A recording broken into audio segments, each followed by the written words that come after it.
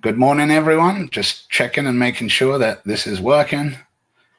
I've sent out my first links. Hello and welcome to the third leg of the Chasing the Sun event around the world. 48 hours. We go twice around the world. This next 8 hours are going to be coming from the USA and Canada. I've been helped very much, a lot, I should say, by Haico from Haico's Hot Sauces, and he's the one that's up first. So I have sent him a link, and hopefully Haico can get here. Let me see where we are. Uh-oh, maybe I haven't sent him a link. Let me double check that. Link has been sent. Okay, excellent. Link has been sent. Everything should be good. As soon as I see everyone in, I'll send it on. Let's see. Alex. Still just waiting. I'm sorry for Haico to connect up here. Once Haico does. Oh, there he is.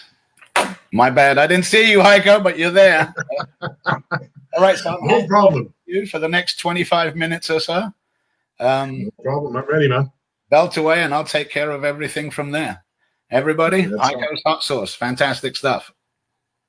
Hi, everyone. Hope you're doing well. Let me just adjust so you can see the top of my head that is balding. I'm actually Haico from Haico's Hot Sauce. I live in Canada, grew up in the Netherlands, and we make hot sauces from mild on this side to wild on that side. And we also have an award-winning barbecue sauce, which I will tell you more about later.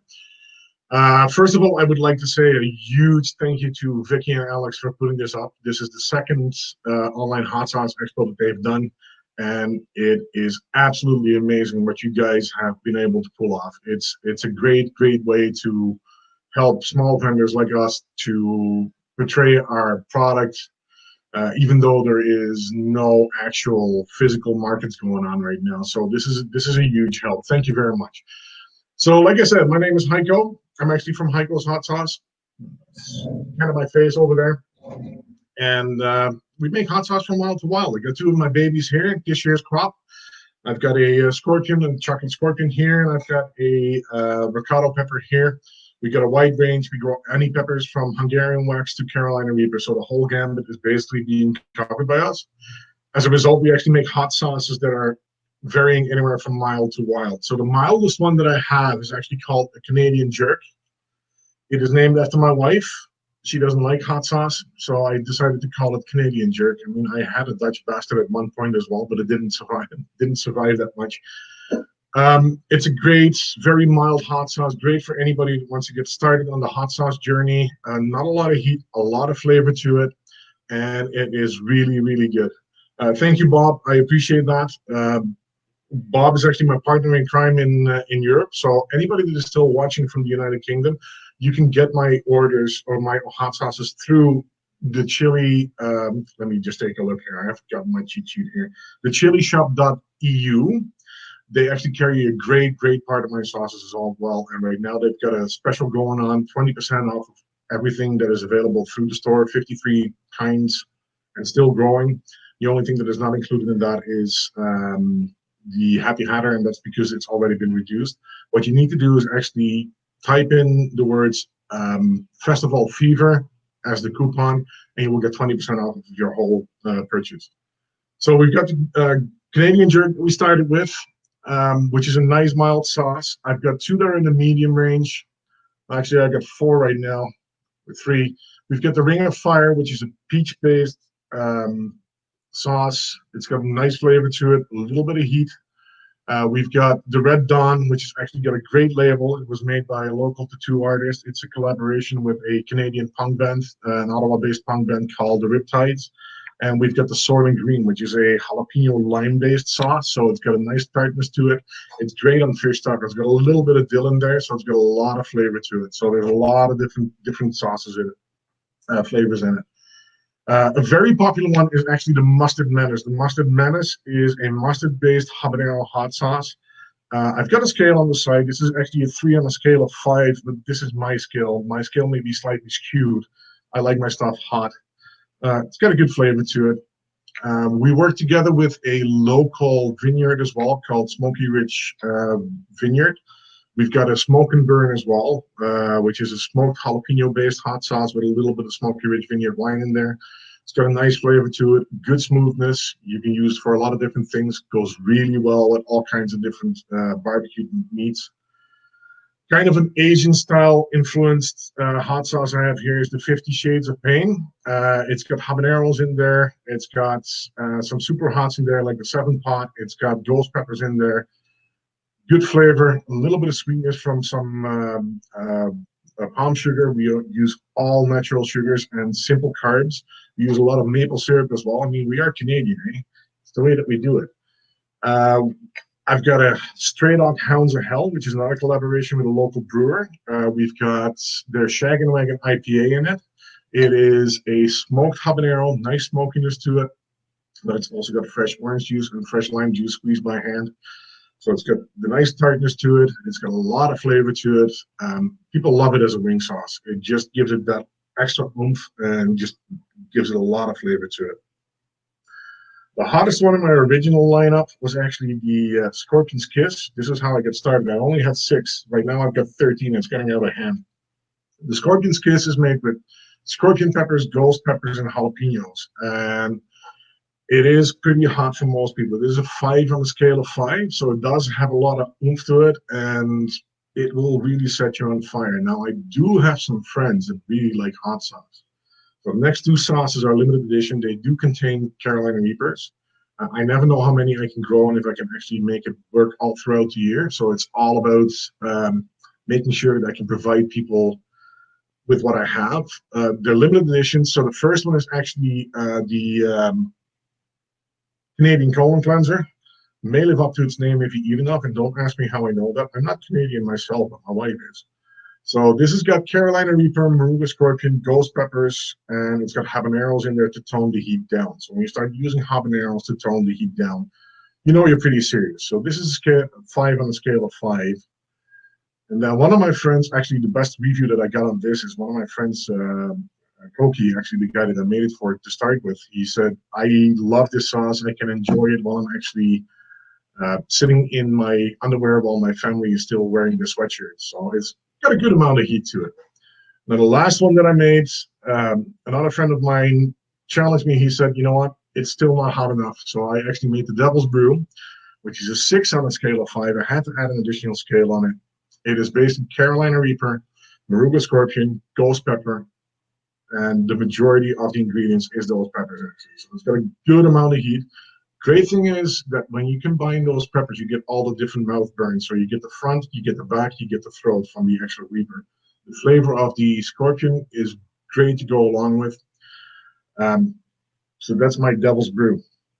Now we actually entered our award-winning barbecue sauce, and it's called Not Just Barbecue Sauce, into the Louisiana Hot Sauce Awards, and we won 3rd place in the World Hot Sauce Awards in Louisiana for mustard-based barbecue sauce. So we're very proud of that. It was actually started out as a temporary thing, but it's been a staple in a lot of households around the city here. We do a lot of farmers markets, and people really, really love their product. So I'm quite proud of that, and I'm quite happy with it. We actually do have a special going on just for this great event. Anywhere in the United States and Canada, if you order $40 Canadian dollars or more, you will get free shipping this weekend. Normally it's $60. We reduced it by $20 just because we want to get the word out there and have people get a chance to actually try our product. So it is really, really amazing that we can do this kind of thing and that we've got an online hot sauce expo going on. So if there are any questions, I'm more than willing to listen to them and see if I can answer them. Not quite sure where Giovanni is, but let me just take a look here. Oh, I'm right here. I'm just doing stuff in the background, seeing if we're having any questions here. Let's see if I'm seeing if I can have any. I'm just basically putting up some of that. Thanks, Eric. You've got some wicked sauces as well, and I would recommend actually staying along. There's going to be a lot of great hot sauce makers from all over North America that are going to be coming on and showing their products. I mean, there's so many different hot sauce makers in Canada that are just amazing, and it is good to get the word and the product out there. How's it going, Chris? Moving super quick for you, Haico. Yeah, I know.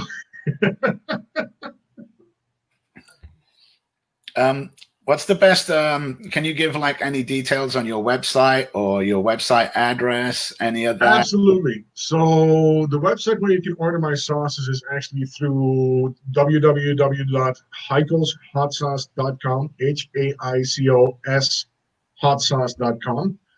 Like I said, there is a special on right now, so you will be able to order $40 or more. You'll get free shipping, Canadian dollars. So anywhere in the United States and in Canada, you will get free shipping. Normally it's $60. We reduce the price. The other thing is, if you go to the chillishop.eu, for anybody from the United Kingdom or Europe that's still watching, they have a special on right now as well. You get 20% off of their whole range, except for the Happy Habit, because it's already been reduced in price. So even if you're in Europe, you do not have to be without Haico's hot sauce. It is available there as well.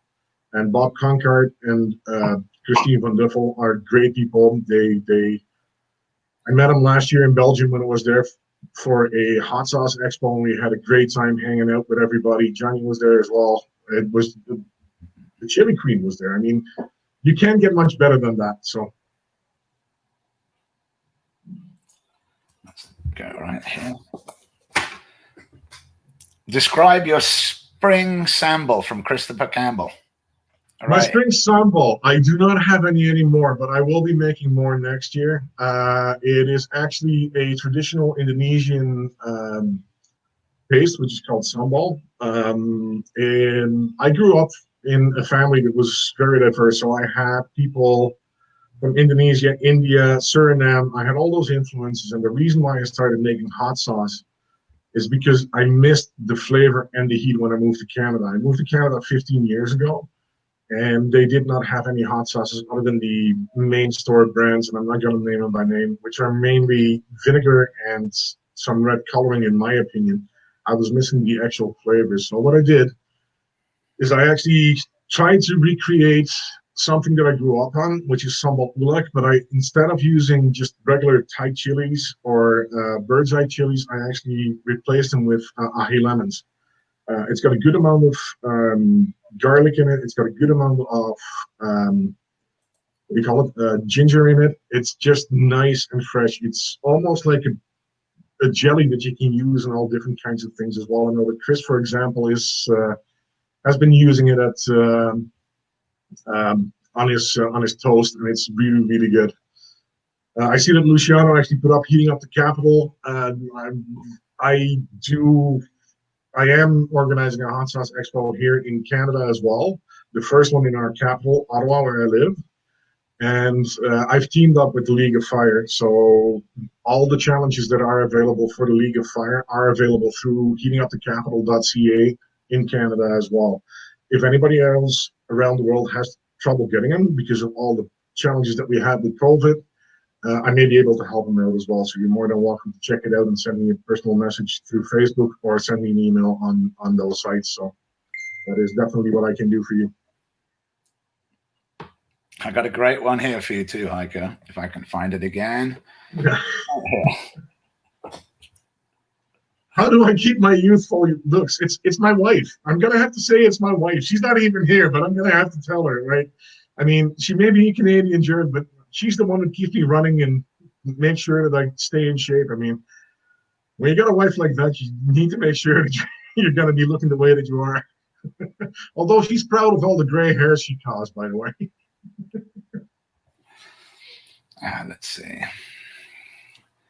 That's basically all I've got from there, unless there's no one other people asking questions to you, unless you want to describe. You still have about 10 more minutes, Haico, if you want to describe some other stuff or go through anything. And if any questions come up, I'll put them up. Sounds good. So no problem. Like I said, my barbecue sauce is basically a big seller right now. My wife is actually out in the market today. It's the first time we're actually allowed to be out on the market in Ottawa. We're still pretty much in lockdown here. And the barbecue sauce, like I said, it's called not just barbecue sauce. We started out for Canada 150 when Canada turned 150. And we made a barbecue sauce with the actual mustard menace in it that actually has a good flavor to it, a little bit of heat, and if you want to increase the heat, you can actually combine it with the mustard menace, which is one of the ingredients. We actually start out with smoke the tomatoes ourselves, Roma tomatoes, and like I said, we use simple sugars like maple syrup and honey that we source locally. So we try to do everything as local as possible. Lemons and limes are really hard to grow here in Canada, so we do have to get them from a little bit more south. But it's been a very crowd favorite product. People have been using it as a dipping sauce. They've been using it in salad dressings even. So it's got a little bit of a tang. It's not over the top hot. It's about a 1.5 on the scale of 5. May sound biased, but a great product. So other people are buying it. So apparently they like it. I'm really happy to work together with Stray Dog. Like I said, it's got the IPA in it from Shag and Wagon IPA from Stray Dog's Brewery. Local brewery here. They make great products. It's an absolutely fabulous sauce. It does have a good heat to it. It's a quickly dissipating heat. It's got a little bit of an upfront burn. It's a habanero heat, so you really get the heat from the habaneros, and then it'll dissipate quickly. It's got the sweetness in it from the orange juice, the freshly squeezed orange juice, and the freshly squeezed lime juice that we put in there. Smoked habanero, so you get a little bit of smokiness out of that. I'm very proud of the actual collaboration that I have with our friends from Smoky Ridge Vineyard as well. They're great people, a local vineyard out here in Ottawa. Yes, we can grow grapes in Ottawa. It is all about making sure that you get the right grapes, and they actually grafted them on different trees. Nice smokiness to it, great for barbecues. If you want to have a little bit more punch to it, it's a good product. And like I said, we have the Soylent Green as well. And yes, that is a reference to the movie, so the people that know it will appreciate that. Do read the back of the label. You will see what it actually says. It does not contain people that would be really illegal and just strange. But it's jalapeno lime, and I love the artwork on that actual hot sauce. I mean, the two artists off the riptides did a great job. Same with the Red Dawn. They're absolutely amazing products. So, like I said, Mustard Menace is absolutely a fan favorite. I have had people that have been buying it by bigger bottles because it is such a popular product. We do have 375 ml bottles available as well for the people that really want them. It is a special order, so if you are interested in that, send me a personal message and I can definitely help you. Excellent. I'm going to check here to make sure that there is nothing. Let's see, where are we? Let's go back to comments.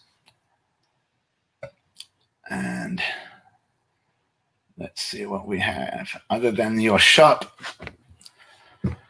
Well, no one's wanting to ask you any questions. Not much, but someone's saying real bits of Charlton Heston, whatever that is. Yeah, exactly. That's for the Soylent Green. Absolutely. It's people. All right. Well, if that's everything from you, Haico, I can flannel for a couple of minutes here and go over some things. Make sure that they know what your websites are and everything else. And I'll be moving. Next up will be Bobby Solek in Mythical Inferno. So I'll be putting him up here real soon. So what I'll do is I'll put you right back to the thing. And thank you for talking. You'll put you in the back room. And we'll see you again soon, Haico. We'll see you soon. Thanks. And that was Haico of Haico's Hot Sauce. As you well know, his website is haicoshhotsauces.com. There's the chillishop.eu. Haico's done an amazing amount of work to help me with this broadcast. Behind the scenes, a lot of stuff that, shows me up here up front, doing all my talking and putting all my stuff out. But really, Haico was a lot of did a fair amount of the legwork in rounding up the producers and making sure that everyone is getting right on board. My next person up would be Jeff with, not Jeff, sorry, David with Mythical Inferno. And I'm going to bring him in here, talk a little bit to him first. Hello, David. Everything good? Oh, Bobby. Dang it. Sorry, Bobby.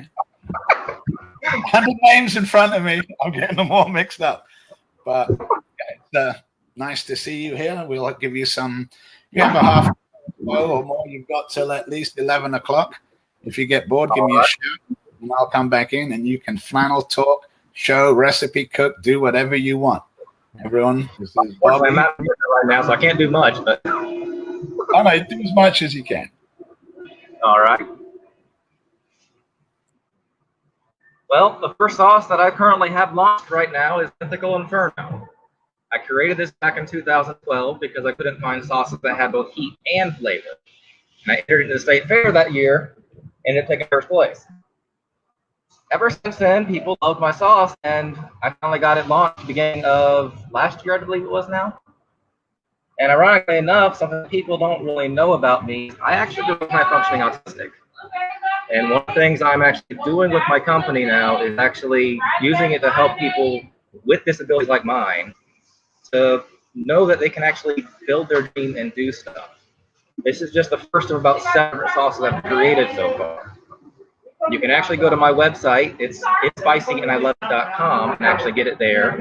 You can also use the code hot sauce right now and get 10% off when you order $30 or more.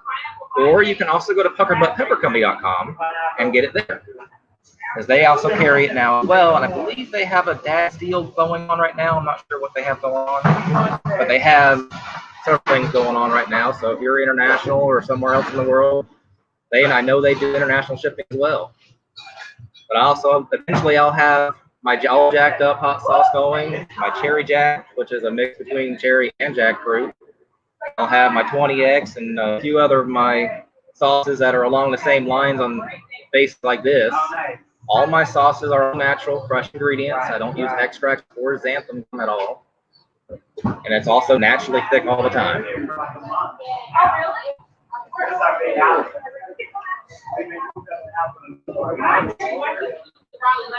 Are there any questions anyone has for me? Y'all can't hear me, right? Good on.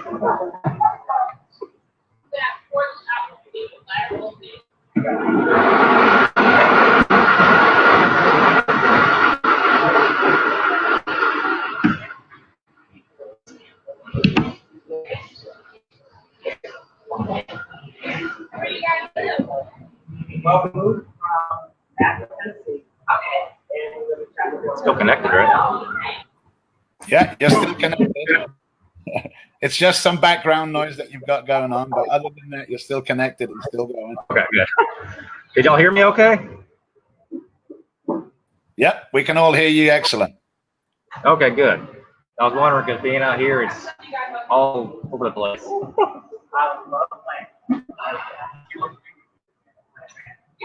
Yeah, that's pretty much it for right now. I was trying to get another sauce launched right now, but all this COVID stuff happened, and I think it hit a lot of us back for right now.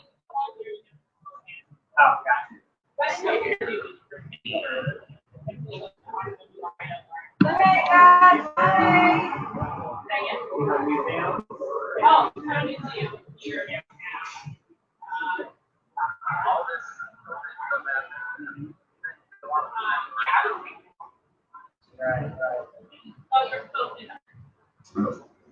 Oh, yep, there are people saying something.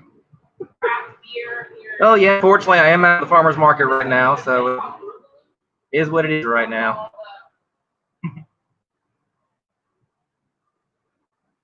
Let's see here.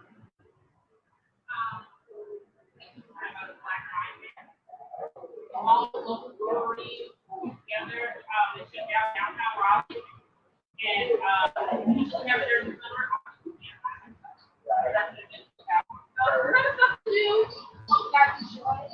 You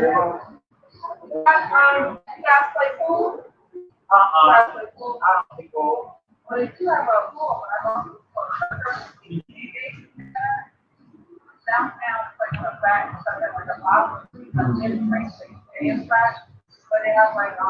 What else is there, Giovanni?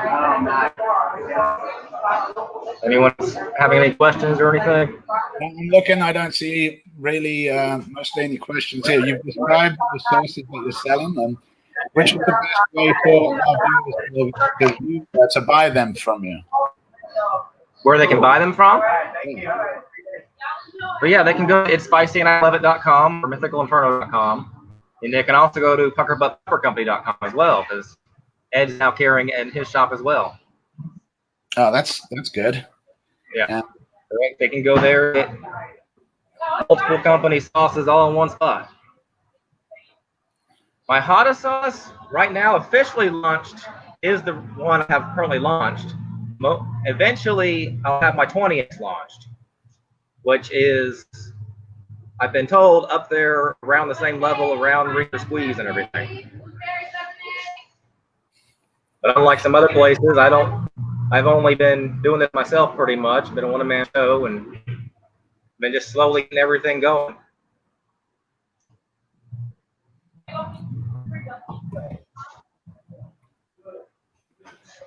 Okay. Well, you got a fair amount of time left, Buffy, unfortunately. I mean, if you can, do you have any recipes or some good things that you can go over with your sauces? Oh, yeah. Like Mythical Inferno, it's literally good on pretty much everything. You can actually, if you like grilling hot wings, you can actually take like seasoned salt, garlic powder, and black pepper. Season your wings in it, cook it on the grill nice and slow, and then as you're almost getting done with it, you can pour the sauce over it, grill it into the meat, and it actually comes out really good that way.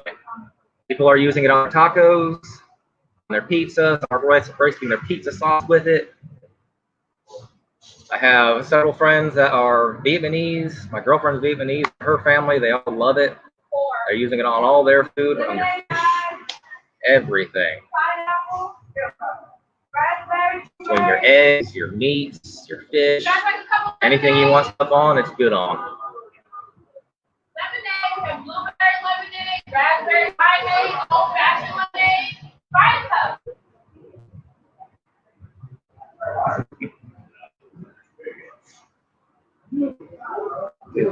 There too.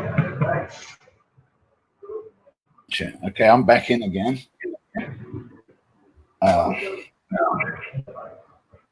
And if they didn't hear me, I can still hear you. I can still hear you great. There is a little bit of background noise from the farmer's market, but that's all good. Another good thing that you can do is tell us your journey, Bobby. Tell us how you started out, basically. What got you into peppers? What made you decide to do what you're doing? Oh yeah, when I grew up, I've always loved hot sauce since I was a kid. Back in 2012, I couldn't find stuff that had the heat and flavor that I liked, so I created my own. I grew all the peppers and created the first sauce. My dad just told me enter the state fair, see how it does. It took first place that year. Everyone loved it since, and it became a passion of mine. So beginning of last year, I finally got the company going. Used all my own money to get it going. Didn't rely on anyone else. Just built skills and everything that I needed to get it going myself, and just did it. I'm actually looking at getting my jackfruit hot sauce here going here next, but I'm having a little problem finding all the ingredients right now because of the COVID stuff. Has set everything back a little bit apparently.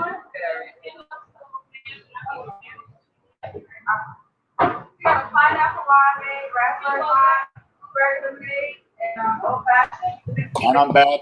I keep removing myself because I've got some sound, when I'm sending out some messages here, I end up with a bunch of sounds and other background, obviously, to go even more. Yeah, it's a little busy out here today. Well, I got a lemonade stand next to me. Yeah, that's understandable. Well, you see, our next one up is basically about 11 o'clock, and that's still like 25 minutes away.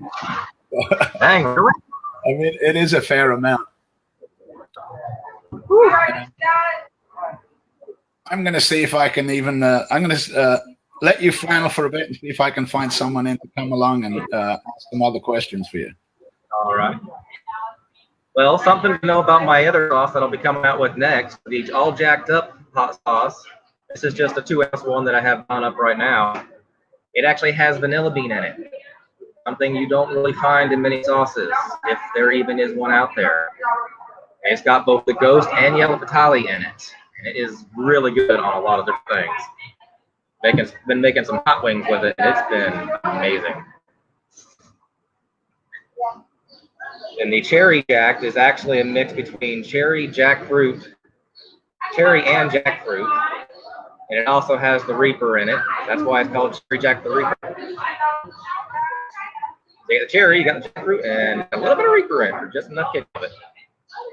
Along with a blend of other hot peppers and different spices to give it a really good flavor. If you've actually watched the Capsaicin University recently, you would stop and try it. Also, check that out because they do a lot of good reviews.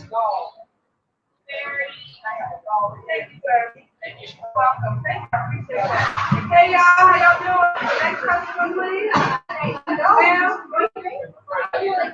Customer, ma'am. Ma'am.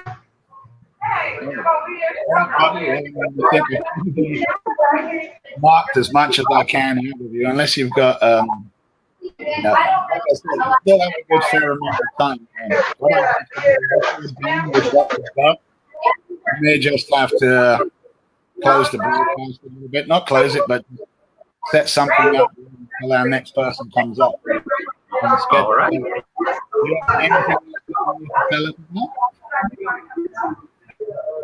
It is cutting out on you right there. Not sure what you said. All right, then if you've got everything that you've got to say, I'm going to knock you out for a little bit here, flannel on a bit, and then move. All right, thanks a lot, Bobby. I'll make sure I got everything here. That was Bobby Solak from Mythical Inferno. Next up, basically, is our challenger, Jared Smith. But I mean, he's not coming up here for at least another 20 minutes, so I haven't even added him in here. But what I will do is I'm going to see if I can't. Let's see. Can I add Jared? Hello, Jared. Hey, how's it going, Jif? How you doing today? I am doing fantastic. How's yourself? So far so good. Was working in my garden a little bit. Did some tilling, trying to get my chilies in. Up to about 175 plants this year. Wow, that's super impressive. I see you have a nice stack of Fuego boxes in front of you too. I've got a few of them. What do you say we try to smash them, Jif? What do you think? Oh yeah. I mean, totally. I totally agree. I love the premise and everything behind it. I love how Heather Peters Bazinga was the one that really started this as a League of Fire challenge. I know that it's only basically for the USA at the moment, but hopefully it may go worldwide. If anything, if it does go worldwide, that would be awesome. Because each one of these boxes that Jared eats will feed 50 homeless. So Fuego box will donate enough to feed 50 meals to the homeless. So basically, you have 40 minutes, 40, almost 50 minutes.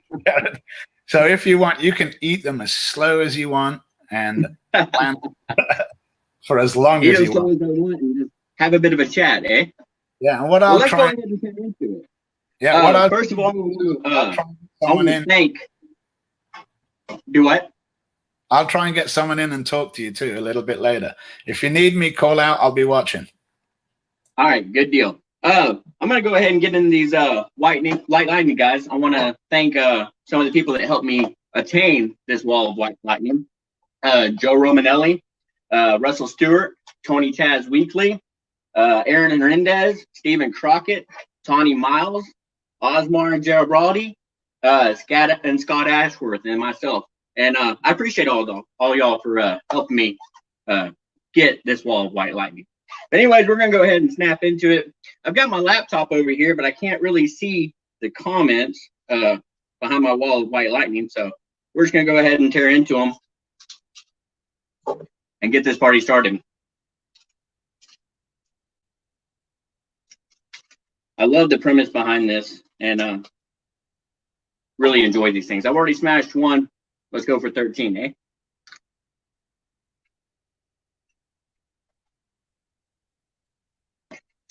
Super good. If y'all haven't done this and y'all have this challenge available to you, y'all go ahead and grab it. Amazing flavor. Amazing flavor.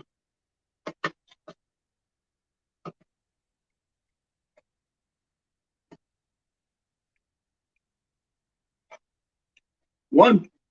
Can only help me count.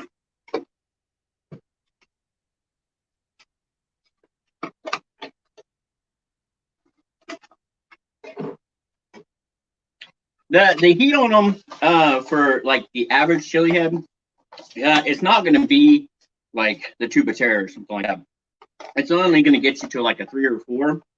But guys, the premise behind this deal is where it's at. You know, like Jif was saying a minute ago, for each box, that's 50 meals, guys. Hey, I see Dave Doran's comment there. Congratulations to Dave Doran. He got his rummy bears up there in the League of Fire. Amazing. Awesome feat, Dave. So I can see the comments with Jif clicks on there. There are 2.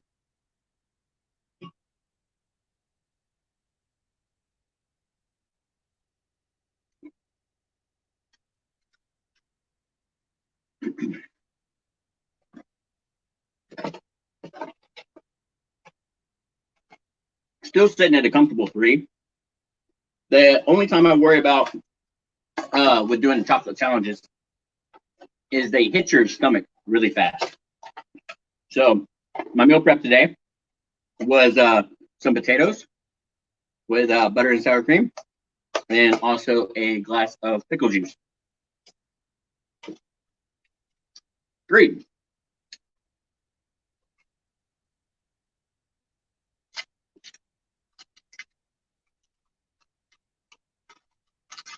I told all my friends I was going on at 1 o'clock Central Standard, but that's all right. It's all about the cause. Shout out to NEUK for putting on this amazing chili festival. Such a epic event. Starting on Australia, going over to Europe, then over to US and Canada. Amazing. The flavor on these is amazing. Jif, I see your comment there.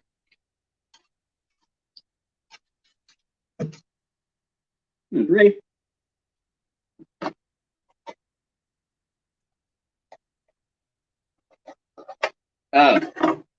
Also got some more stuff in the mail. I'll reach over here and grab it here in a second. Had a great chili meal there. I had some stuff from Brian over at Willie Pete. Also got these come in from Fuego Box. And it was really hard deciding which challenge to do. I'll show you what I got from them here in a second.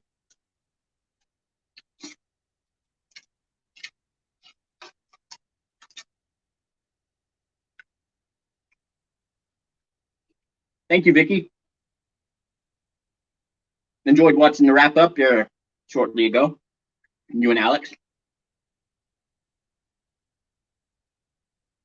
A little bit of sweat on the forehead.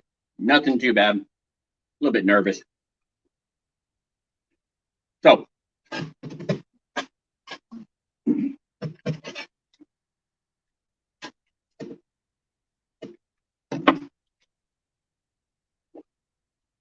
got these fun guys in the mail today.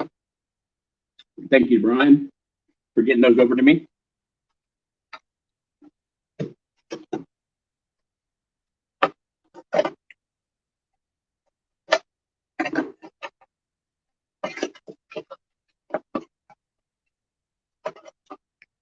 What number is this?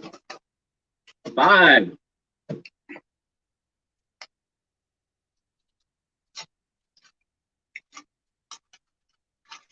I can't wait to see what Johnny has up his sleeve here shortly. He goes on here shortly. Another couple great vendors behind me. It's gonna be an awesome event, guys.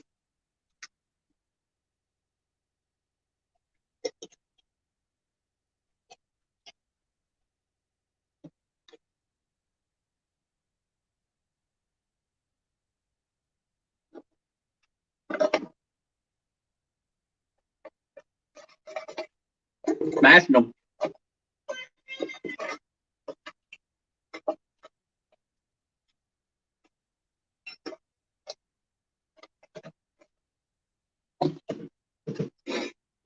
Nose running the hair, but nothing too terrible.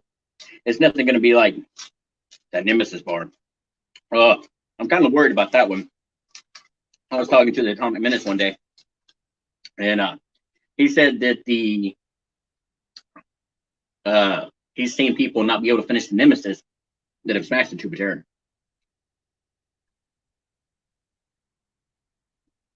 Now I've got 3 tubes of terror under my belt, which I want to do more. Those are amazing, and I can't wait for Johnny to release the 2.0 version.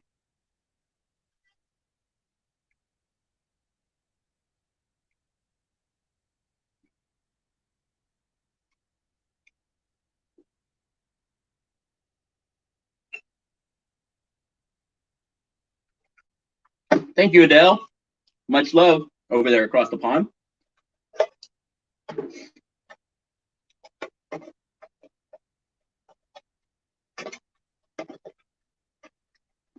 You must be insane to consume this pain. Oh, I am. It fits the bill. What number are we up to? This is number 7, guys. Number 7. I was opening with these with a knife, but quite honestly, it's a lot simpler with your fingers here. There's the wee Dafty. The Scots bonnet. I watched him yesterday play with his, it was the day before yesterday, and play with his bears.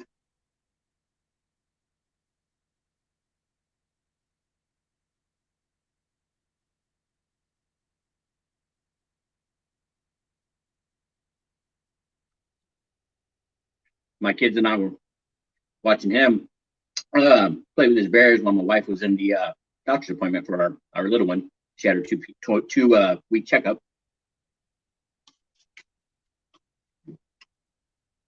And then there was 6.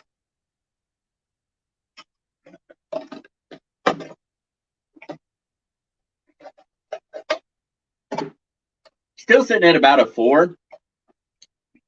Got a good burn going. Great burn.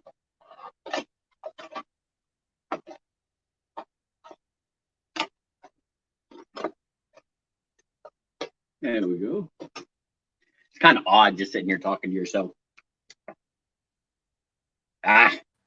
Oh, yeah, and also, I'm here too, just watching you in the background.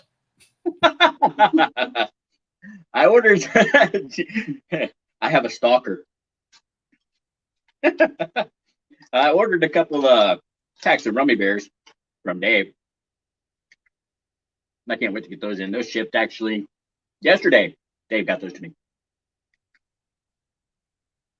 So they'll be across the pond here in a minute.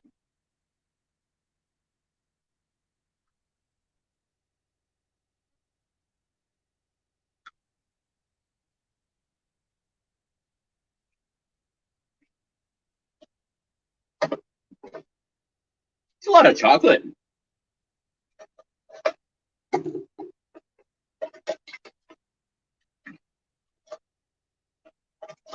So what do y'all think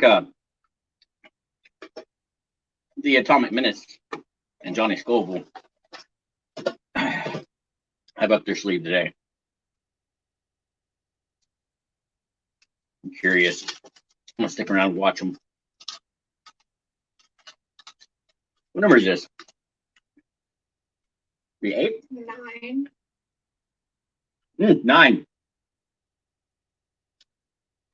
There's Kaylee. Thank you, Kaylee.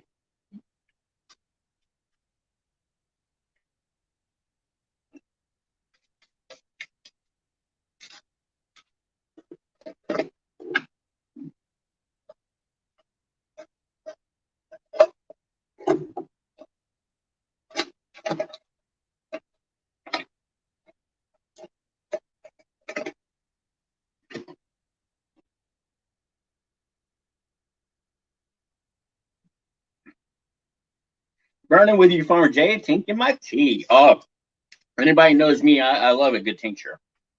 I drank a bottle yesterday on Tink Slam. Getting ready. This one's a little bit melted, guys. 1 second. Get this paper off. It was 91 degrees today here in sunny Arkansas. And so, like I said, the shipment just came in. So they're just a tad melted.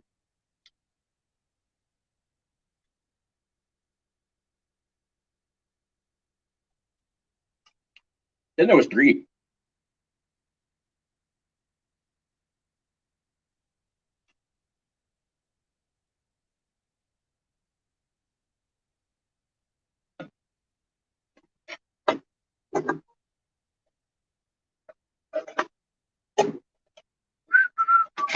Need some music or something now. Probably. Sorry, guys, I'm a little boring.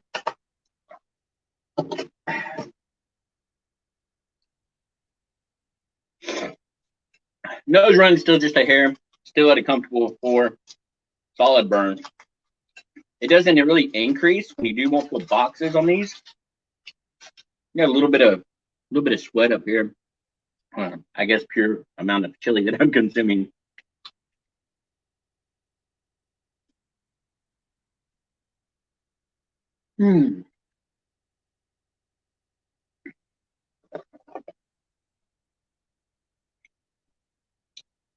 A marriage between good and evil.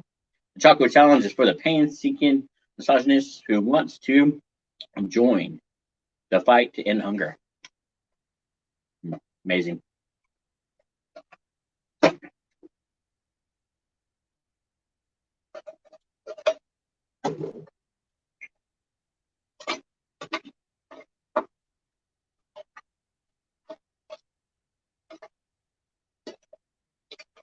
All right, number 12. I believe I get bonus points for this one, if I'm not mistaken. Think so? I think it's like bonus points on number 6 and 12, if I'm not mistaken. I think it's 4, 8, and 12. 4, 8, 12. I don't remember. It's not what we're doing. Worried about here right now. We're about feeding the hunger and putting on a great chili fest.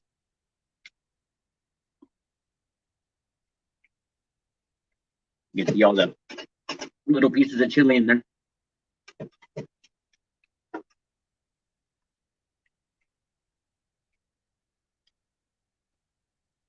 Luciano.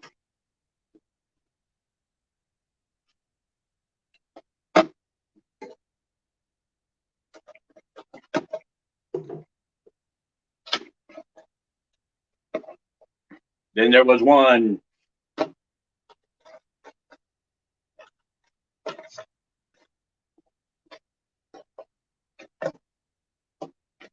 Dun dun dun. Grab my tower over here. All right, number 13.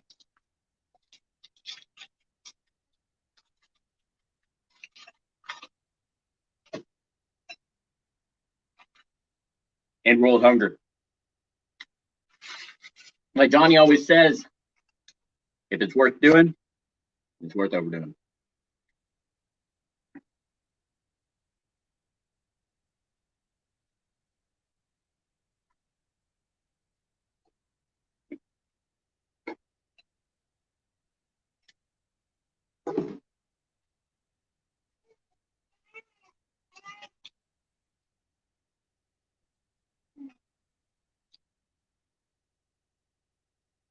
There it is. 13 white lightning, guys. What a great cause. Amazing cause. Definitely. Well done there, Jared. You did 13 of them. While I'm here, I'd probably remind you a little bit about this thing right here. I'm just going to read off some of the facts that go off of the white lightning box that Jared just did. Ooh, my camera's way off right there. All right, so basically the 2020 facts on this is basically who is feeding America. There's 200 food banks nationwide leading the fight against hunger in the United States. 60,000 food pantries and meal programs in communities across America. 4.2 million meals distributed in a fiscal year of 2019, including 1.5 billion pounds of fruits and vegetables. 3.5 billion pounds of food rescued that may have otherwise gone to waste. And who does Feeding America serve? In the US, 1 in 9 Americans struggle with hunger, and 1 in 7 children are food insecure. Over 40 million people receive food and groceries each year through the Feeding America network. And how is your donation spent? Obviously, you know, there's a fair price to them. I think they're about $20 American dollars each or per. And how's my donation spent? So 99 cents of every dollar raised goes directly to food and programs. $1 provides at least 10 meals to someone at risk of hunger. And what can you do to help? Nearly 2 million people volunteer at Feeding America food pantries and meal programs in an average month. Follow Feeding America on social media and help spread the word. So yeah, donate, advocate, and volunteer. Sorry, trying to do 2 things at once. So our mission is to feed America's hungry through a nationwide network of members' food banks and engage our country in the fight to end hunger. This is feedingamerica.org. Hopefully, they'll do something like this in the US. In the UK or Australia. But as you know, there is a League of Fire table now, which you've just joined on, and you're probably, from what I know, about 3rd or 4th, possibly now in it. That's also about 4. Also, we also have this up here that you can enter for, which is the Choco Challenge. You probably have this. Basically, it's 50 meals donated per bar sold. Then on the back, there's you can enter with Feeding America again, a chance to win a year's free supply of hot sauce. So basically, Jared did everything he was supposed to do. The things that you were supposed to do are just eat it, and it says attempt to eat the entire bar. It didn't say entire 13 bars that you did. Film it, which we are doing, and we did film it. And afterwards, if you'd like, Jared, I can basically send you this particular segment of you doing the bars, and you can post it on your own page, basically. You've got to be sure to tag at Fuego Box, at Feeding America, hashtag Choco Challenge 2020, and they can only see public profiles. You can also email this, your chandom, to choco@fuegobox.com, and they'll pick 5 random winners in August of 2020 and 5 in April of 2021.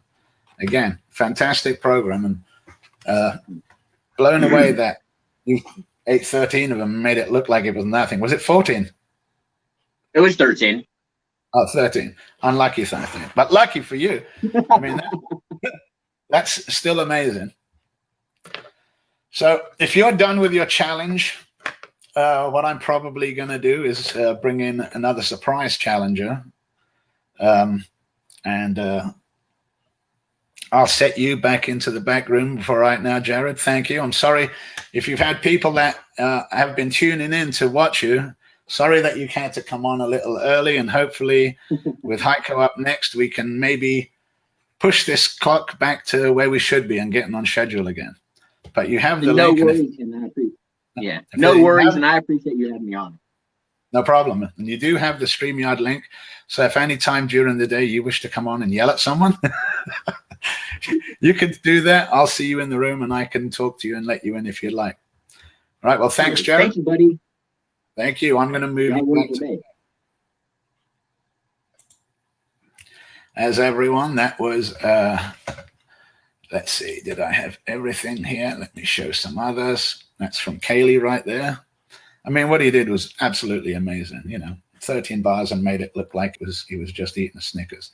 And, those are pretty hot, especially when, a lot of them, most of the peppers from that Fuego box, they come from Ed Curry's old garden, I'm pretty sure.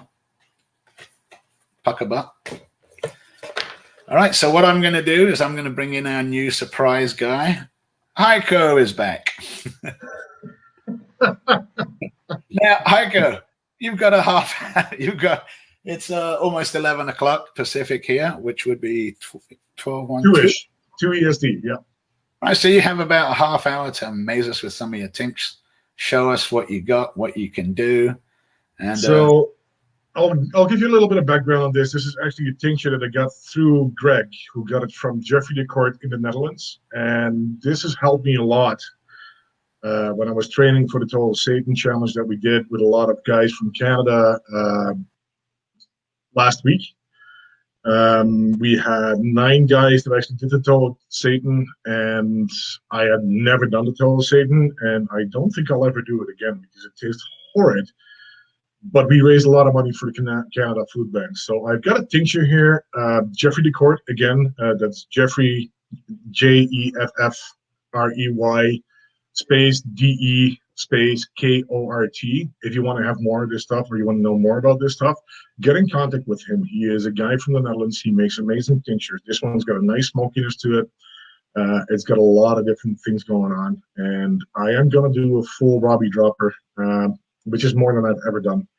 I mean, I've had it before. It is actually pretty potent, and we'll see what we can do with that. I mean, that is pretty much as full as it can get. And all I can say is, like Greg Frank Marcus would say, fire in the hole.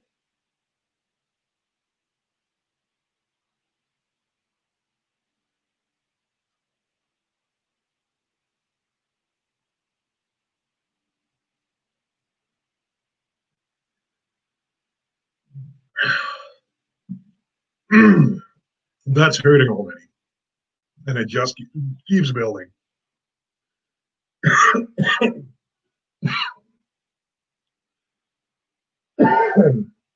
As you can hear, my voice is gone. So, Jeff, you may have to jump in and actually talk because my voice is done. Oh, no problem. I'm here. I heard that Jeffrey makes some mean tinctures anyway, so I'm pretty sure. He does. I'm on fire right now.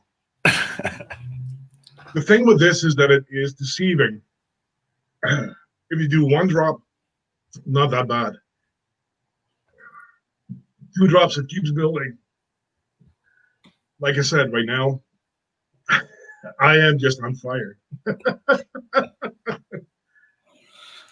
Do you know any idea of what he made the tincture with? Was it a high? No, I wouldn't be able to tell you, actually. I know he's got a lot of different peppers in there, and they come from Westlands peppers as well. Actually, the Chalk Challenge 2, the peppers come from Westland peppers as well. So they're really fierce peppers. Those guys know how to grow really mean pepper. I am just burning up right now, I can tell you that. I'm shaking and everything. I've got my stomach that is going. I'm on fire, my friend. Well, what can you take to cool down? What's a good thing that will counteract that?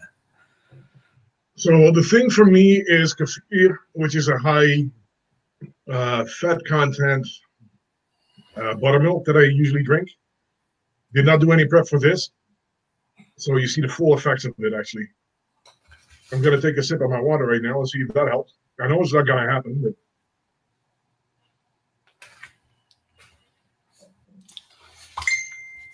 Well, water helps. I know you like buttermilk. Me, myself, I've got my own milk in my little NEUK cup that I carry with me everywhere, just, you know, because you never know what you can. I've noticed that ice cream works really well with me. And ice cream does work really well with me. Rice pudding surprisingly works well for me too. You know, for me, a lot of the heat at first, when I'm tasting it, I think to myself, oh, it's not too bad. I've got this. And then after about 2 minutes, you think, I've got this. And then you're like, whoa, because it just pulls up really good. And I see the kind of damage it's doing. Right? Well, it's doing a good job. Trust me. Well, it's good that you did. It's good that you did your producer spot beforehand. Yes. Yeah, because that worked really well. You were able to pull this in here. I got tears running down my eyes. So, all right, let's see what we've got here.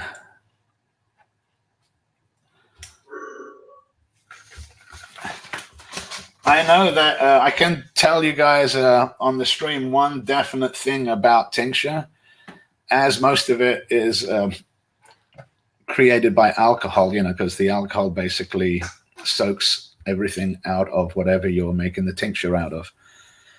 And so it's hard to sell. There's only a certain amount of, I think, tinctures that are legally allowed to be bought. You're not allowed to sell them privately, but you are allowed to trade them, which is basically what we do.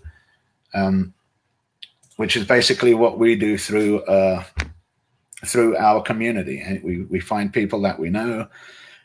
We try not to offer them money, obviously, because it's illegal when it comes to that. But a lot of times it's just me swapping whatever I've got with whatever you've got, and everyone being happy that they get a deal and everyone coming out. And then we're able to sample these things and suffer like Haico is right now. Well, I am. I'm suffering good. Well, if you want, man, I can take you off and you can go suffer in peace, and I can take off from here if that'll do well for you. Sounds like a good plan. All right, brother. Well, thank you for coming. Again. We'll see you later. And doing that. All right. Well, we do have a fair amount of time left. So what we'll do with the time that we have left, I think our next one is our next producer is Firecracker. But they're not due on for at least another 20 minutes or so. So what I'm going to do is, let's see, I'll probably put some other stuff up here. And give me about 5 minutes. And then I'll definitely be.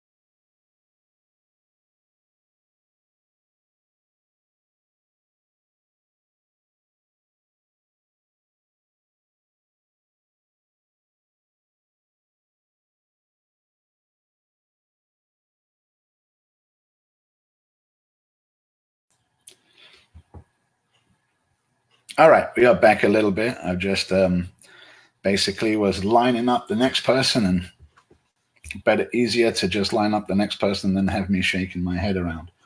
Well, while I've got time still here before, let's see, where are we? Our next one will be with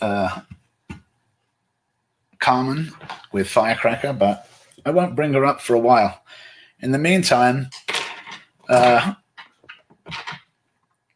what I might do here is I might do one of these myself while I'm waiting here, just basically because I've nothing to flannel you with.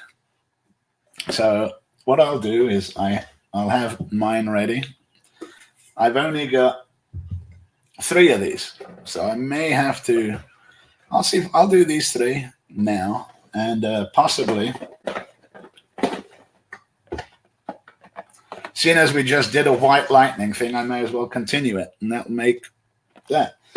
3 shouldn't be too bad for me. I should be able to like eat these 3 and then continue my broadcast. If not, I'll basically eat these 3 and then I'll pass it on to Carmen over at Firecracker. But until then, I can see her in the background, and she's basically waiting to be logged in. I need a knife.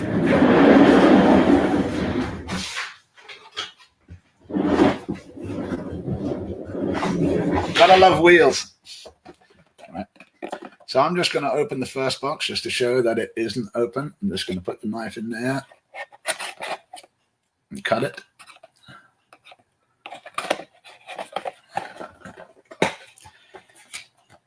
And there's our first bar. That's basically what they look like. Just right there. I'm going to read enough. Read again. In partnership with Feeding America, 50 meals worth of food will be donated for every Choco challenge purchased. Eat it. Eat the entire bar of chocolate and film it. And take a video or photo of your attempt to eat the delicious white chocolate bar from hell. Terrible, sweet pain awaits. Share it. Post your attempt on social media for a chance to win a year of hot sauce. That's 1 whole year of hot sauce. Don't know how many bottles, but I wouldn't mind having a year of hot sauce, that's for sure. Let's see. Share it. Post your attempt on social media. Oh, I just said that. Be sure and tag at Fuego Box and hashtag Choco Challenge 2020. Profile's got to be public for them to see.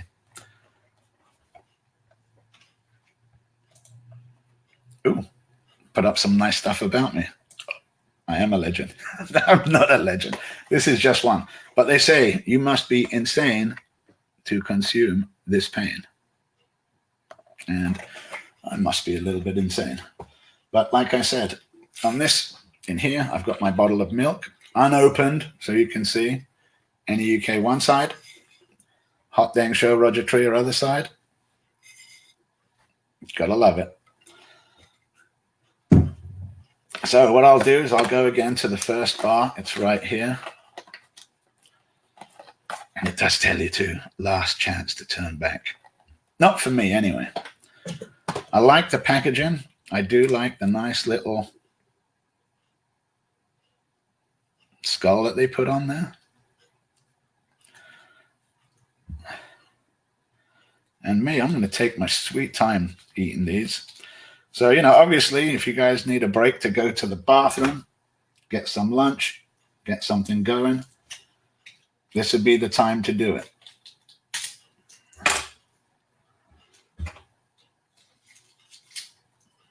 Come on now.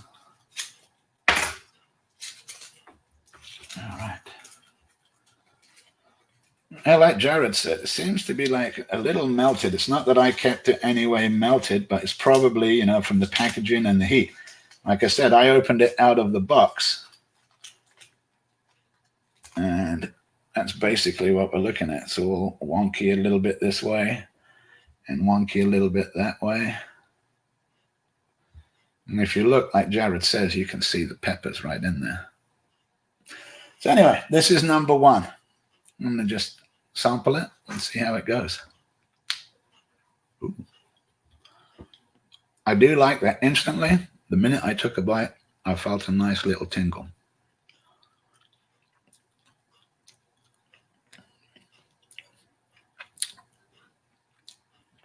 It does have a good heat. Definitely does have a good heat. But like Jared said, it's not a super hot one. It's one that's on the manageable scale. If I was trying to say what type it would be close to,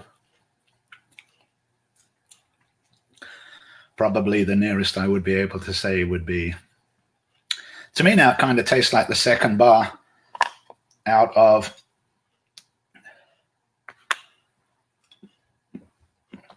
the Hot Dang Bites. That second bar was really nice tasting. I really liked the taste of that. It was something that I really, really liked. And, you know, I obviously wish that they would make a whole bar just out of that middle chocolate. This one, last piece of bar number one.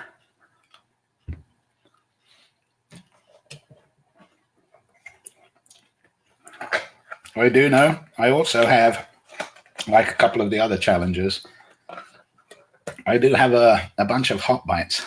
And the hot bites I'll do, I think I have like 6 boxes of hot bites. I did 2 boxes for, I think, our first festival that we did a few weeks back. Alex put on the first festival around the world. And I think it was Matt Tangent that timed me. And I did 2 boxes, and 2 boxes was pretty.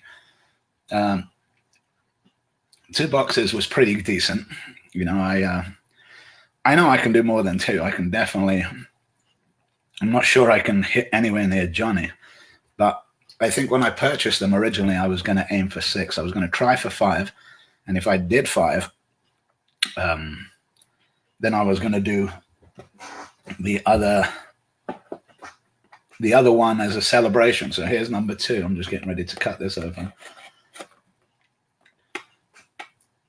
But with my schedule and how busy everything is, and of course coronavirus, which is affecting everybody.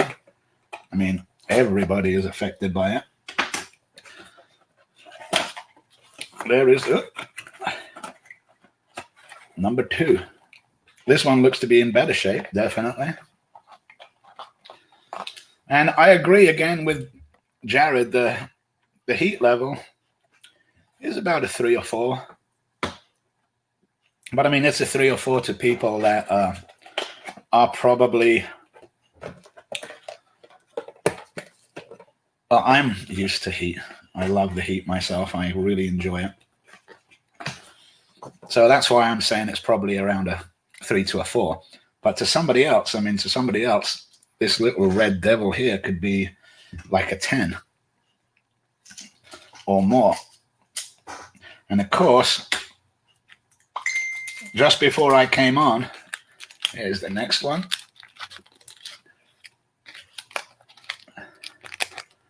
Yeah, look at that bad boy. Put that one with there. That's another one, a nice, strong chunk of nice, all of those pucker butt peppers in there. All right, let's see. Well, if this is the case, I mean, I only have 3, so I'm at like 100 meals when I eat this one. So let's just split that way. I'll split it into 4 pieces. 1, 2, 3, 4.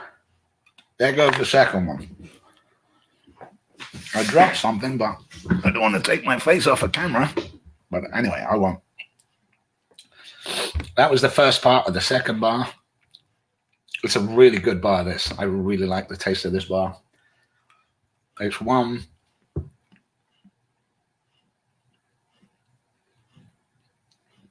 I'm sorry about the little noises. I'm going to try and knock that out. Silence it a little bit while I continue eating this.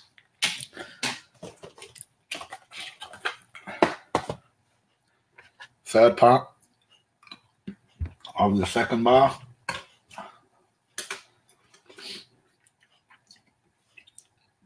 And I mean, once I'm finished with this, I still have the rest of the day to basically continue this. I know Alex is bringing me lunch. She's awesome. She's going to bring me lunch over. Last part of it.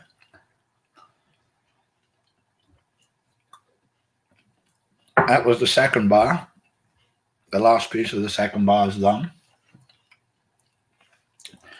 And as I was saying, Alex is going to be bringing me over lunch because she's working not too far from where I am now.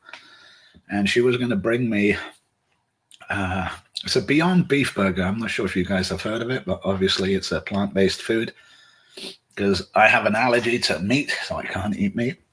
But I can still have all of the bacon, all of the other stuff that they make that is plant-based. And on that, when that comes, I'm going to be put the last little bit that I have of Johnny's CTH1 Pineango. I know he's got more out, but it's good. So I brought that with me, put it in my little fridge here so that I can put this on my burger, and it's, I think, a fitting way to take care of this. So I'll move on to box number 3 right now. And of course, this is the last one that I have.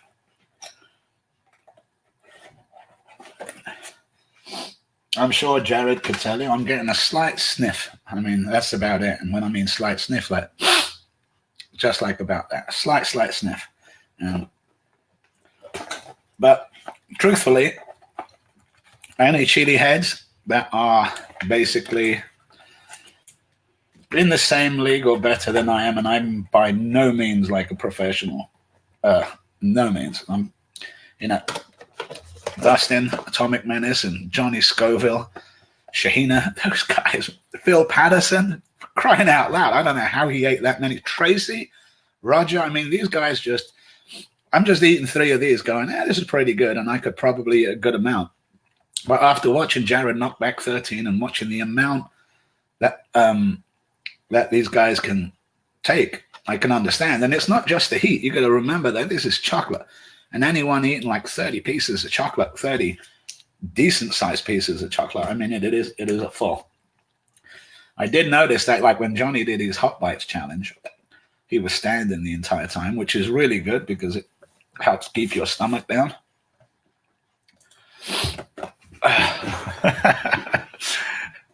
That would be nice if he brought me a bikini.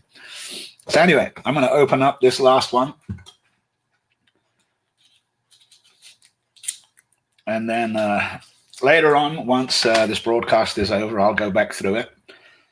And I'll edit out just this little section of me and Jared. And then I'll send Jared his part of the video, and then I'll send my part of the video, and then I'll just basically make your profile. I'm not sure if you have to make the profile public. You may have to make the profile public just while you're doing that.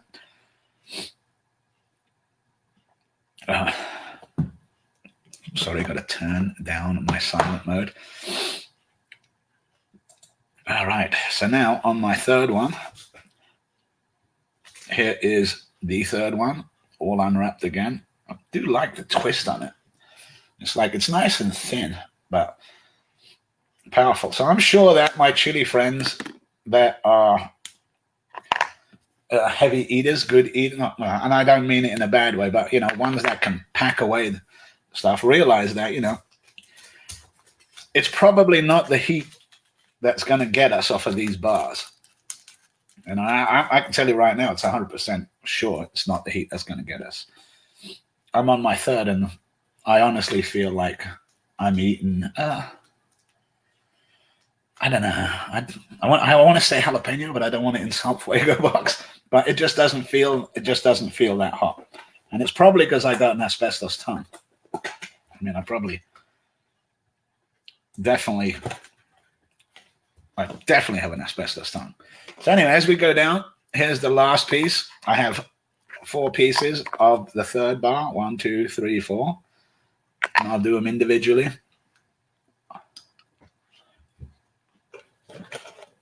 I know, excuse me while I'm rude, while I talk, while I eat. I know that Adele said that she didn't like white chocolate. That's something Adele Wilkinson, she really does hate white chocolate. And I like to tease her about it. But I must say, this has a nice taste to it. Almost like, what would it be? A Karamak, I guess it would be called. Here's number 2 of my other one. And that leaves me just down to 2 last little pieces now. I can give you like a rundown of a couple of things that's coming up soon. Next up, we'll have a Firecracker sauce. You know, after I'm done here about 11:30. We'll have Firecracker sauce up, and they are going to give us a rundown of what they have. Penultimate piece out of the third bar.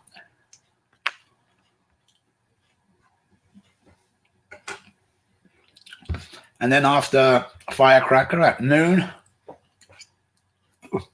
we're going to have sorry sauce. I'm just saying I got a piece stuck in my tooth. There we are. Then after that, we have a challenger. I'm not going to tell you who it is, but there's a challenger. It was supposed to be Johnny, but Johnny called me.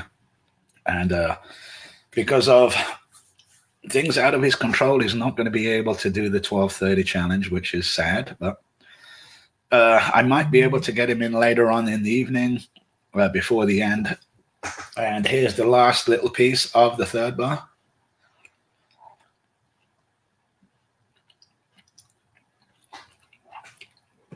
As I was saying, I'm going to try and get them in right at the very end of the day today, and maybe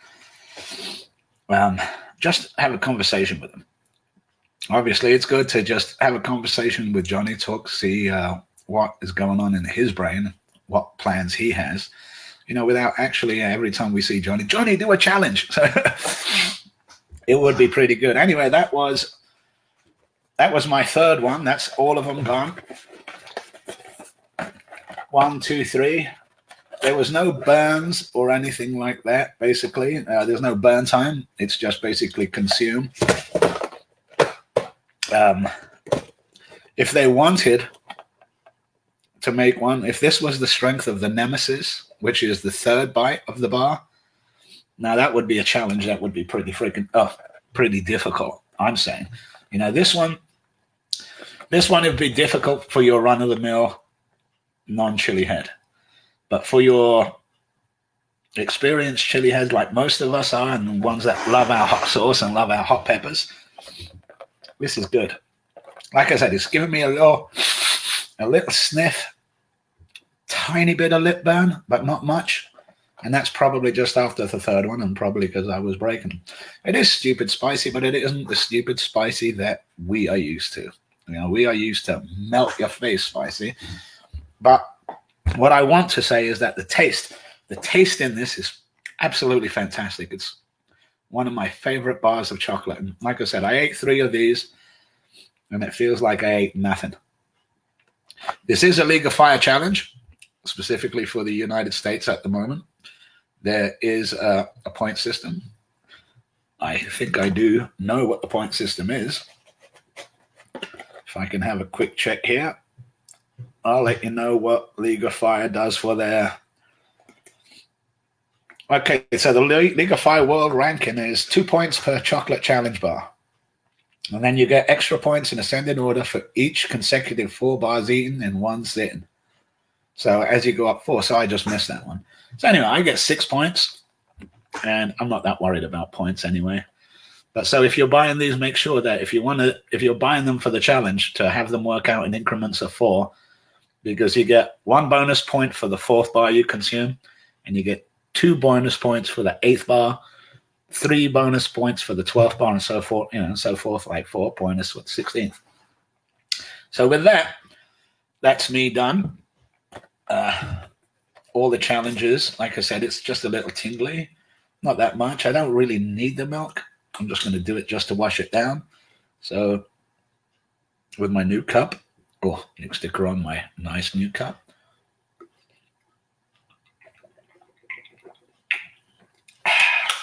Nice. All right, so coming up next, we have Carmen with Firecracker, and I'm going to bring Carmen in now and see how everything is over there. Hello, Carmen. How are we doing? Hi. Thank you so much for having us. Oh, no problem. Thank you for actually appearing on here. Of course. So basically what I'm going to do is you have till noon to do whatever you can, show off whatever you can. I would say you can talk about as much, you know, we've given you some ideas of what to do, but talk about your trip, how you got to where you are, what you're doing, what you're selling, how we can buy your stuff, and everything like that. So I'll leave you on. I'll be in the background watching you. So if you need anything, you can call me or I'll just jump in. Okay. How's my voice? Can you hear us okay? I can hear your voice perfectly. Okay, perfect. So, okay, everyone, this is Firecracker. Okay. Hi, everyone. I'm Carmen. I'm Mike. And we are a Toronto-based husband and wife team making small batches of premium Trinidadian and fusion-style hot peppers. I'll tell you, hot pepper sauces. I'll tell you a little bit about how we got started. We're still quite small right now, but a couple of years ago, Mike and I were getting married. And for our wedding, we decided we wanted to give away some personalized gifts to our guests. And we didn't really know what that was. And we kind of started to think, what are the 2 things that we both have in common? So I was actually born and raised in Trinidad. In Moruga specifically. So I don't know if some of you guys know, but the Moruga scorpion is from Moruga, and that's actually where I'm from. So I love spice. I grew up eating spice. And so when we decided to give away a gift, we actually thought about giving away some of my family's traditional Trinidadian style hot sauces. Mike got the recipe from my brother. He made a batch, gave it to our guests, and people really loved it. So that's actually kind of what birthed the idea of trying to do this a little bit more as a business. And our sauces, we currently have six products, and I'll let Mike talk a little bit more about those ones. All right, so we have 4 sauces in stock right now at our store, and we shoot for authenticity and taste over just raw heat. So we don't have incredible Scoville units. So they range from about 30,000 for our mildest to about 100,000 for our spiciest. And so our mildest hot sauce is our Mango Madness, which came in 3rd at the Royal Winter Fair's hot sauce competition last year. This is our banner right here. And so what sets this aside from other mango hot sauces is we use whole, ripe, fresh Julie mangoes when we make it. All our ingredients are fresh and natural, and people really like this one. So that's our first mildest hot sauce. And we do have some food pairings actually for you guys that we suggest you eat it with. We'll show you that in a second. Sure. And so then our next hottest hot sauce is our Firecracker original hot sauce. And so this is the authentic Trinidad recipe. We just make it up here in Canada with the same ingredients and the same techniques. It's a little bit milder than you get in Trinidad, but that's just because we're selling to a Canadian market, and a lot of people in Toronto don't want the incredibly spicy Trinidad hot sauce. The pure burn. Yeah. So it's Scotch bonnet peppers, cilantro, vinegar, fresh limes, fresh garlic, fresh cilantro, salt, and fresh shadow benny. And shadow benny is a Trinidadian herb, and it looks like this. So it's from the cilantro family. It's got its own unique flavor. The internet says it's about 9 to 10 times stronger than cilantro. It tastes like a bit unique, and it's our little special secret ingredient for making this hot sauce. It makes it really authentic. And I don't know if any of you guys have run into it, but this is what it looks like. The smell is just tremendous. It's incredible. It's very, very, very flavorful as a smell. You can use it not just in hot sauces, but in cooking for food and all that kind of stuff. So that's kind of our secret ingredient, but it's not a secret anymore since you won't.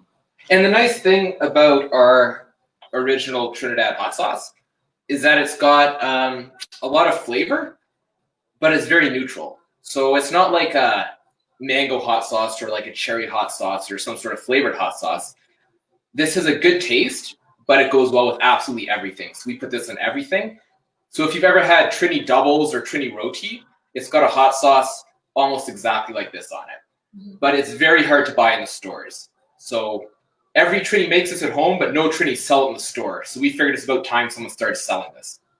So, and our sauces, we'll show you the consistency in a sec, but they're a little bit thicker, and that's actually why we have them in mason jars, is because Trinidadians like their sauce typically a bit thicker and kind of like spread over their food using a spoon, use it like that. That's how I grew up with it, and that's why we decided we wanted to bring you guys these types of sauces.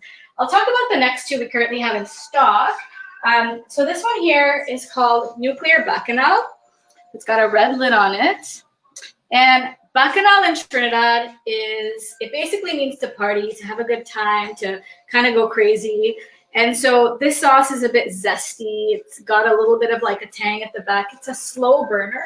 So drops, but then the heat's completely gone after about 5 to 10 seconds. This is actually my personal favorite sauce. I really enjoy it. It goes well with just about everything, meats, veggies, pastas. You can put it on cheeses. Our sauces are all pretty neutral in terms of they go well with everything, but there are some that we like to use more than others on certain things. So this one also works really well as like a dip, like guacamole. That's how people seem to like it. And this one here is our hottest sauce. This is actually a fusion style sauce. It's called Bazuri. Bazuri in Trinidad also means to put you in a trance. So as you can tell, we've kind of tried to incorporate some of the names that we use in Trinidad for the names of our hot sauces. So like Nuclear Bacchanal and Bazuri. So it means it'll put you in a trance. This one's different in that it's made with a high concentration of fermented peppers. It's aged, and it's got a very unique sort of taste to it. It's beautiful. It goes very, very well on just about everything. To be quite honest, even though I'm from Trinidad, this one's a little bit hotter for me to eat, so he does quite well with it, but I maybe cry after my third teaspoon or so. Yeah, so the fermentation really brings out all the fruity flavors of the Scotch bonnet pepper, so it's a nice sauce. And all of our hot sauces are all natural, all fresh ingredients, nothing frozen, no additives. So you're getting good quality hot sauce here. Yeah, and we've got a couple of food pairing suggestions. So I'm not gonna lie, we didn't cook all of this ourselves. Some of it was, we love Hakka food because we love flavor, so some of it was actually leftover Hakka food. This one here is a Szechuan chicken. I don't know if you can see that, but we've got Szechuan chicken, which has kind of got like a rich undertone already. So I think we're gonna pair that one with nuclear bacchanal. So maybe you wanna open it and then you can show everyone the consistency of that one as well. So like we said, Trinidad pepper sauce isn't like a pourable sauce. It's usually thicker than most sauces. So it's not as watery, but you got some nice concentrated flavor right there. And that's going to be really show hot. you what that looks like. I don't know if you can see well on my camera. But since this is my favorite sauce, I'm going to go ahead and try it with this. So. And so the nuclear bacchanal is similar to the original authentic Trini sauce, but it's got a lot of the cilantro and the chato beni in it. So Trini is also called chato beni bandanya, and other people call it cilantro. So similar to cilantro, but spelled with a U, like cilantro. And very hard to find.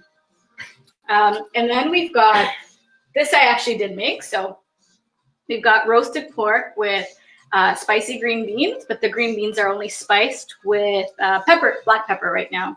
So maybe, Mike, you want to try that with... I'd like some more spice on that, yeah. So let's try with the mango madness.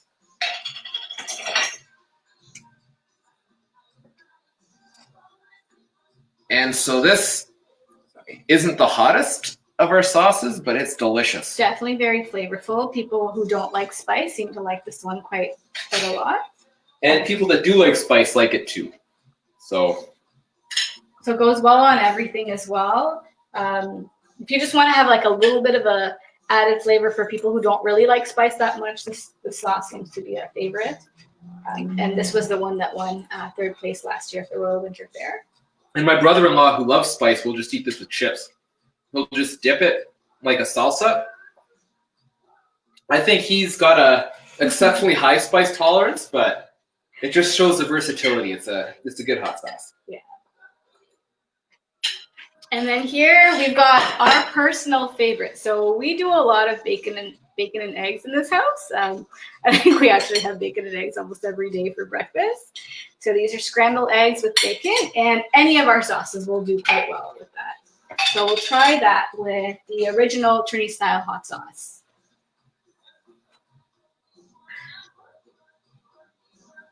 So this just adds that kind of flavor to it. I personally don't like a super eggy taste. I don't know, like after a while, I don't like the egginess of it. I don't know if anybody understands what I mean, but I really like it with our hot sauce. In fact, I can't eat scrambled eggs without hot sauce. Mike knows. I'll be like, okay, I'll eat it, but it's very begrudgingly. So here we go.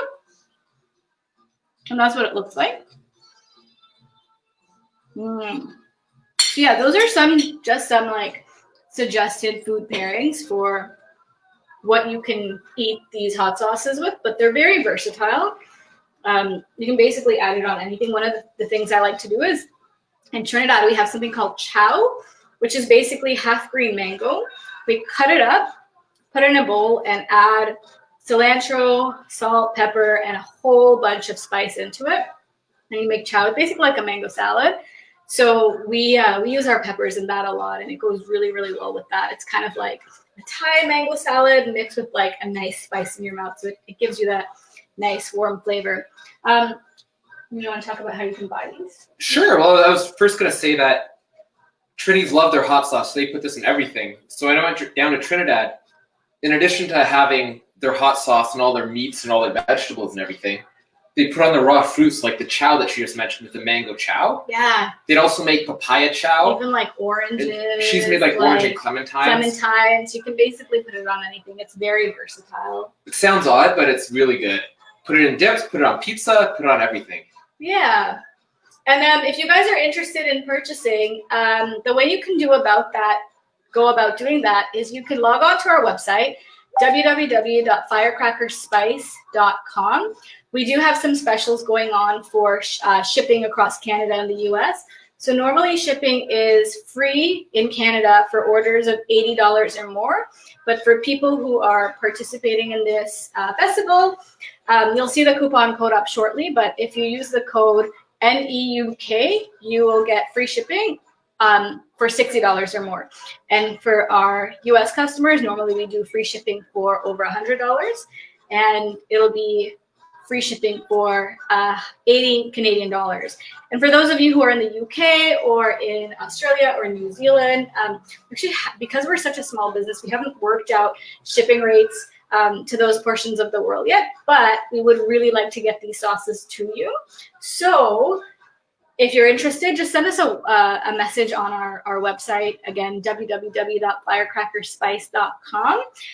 If you could also follow us on Instagram and Facebook, we'd really appreciate that. Our handle is @firecrackerpepper, all one word, @firecrackerpepper, all one word, and that's via Instagram as well as Facebook. So if you're interested in purchasing, definitely love to hear from all of our customers and new customers as well too. And if you live in Toronto, we sell out of a butcher shop in the Junction. It's called Gourmet's. Mm-hmm. And what's the 2946 Dundas Street West. And we do offer free delivery drop-off for customers within the GTA. All of that information is also on our website. And again, for the festival, for local GTA Greater Toronto Area customers, we, instead of having the $50 free delivery, it's $40 for people who are participating in this. So these are our hot sauces that are currently stocked. We also have a couple of other hot sauces that aren't stocked at the moment. They're all sold out, unfortunately. But one of them is Sweet Maple Heat. It's made with 100% Canadian maple syrup combined with a variation of Scotch bonnet peppers. I'd say it's about a 3 out of 10 on the heat unit. It's a delicious sauce. You can eat it with almost everything, but because it's got an undertone of maple syrup, it's less versatile, but very delicious of a sauce. And we're working on some new hot sauces for next year with some ghost peppers and some Carolina Reapers, just because while we have authentic, like flavorful, delicious hot sauces, we don't have any extremely, extremely hot sauces yet. So next year we're going to get some like really extra hot sauces. Yeah, and we actually also started growing our own peppers, so hopefully we can, start offering people peppers that are locally grown in Canada as well too. So if you have any questions or anything like that for us, we'd love to take them. Again, our website is www.firecrackerspice.com, and our Instagram and Facebook is @firecrackerpepper. I think that's about it for us. Yes. So thanks a lot for Haico. Yeah, thank you so much, Haico and Giovanni, for inviting us to this. We really appreciate it. If you have any questions or anything like that for us, we'd be happy. Yeah. I'll see if anyone has any questions going on here. I mean, a lot of what people are saying right now is they're looking, like James Nixon just says here that there's great deals that you are offering. Dave Doran has been doing a fantastic job of basically putting up all of your stuff with your coupon codes. Thank you so much. Really appreciate it, Dave. And is there anything else you'd like to talk about, or have you covered everything yourself? You still have about a good 15 minutes if you wish. I know. Well, we were thinking about doing some more promotion at local hot sauce festivals, but thanks to COVID, they've all been canceled. Yeah. So especially we're still quite new in terms of being in the world of hot sauces. So we really appreciate, the invite to do this expo with you guys. Oh, yeah, that's no problem whatsoever. I mean, this one works out well. Everyone's got the details of what they need in getting hold of your stuff. I was busy doing a little things in the background. Did you? Well, I mean, you did. I remember you heard us telling us everything about your story and everything. Is there anything else that you would like us to hear from you guys? I mean, if people have suggestions about what kind of sauces they would like to see, we'd also appreciate that. Right now, we kind of try to stick to sort of who we are, and we only make what we know, which is Trini-style hot sauces and a little bit of fusion sauces as well, too. But if people think that, you know, there's some things they'd like Firecracker to be doing, please reach us at our website as well. We're very easily reachable. We're quite accessible on our online platform as well. All right, excellent. Well, what I'll do is I'll put you guys out. I'll do a little rundown on you. Thank you very much for appearing on. Thank you so much again, everybody. Thank We really appreciate it. I really hope that some of you that went into do it. and I look forward to even actually ordering and trying some myself. Please do. Wonderful. Please do. Definitely. Thank you, guys, and I'll talk again soon. Okay. Thank you. Thank Bye. you so much. Bye-bye. And that was Firecracker. As you can see, there's a whole bunch of different things you can do. I'm just going to go over a few of the other things that they have. This is the one from Dave Doran, which is telling you firecrackerspice.com. They're online. I mean, I think next up, we are a little early, but I may pull Eric in a little early. It'll be Eric Babe with Sorry Sauce, I think it is. Yeah, Sorry Sauce. I have Eric down here. Hello, Eric. Hey, It's going good. I know it's quickly here and it's a little early for you, but you know, I'm just coming in to check to see if everything's gonna be good. This is basically a 10-minute warning, and what I've done is I've basically put you straight in the stream so we don't die. Are you guys ready, or do you need some time? I should be ready. I think I'm as prepared as I'm going to be. Just give you a bit of a heads up that I live way out in the country, and our cell phone coverage out here is a little bit spotty. So this may be a choppy transmission. No, it's not too bad. I'll do what I can to keep this entertaining. Right now, it's working pretty well. I can see you. I'm just going to let you crack on, and I'll be in the background. If you need anything, you can just yell out, or I'll come in to see if anything turns choppy. All right. Oh, I appreciate it. This is Thank you. Eric Begg with Sorry Sauce. Hey, folks. Big pepper friends, you fire-eating freaks out there. This is Eric. I am your twitching kitchen magician from Sorry Sauce. And I made myself a few notes here because I know who I am and I know what I do, but I also have the awesome gift of ADHD. So sometimes I forget what I'm talking about. So here's the superhero origin story for Sorry Sauce. So I used to live in cities. I play in a lot of bands. I lived downtown, went to bars, played in bands, lived the nightlife, all that good jazz. And then eventually I got married and settled down to the suburbs. I started gardening, and we had the gift of raccoons, and they killed everything we grew. But I happened upon a ghost pepper out in front of a health food store. So I brought that home and I planted it. The raccoons left it alone. And I managed to make a hot sauce that I couldn't eat. But I saved the seeds from it, and I planted them again in 2015. And I made a hot sauce I called Go Man Go, the original soy sauce. And I worked at a warehouse with a bunch of guys and gals from around the world. I brought it in at lunch, and 2 days in, I was cleaned out of the entire stock I'd made. So I figured maybe I'm making a good hot sauce. Maybe I'll make some more. And ta-da, here we are. So a couple of years, I ordered some pepper seeds from around the world, places like White Hot Peppers. Pepper North gave me some of my early seeds.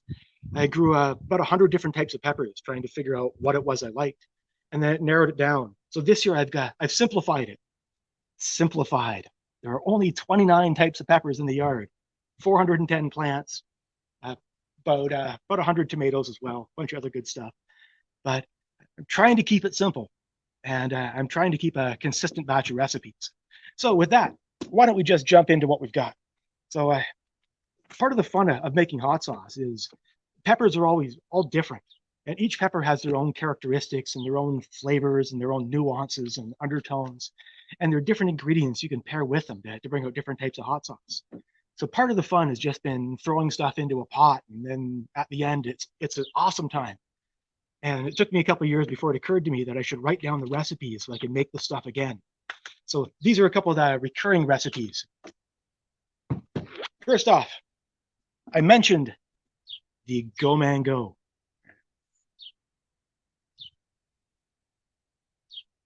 I play punk and rockabilly, and Go Man Go is kind of a riff on the old rockabilly Go Man Go thing. But this is it was originally a mango sauce, but it's now done with originally a Reaper sauce, done with a base of carrots, orange, mangoes, and ginger. But I now use a 3-pepper blend on it. There's a yellow ghost pepper that gives kind of a nice creeping sweet heat. I use the Bahamian goat, which it looks like a little tiny pumpkin. It's awesome pepper. It's about the same heat level as a habanero, but it has almost like a peach mandarin orange flavor to it. And then there's the ahi mango. And one thing I like about the ahi peppers is that the flavor that's mentioned in the name is very similar to the flavor that comes out of the pepper. So it's a bit of an orange mango with almost a hint of vanilla. So I blend those together with the carrots, the orange, of course, the mangoes. And from my perspective, this is a medium level heat. But what do I know? I'm a pepperhead. This is another recurring flavor I make every year. This is the Maypalm barbecue. It looks like a regular barbecue sauce, but I grow the tomatoes here. There's beefsteak and Roma tomatoes. The garlic comes from a Mennonite farm about a kilometer and a half down the road from here. A nice young guy named Elam gives me a giant bag of garlic. And the maple syrup, I believe this year came from the Wallenstein General Store, but they generally come from the neighbors. The peppers I use in this barbecue sauce. Up here. I'd rather look at that than me. But if your peppers are a blend of habaneros, red, white, orange, and chocolate habaneros. There's some chocolate ghost in there just to deliver a bit of a punch. And then I use a blend of red and chocolate bubblegum peppers. They deliver a wonderful crepe to them. The chocolate bubblegum, I think, is that and the Bahamian goat are my favorite peppers. Because it's got almost a black cherry flavor to it. And the heat just sort of creeps. Just the first time I tasted it, I almost laid myself out because I kept having piece after piece saying this is really tasty and it's not really that hot. But then it's a creeper. And it's like when you have a plug of brandy or something on a cold day and that heat swells from inside and then you get the sweat and the head tingle. So there we go. The bubblegum peppers are wonderful. Hey. Recurring flavors as well. I've got the Cobra chicken. This is a riff. It's a riff on a Canadian joke. And I should qualify why we've got soy sauce as the name. There's a stereotype that Canadians are overly polite. And we say please and thank you and please and thank you and please and thank you and apologize for everything. And to paraphrase something I heard comedians say, I'd rather, whether we need it or not, but whether we mean that the apologies or not, or the please or thank you, I'd rather be told to have a nice day by someone who doesn't mean it than to go screw myself by someone who does. So I'm riffing on the stereotypical Canadian. Sorry, sorry, sorry. This is very hot sauce. You're going to love it. I like the flavor on it, but it does come with a free apology because there's a bit of a kick. But then, as I was saying, the Cobra chicken. This recipe has evolved for a few years. I make it with a base of carrots. There's a lot of garlic. The last few batches have been Elam's garlic from down the road.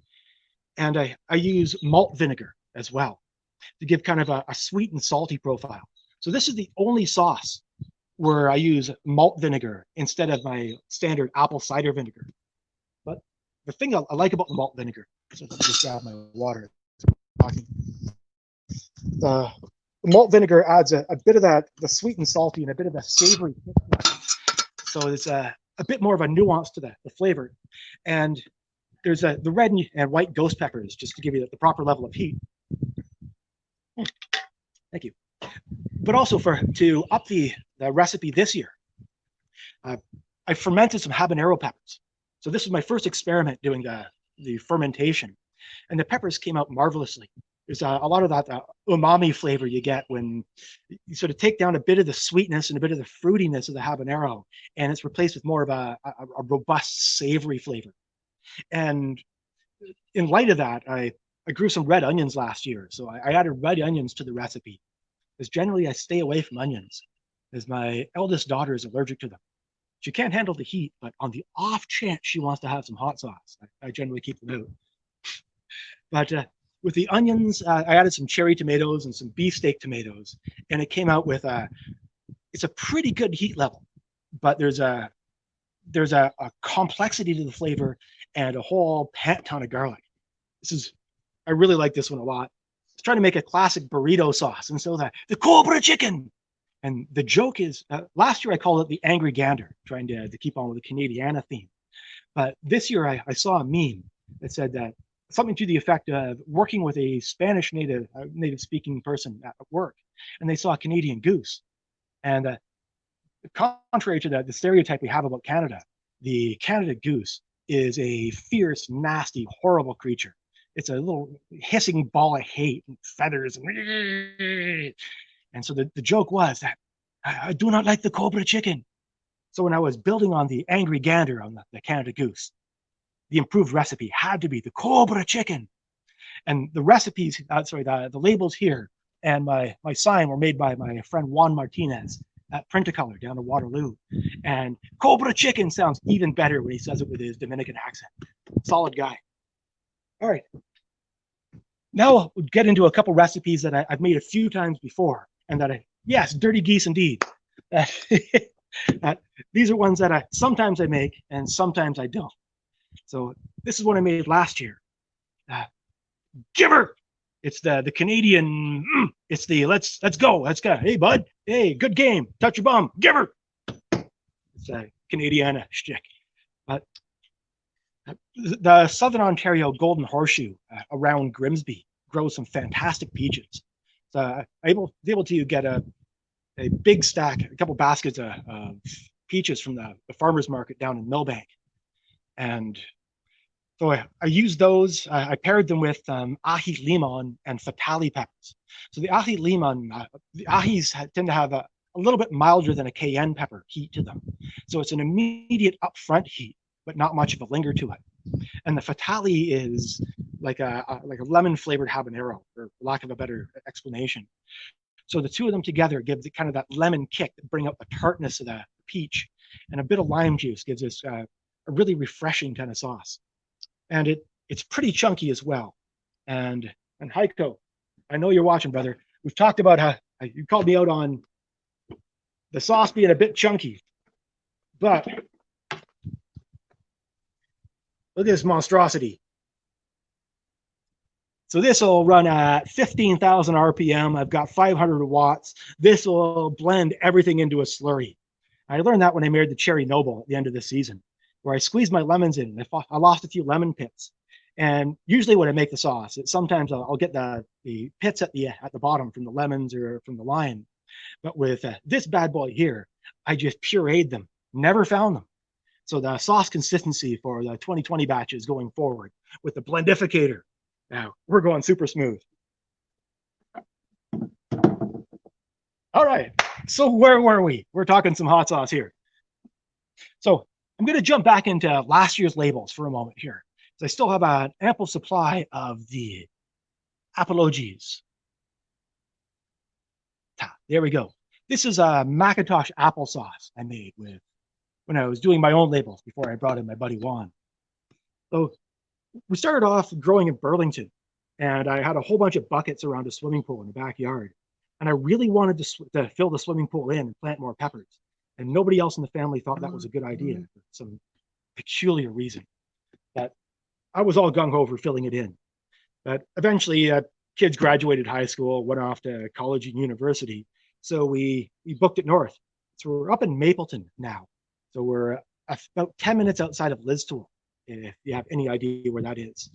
About a half hour northwest of Waterloo.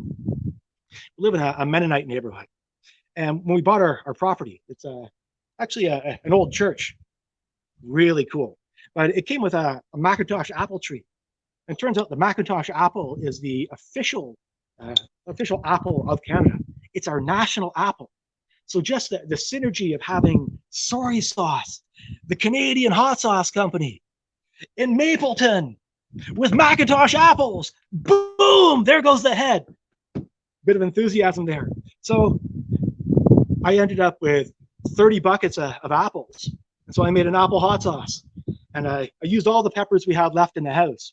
So there we go. I have the ahi mango. I had a bit of the yellow ghost, and I had some yellow Carolina Reapers. So I've made an applesauce a couple of times before. I don't know if I'll make it again with the same peppers because I don't know if I'll repeat the peppers. But definitely, there's going to be another applesauce. And hey, don't call me cool. I'm just excitable. But here, we'll talk about a couple sauces now that I've made once and I haven't yet tried again. This one is the Fresh Scents. So this was my attempt at making a mild sauce. The people were razzing me that I was trying to make stuff to my own palate and at my own heat level. And not everything I bake is stuff that the regular person off the street can do. So this here, the Fresh Scents, I made it with a base, you can see as Juan put in the picture here. I've got some mint, got some coconut water. I think he's got a lime in there somewhere, but it's lime, coconut water, and mint as the base, and some red seedless grapes for a bit of thickness and a bit of sweetening. Usually I use tapioca starch to thicken up the sauces. Some people use agar-agar or xanthan gum or what you will, but I like to use tapioca starch for just a bit of that texture. And I always use a bit of turmeric as well as a natural preservative. But anyway, the punchline on this is I was trying to make a jalapeno level sauce. And I made it up, I tasted it, and I couldn't taste any heat for my palate level. And there was probably some heat in there, but there was nothing I could detect.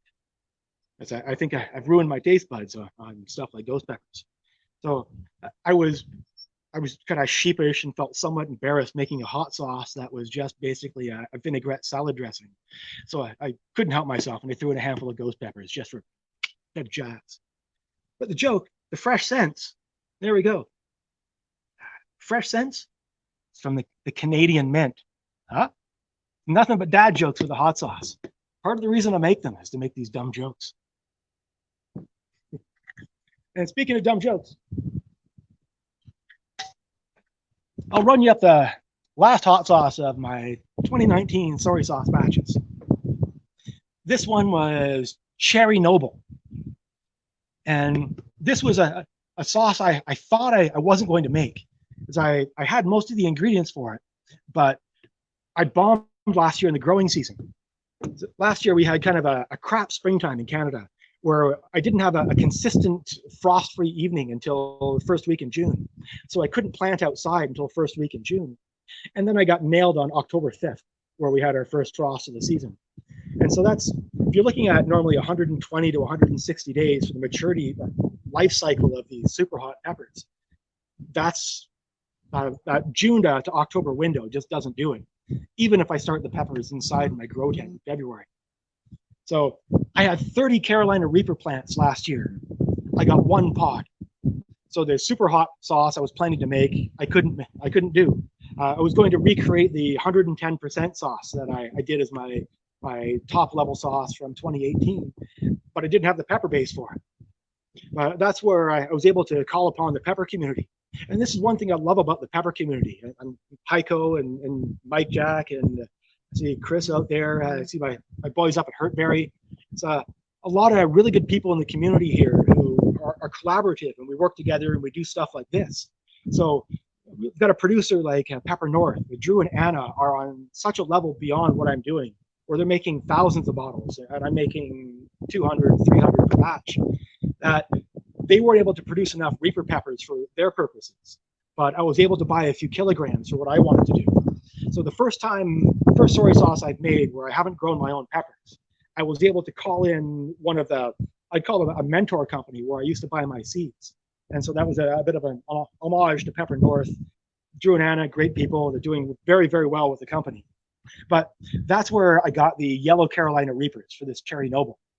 I wanted to make a black cherry hot sauce and make it kind of like a dessert sauce, or maybe a versatile barbecue sauce, or whatever the heck you want to put cherry on.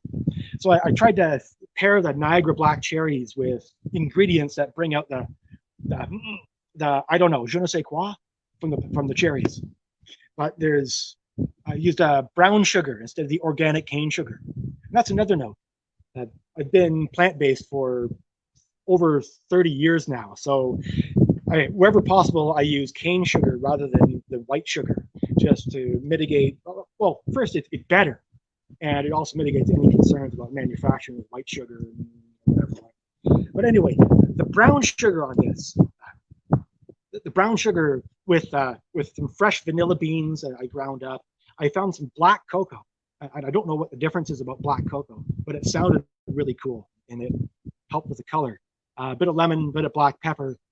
But I made a black cherry hot sauce, and it can work as a dessert sauce. It works on. I've used it on a diet cheesecake, both chocolate and vanilla. It's wonderful. But here's where I get to brag for a minute here. At the last hot sauce expo we did before we got locked down and started doing our own haircuts, back in February, managed to pick up the Eternal Flame Award. So this is the first award we've had with soy sauce. So thanks again to the judges. Thanks again to Andrew for putting on such a great festival. And that's a quick rundown of the existing soy sauces I've got. And I want to give you a bit of a taste at what I'm looking at doing for this season. And then I'll step inside out of this beautiful sunshine here and look at my laptop just behind the wall here and see if you have any questions or comments, or see if you have any reciprocal dad jokes. So this is something I made last year. Did a little batch for friends and family. This is a hot salsa that I made with a Big Sun habanero. You can see the little orange chunks of habanero in there, and the big chunks of yellow pepper. It's a Santa Fe Grande pepper I found in the garden center last year. It was like a long yellow Marconi pepper, but it had a bit of a kick to it. And I figured it was kind of a neat pepper, and it made a terrific salsa because it was a nice thick-walled pepper and it was nice and crunchy. So I saved the seeds and happened to end up with 15 plants this year. I planted 150 onions as well. So if things come together well, then we're looking at a hot salsa. Actually, merengue could be a hot salsa because, Forbidden Dance. And there's another one that I'm just going to allude to right here that a few friends and colleagues have had a chance to taste this one out. This is it's a test batch I'm doing. It's called the Happy Canadian Sauce. It's something I'm hoping to expand into. The licensing in Canada is very tricky, and it's a bit of a labyrinth to get through. So I don't know if that's something I'll get into on an official basis based on that labyrinth thing. But I'm just going to hint and allude to it, that if I can pull the licensing together, I'll bring it out for a product. And if not, then hey, we're still having some fun. So just quickly, I'm going to flash my contact at you. There. You can see, you can find me at sorrysauce.ca. I'm on Facebook at facebook.com/sorrysauce. And I'm on Instagram at instagram.com/sorry_sauce. I got a bonus underscore with Instagram. I think it's because I'm old and uncool. All right, I'm going to step in for a second and see if you have anything to say. Here we go.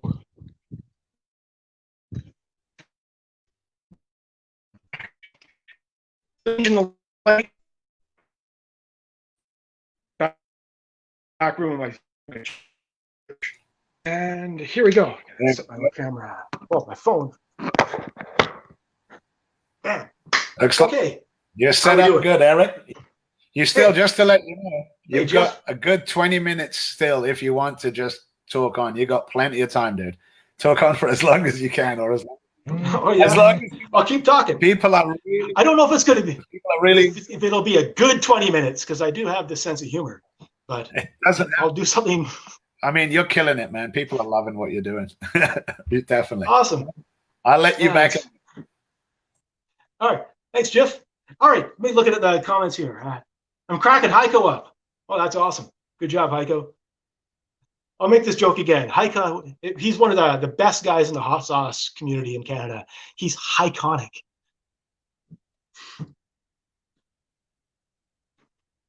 All right. Well, I'm not seeing any comments pop up right here for a second.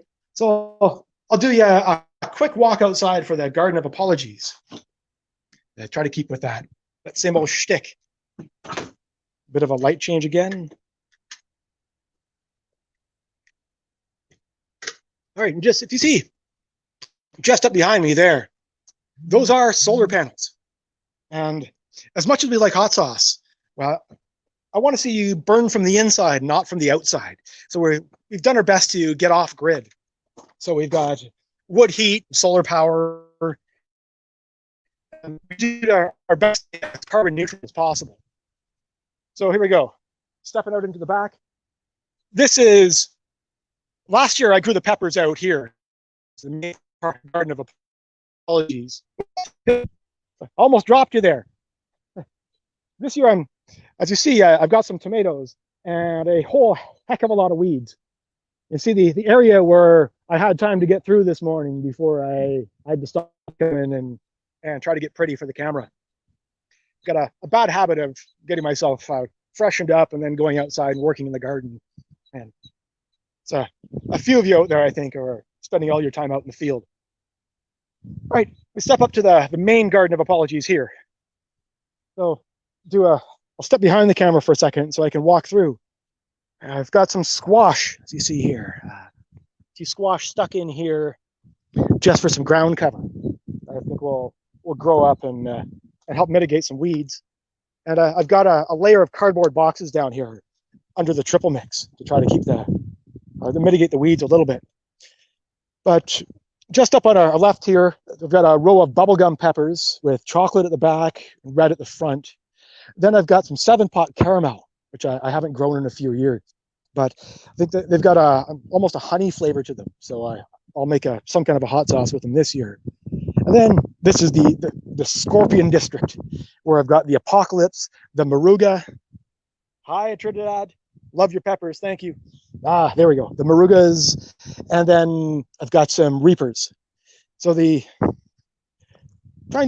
got a lot of slugs and snails here in the garden. So this year I tried cutting up some cardboard rings and using those to try to keep a bit of a buffer. But the one pepper I got last year, the one Reaper pod I managed to get 6 plants from it. So I've got my fingers crossed, right like that we'll do something good with the Reapers this year, and I won't have to outsource peppers. Quickly here, we've got some jalapenos just for our children's sauces. Every year or two, I go out and I hit the garden center, and I'll grab a replenishment pepper. Like this is a chocolate ghost. I have an ample supply of seeds here. Every year to make the sauce, I'll save at least a pod's worth of seeds. But because as you see, everything here is open pollinated, I can't guarantee the gene stock is consistent. So at least every couple of years, I'll grab another stack of peppers. So I've got some red ghost, chocolate ghost, yellow ghost, white ghost. Ooh, spooky ghost area. Monster Nagas are back here. They're very much like a ghost pepper, so I figured I'd throw them in the same area. What else here? Oh, here's the Santa Fe Grande. Little guy here I planted just this morning, but the other ones are a little bit more robust. There we go. Then got some Fatali, got red hab, orange hab, chocolate hab. We got some Bahamian goat up here at the front. Love that goat pepper. This little plant here. And yeah, I brought you out here so you can watch me weed. it's a compulsive thing. I'm sure any grower out there, as you're walking around, you're probably compulsively picking and pulling stuff out. It's like being a parrot and picking up socks in the hallway. All right, and here, I don't know if this is going to make a hot sauce or what I can do with it, but I've seen this around for a couple of years, and I figured, hey, why not? Why not try a Peter pepper? Let's go with it. And I've got cayennes up here at the front.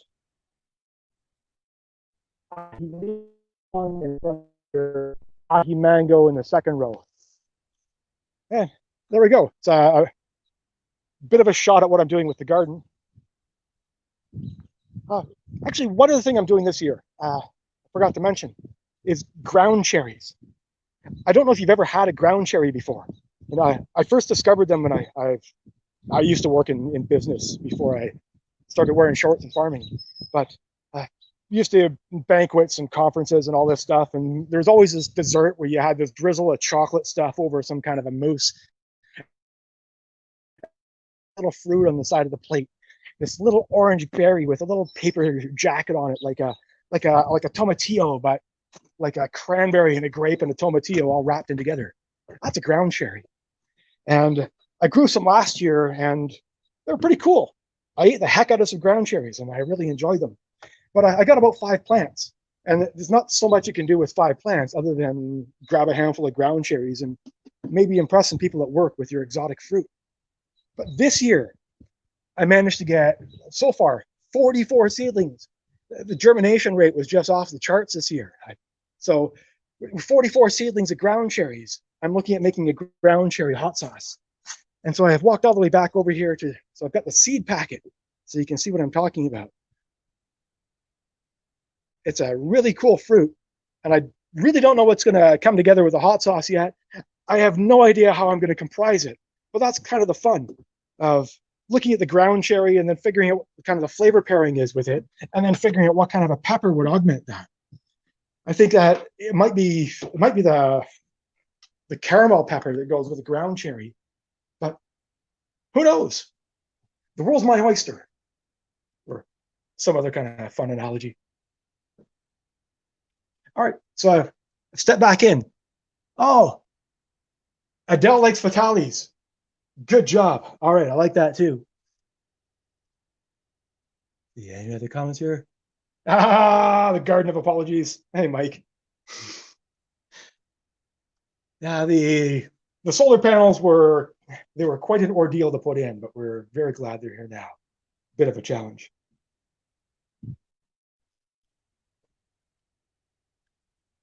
Ah, 3 in the morning in West Oz. Nice. So we've got a bit more sunshine here than we do out in Australia. But see, it's awesome. See, that's the thing I like about this neighborhood as well, is that I can step outside and I've got almost a half acre of space where I can grow stuff. And to me, with all this time spent in cities and downtowns and apartments and lofts and all these little expensive postage stamps with a lot of style and no usability, my little 3/4 of an acre here, including the house, then here, look at the neighbor's farm. That's 100 acres. And hey, while I'm out here, just for extra cool, that's the haunted farmhouse next door. And you're probably thinking I'm joking about the haunted farmhouse, but indeed, it's an abandoned farmhouse. The farm is still active, but the house has a cracked foundation from the attic through for the full crack from attic to foundation. So itself is uninhabitable. Most of the bricks are gone. A lot of the stuff is missing.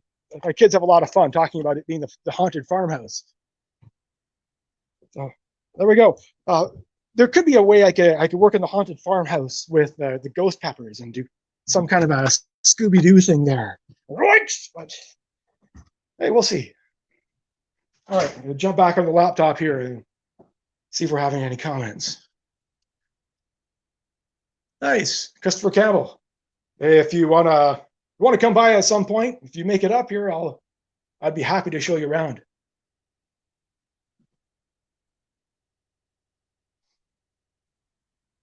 All right, so just to be responsible here and throw the link back up at you. There we go. I'm at sorrysauce.ca. You can also hit me up at sorrysauce@gmail.com. And if you happen to be interested in music, you can find me at wriggler.ca or at standagainstfear.ca for a couple of bands. All right.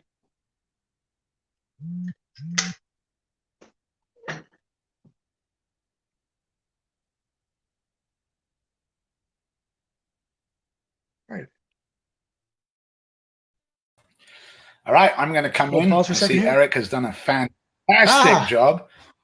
You've done an amazing job, Eric. I mean, I love the tour, love your farmhouse, love where you live. And if there's anyone that has any questions for Eric, please, don't hesitate to ask them now. I'll ask them or put them up.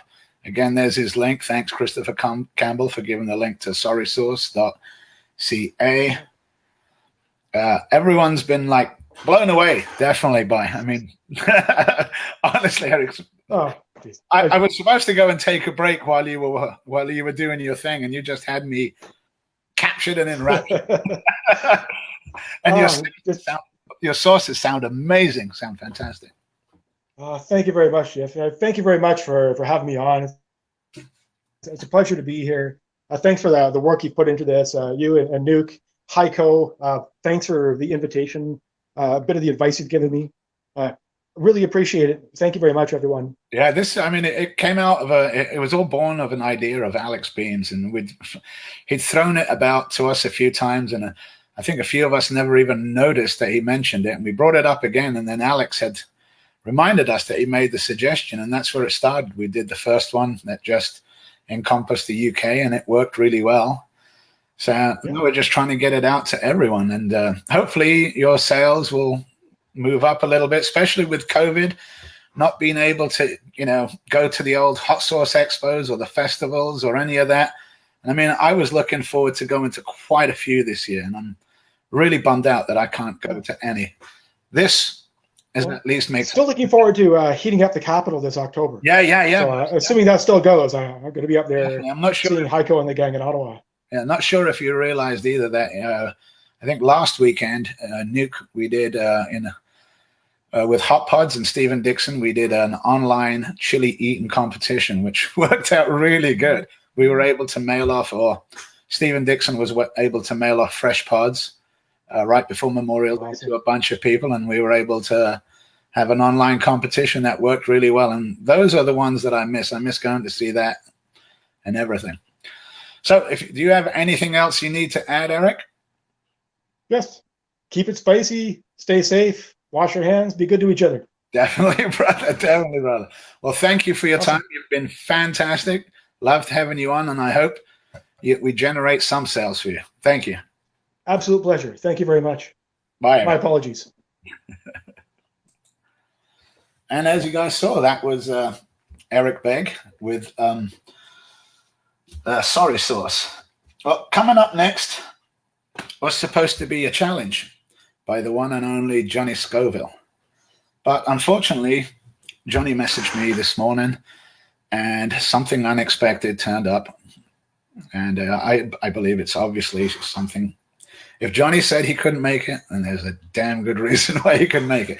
He offered his apologies. He was bummed out about it. He will be on tomorrow. Tomorrow, I think, at 4 p.m. on Sundays, we'll have Johnny Scoville and David Foy, and they'll be reviewing some of their, or they'll be promoting some of their stuff. He also will be on later today.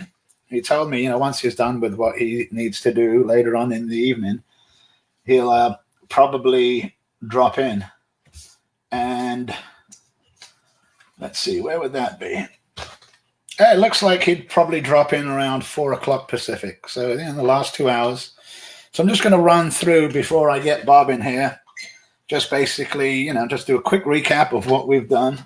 And so we started off this morning at 10 o'clock with Haico's Hot Sauce. Haico did a fantastic job of of basically telling us everything that he had going on. All right, where is my other one? After that, we had Mythical Inferno. Mythical Inferno, even though he had a slight problem just because he was in a farmer's market, but I was just glad he was in a market able to sell his stuff. I mean, it's great. As you guys know, the reason we're doing this around the world is basically, like I was just telling Eric, is that COVID has shut us down pretty good, and we're missing all of the stuff that we normally do in the summer at this time, and this is probably the best way for it. Well, at 11 we had Jared, or a little earlier than 11. At 11 he was supposed to be, but we had Jared, and Jared smashed 13 of those Fuego boxes, the White Lightning. Unbelievable. Then after that, we had a little bit of a spare time. So in that spare time, what that did to me was, what that enabled me to do was I was able to do 3 of my Fuego boxes, which luckily I just happened to have with me. And that's the only 3 that I have, and it's the only challenge that I have with me, because I actually brought that challenge to do later on in the day when I was going to do the challenge when I handed over to Chris in Australia. Now I had to inform him that I can't do it because I'm stuck in my office and I don't have challenges. And that's not, if Alex is watching, that doesn't mean come and bring me one, although it might, we'll see. Then after me, we had Firecracker, which was amazing. Then we just had Sorry Sauce with Eric Bake. So, I mean, the challenge coming up now was basically, again, like I said, it was for Johnny. But in his place, who do I have but Burning Bob McKinley? Burning Bob. How are you? How are you doing, Bob? I'm smashing. Hi. How have you been enjoying what you've been seeing so far? Wicked. It's just, these are all amazing. So I was part of the last one as well. So that's when I done the hot bites at 10:40 in the morning. Oh, yeah, I bet that was. Yeah, that happens for me sometimes when I'm doing like some of the lives, because I mean, obviously I'm English, but I live in California. I've been in California for 30 years now. And by living here, by the time you guys get up, I'm going to bed. So there's a lot of times it's like, hey, Jif, do a challenge. And then it's like midnight or 1 o'clock in the morning, which, still, I don't mind doing that. Most of the challenges I've done, I think about the only one challenge that I did that kind of got me slightly good was the Chug challenge. And what will you be doing for us today? Funny how you mentioned that, because the UK Chili Queen just went and announced it, and here am I. Look at that. Burning Bob's got the League of Fire Chug 2. Stu, no drooling. That's what happens when we win pod competitions. Oh, I tell you. Well, a little bit of the story about Burning Bob. Burning Bob's been around, a while in the UK scene. Started off, I think James Nixon, the wee dafty, brought him in, or the Scots brought him in. That was back in November. Yeah, wasn't that pizza, hot pizza, I think it was. Yeah. And, Bob's gone from there to basically eating pods like they're Smarties. You did fantastic in that competition, man. I was blown away by how well you did eating those pods. It was like it. I know, like it didn't affect you. It was amazing. So it'll be good to see, what the Chug challenge does to you. So do you have a timer, or do you need me to time for you? What would you like? Can you time it, please? Aye. Definitely. Give me 1 second. With my moving chair. All right, so if I'm looking at the rules of League of Fire, according to League of Fire, there's the 2 Chug methods. It's the same as the last rules. So what I'm going to do is I'm just going to basically read through the rules here, so that everyone is up and on top. There's basically 2 Chug methods. There's hot shots, and that's 2 chugs from a clear glass with a 3-minute burn after each one. So basically what Burning Bob's going to do is he'll put his glass down. He'll fill out about half of it with the hot sauce. He'll chug that. He'll wait 3 minutes, and then he'll fill the next one up and do the same thing again. Another chug, and then run another 3 minutes. Then there's also the turbo chug, which is downing the lot straight from the bottle with a 4-minute time. Which one are you doing, Bob? Are you doing the chug or the 2? Bob's doing the 2. Good man, maximum points. Aye. And last night I done that. Oh, the cherry chocolate nightmare. How was that? I've got to get me one of them. I've got some Mobes and some other stuff, but I've been looking forward to probably I'll place an order with Willie Pete's here soon and get some of that. I've heard a lot about it. Wouldn't mind trying it. So as you will see, this the chug challenge is pretty brutal. Obviously as someone who's done the challenge, and Bob has done. Did you do the first chug challenge? A couple of times. Out of the 3 of them, the first 2 was kind of like half-a ones. Yeah, I remember that. Because technical things. It would be interesting to see because according to Matt and Paul, the talks that there's a different ingredients in this chug here. So I mean, the last one was like fire in the friggin' belly. I will tell you that. And I thought I was going to go for 2 of them, but I didn't. I had Alex with me, and I was blown away that Alex, my wife Alex, was able to do one of those chugs too. It was amazing that this was something they did. So, like I say, Burning Bob's been doing this a while. He's already done the challenge. Oh, well, not this challenge. The first one to do this challenge was right before my broadcast. Shahina, the UK Chili Queen, she was the one that did that. And she did a pretty good job. So she's basically the first one on the table. So after this, Burning Bob's going to be the second person on the table.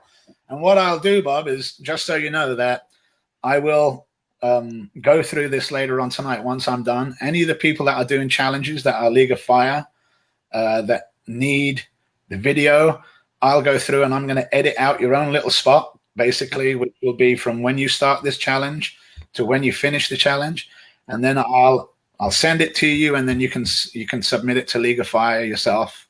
Yep, Sound good? Hey, could you actually send it to James then? I could. And then it's usually him that does my League of Fire ones anyway. Oh, not a problem. I'll send it on to the Scott's bonnet for sure. Yeah. Well, let's put some stuff in here. There's a lot of people. I don't know if you can see some of this, but a lot of the people are saying, "Monda Bob, what's this? You got this, you wee dafty." No bother, Jay, you big dafty. Smash it, Bob. Thanks, Rob, brother. Look, I mean, you got a whole bunch here. Thanks, Kaylee, you big dafty.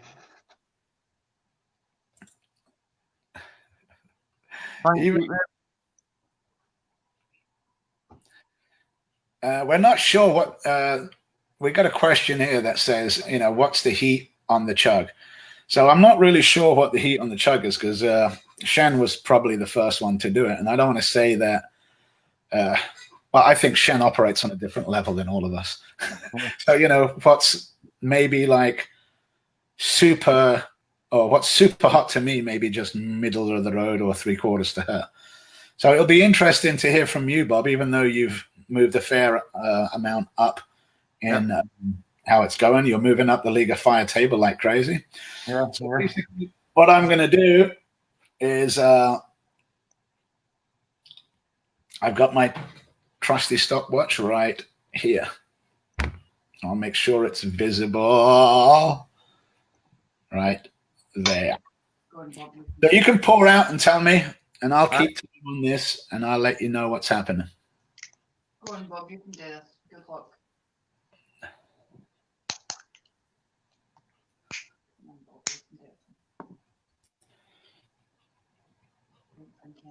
Well, Shahina's was a world first for any UK or the European side.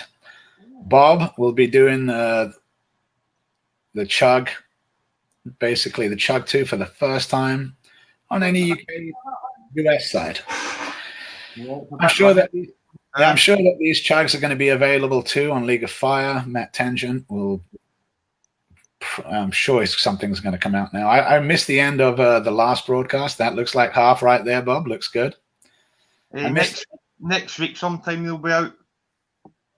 Yeah, that'll be decent. You see now, like for the last time, when the first time the Chug came out, I think I even spent a couple of days going, do I want to get it? Do I want to order it? And then I'm like, yeah, I will.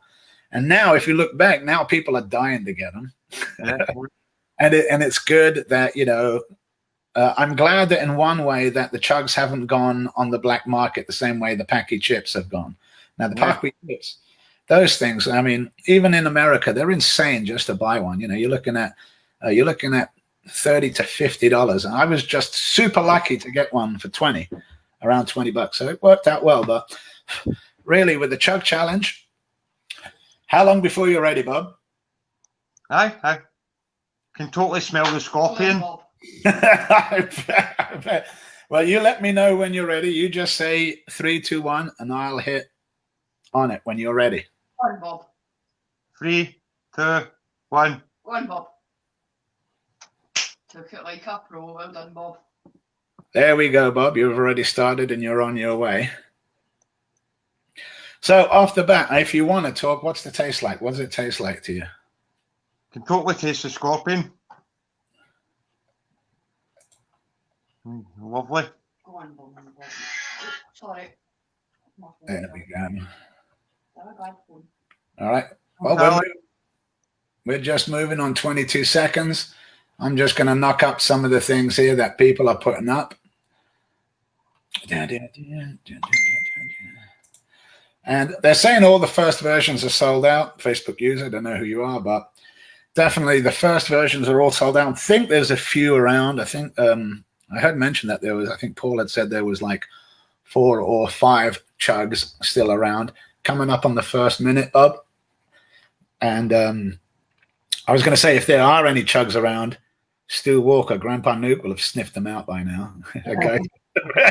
Guy's got an amazing nose for those chugs, that's for sure. You'll be going crazy with this one. There's a couple of Dales like, Bob, you are a dude. Thank you. Thank you. Someone wants to know, how's the heat, Bob? Just sitting at a 2. How's it feel on the belly compared to the last chug that you did? It's fine. You can just totally taste it right in the tongue. Easy on the belly, but... Well, it's good. I know that for me, it was pretty strong and hard on the belly. I mean, I took that... I mean, I like to say that I've got a cast iron gut. Yeah. Even that chug did a good job on me. I mean, it really did a good job. And then once I added milk to it, I mean, coming up on 2 minutes, Bob, and you don't even look like it's affecting you in the least. At this rate, brother, I mean, I remember just the last time, I think, when you first tried the chug challenge, and I was watching you do it, and you got the first one down. Yeah. And it just got to you, and it just does. You just don't anticipate that it's going to have that strong of an effect on you, when it really does. It's like a punch to the gut. Never underestimate it.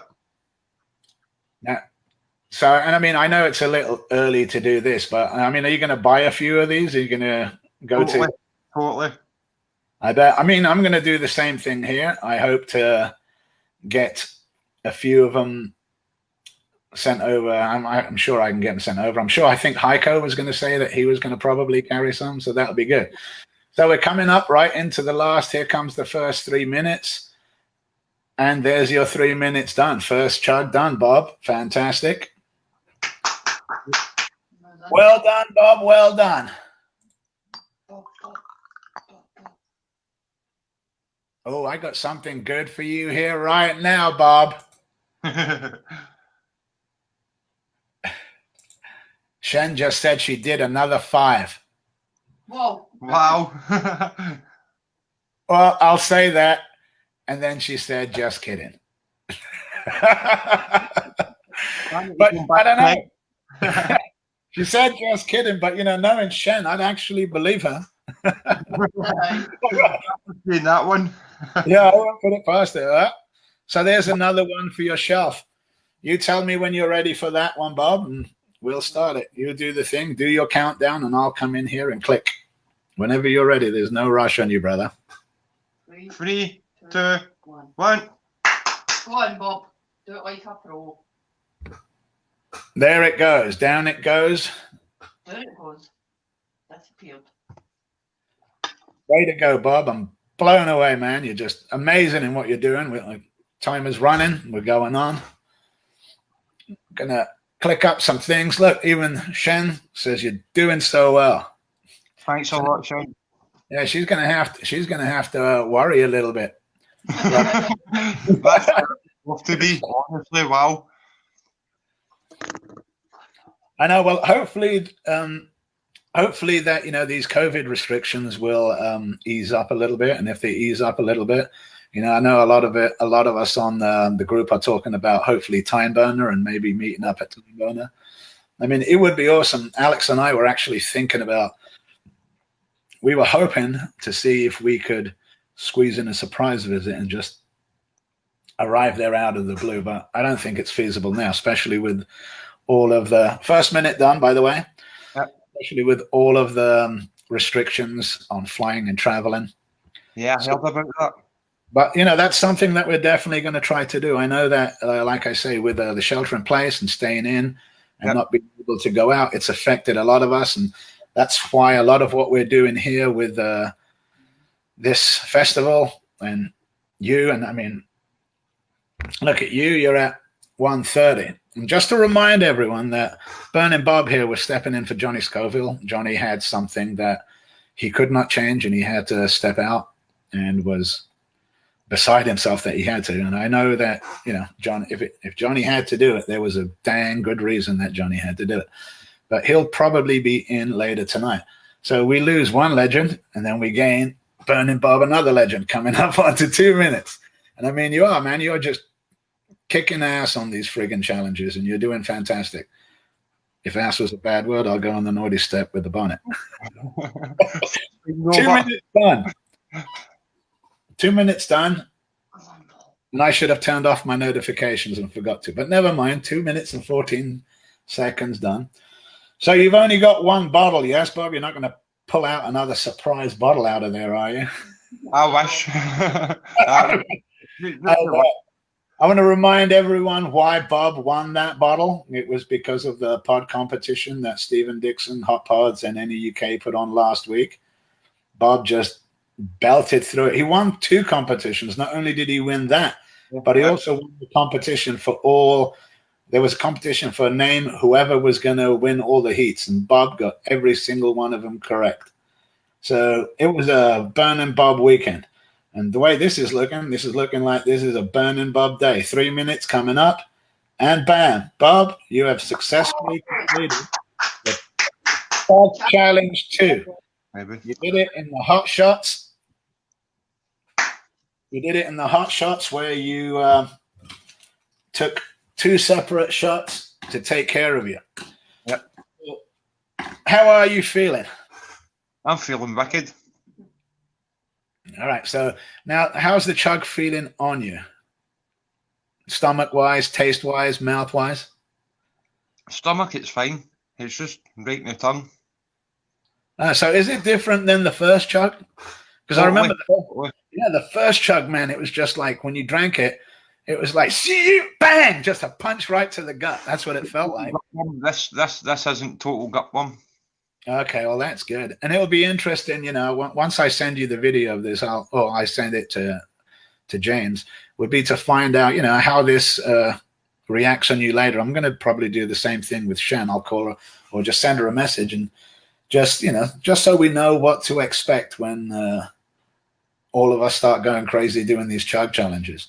Hopefully the mouth and kind of a wee bit the throat, this one, but apart from that, it's fine. All right, excellent. I mean, it's sorry. All right, so yeah, that's It is a fantastic thing. I can't remember what the prices of the Chug were, but I'm sure that, you know, they'll be on the website. And I'm sure that, you know, as with our challenges, it's not that we look for prices. We're, you know, NEUK, we like to support our chili producers. We like to support, yeah, exactly. We support League of Fire. We support anyone that allows us to enjoy what we enjoy to do, eating pods, and sauces, doing reviews. And even though people say that reviews are kind of silly and passe, they're really, I love hot sauce reviews because my palate, your palate, everyone's palate is completely different. So it's good to have different reviews, you know, except for some, like, you know, some people will review the bomb and then they'll tell me, oh, it tastes like licking the battery. I tried it. They're right. It tastes like licking the battery, but it still has like an amazing amount of heat. So it all depends if you're looking for heat or if you're looking for flavor. Me personally, love flavor. I love how I'm the opposite. I'm for heat. I know, and that's what I figure. Heat, I can handle heat, but sometimes I'll taste the sauce and it looks so damaging. It'll have like some kind of Satan's backside on it or something like that. And, you know, it'll put a little bit of fear in me. And then I taste it and I'm like, I've had hotter, you know, and you always get to that. So, I mean, you know that you can add the extract with the amount of SHUs and it can pump it up there. You know, I think, did you do one of the Toa Satans? No, but I've got one. Oh, man, I've got one too. And like Nixon, I freaking hate cinnamon. Right? Cinnamon's not one. That's kind of why I've been backing off of it, because cinnamon's not one of the ones that I'm super excited about.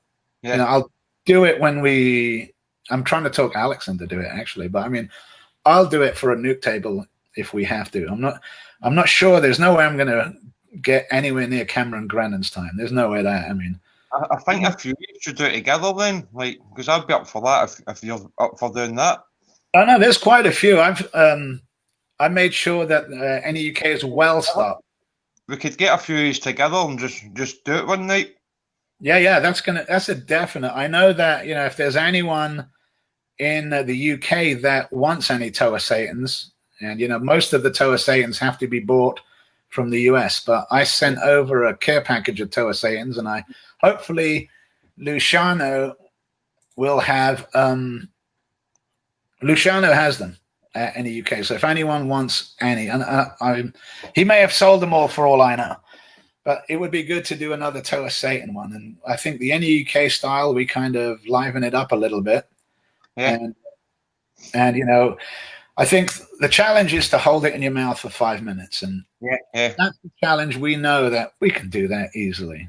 So we upgraded the challenge to lick the sucker to death, basically. Just lick it as fast as you can. And whoever's the first, and I think Cameron had an amazing time, like 13 minutes or 14 minutes. That was a good one. And all he was doing was like, with that friggin' stick nonstop. And I think the Podfather Show and Overthrow was second. And and he had a fair amount of that done. But, you know, so like I said, people put out challenges. We at NEUK, we like to up them a little bit, especially with you, Bob. It was amazing watching you do this. You got more time, or do you need to head off? No, I'm still fine. All right, excellent. How's the guts? All doing good? Because I mean, people are saying 3-minute burn, and it looks to me like you've almost had a 13-minute burn right now. I mean, you're just riding it through. I'm enjoying the chat as well. And I've got to tell you, I'm unbelievably proud of you, brother, watching your chili journey, watching how you've come from like being shy in front of the camera to super hot to going, give me your hottest. And in a good way, because you always meet the fools that go, oh, give me your hottest. And then you give them their hottest, and then they're like, you know, they're in the fetal position on the ground crying. And you say, you wanted my hottest. You, on the other hand, now you've worked your tolerance up. You know, I think the other person, I think Tracy Freeman did the same thing. Amazing watching everyone. You know, I mean, the Scott's Bonnet came in just flinging cabers everywhere. He was ready to go. Yeah, I mean, he came straight in. All right, I think I watched him early on, and he was just eating Reapers like they were nothing. Yeah. So you need to get on a few more tables, Bob, don't you? Pardon? How many tables are you on League of Fire now? That Let's see. You've done the MOB. done the Chug first one. Did you do the first? You've done the MOB, the first Chug, second Chug. Have you done Hot Bites? Yeah. That's 4. Done the Hot Chips. Hot Chips is 5. Done the Tuba Feather. Oh yeah, Tuba Terror 6. Man, you're like well into the golden ladles now. Done the I'm already in golden ladles for a while. Yeah, so you're 6, almost 7. That's a pretty good accomplishment, considering I'm only on 3.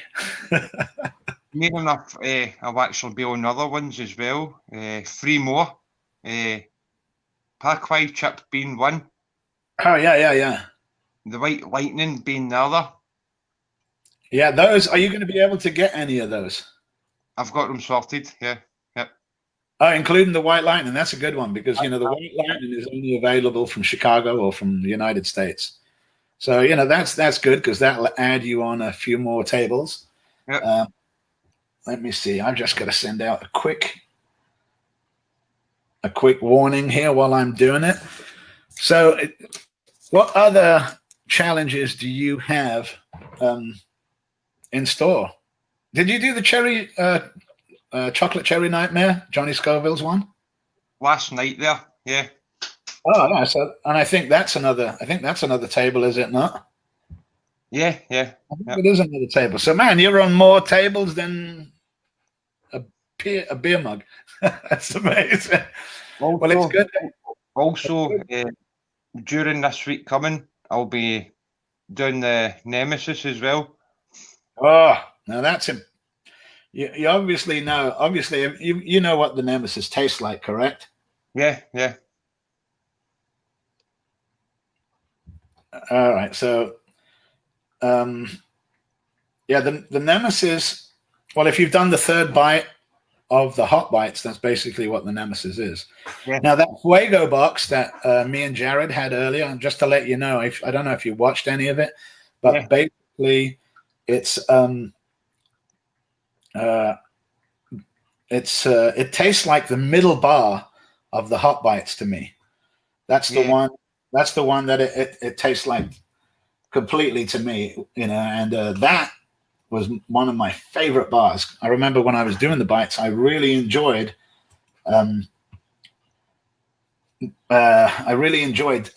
tasting that particular bar.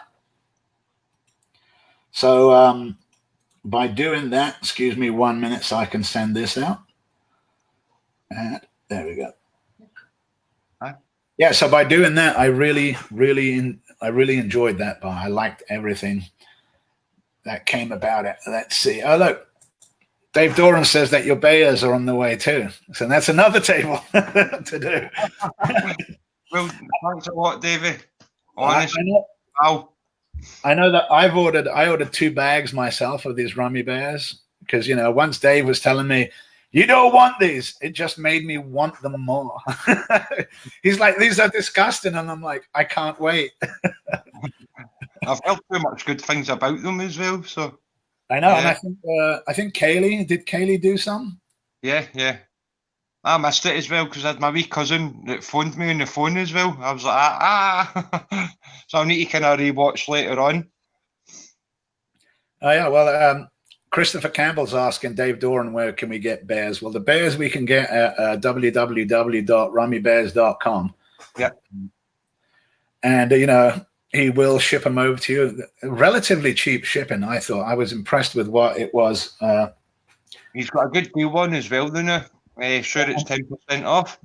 I know that when I was looking at the order and there's these different toppings you can put on, and I was looking at all the different ones, and I'm like, what's the hottest topping there is? And it was like the spicy. I'm like, all right, that's what I want. And of course, it's basically all to the way of wanting that. Yeah. So I'm just going to see if there's anywhere here. People are saying, like, how bad heat are the Rummy Bears? Offhand, I wouldn't know because I haven't tried them. If I go by what the creator says they're disgusting. Don't eat them. Edda tells me that they are super tasty. And I mean, if they're made with Reapers, I'm sure that they're super burning hot and they'll have all of the goodnesses that we expect, you know. Yep. I'm super jazzed that there's a league table forming because of it. I was very excited about that because I haven't eaten my bears yet, and it would be I'm sure though if you've eaten bears in the past, I'm pretty sure you could probably send the video in. The ones that I think James has already tried the bears. Yeah. I can't remember how he did. 8 or 9 or something like that, or did he finish off the packet? I can't remember. But I'm like he's second on the table behind Eder. Yeah, I think Ed has done 2 attempts at it. I think both. I can't remember if both of them did both of it. I mean, I can always check it up on League of Fire, but I mean that's for a different time. Yeah. So I mean, we got 5 minutes left, Bob. Your stomach, how's it doing? Yeah, it's starting to kind of now. Oh, it's getting a little kick in. What I'm going to do, brother, is I'm going to let you go, and I'm going to thank you for 2 different things. And the thank you for being awesome and being Burning Bob and coming on here and knocking out that Chug challenge like it was strawberry juice. I'm also going to thank you very, very much for at short notice stepping in for Johnny Scoville. Thank you, brother. I really appreciate it. I know that Johnny had to leave because of unforeseen circumstances, and it was important.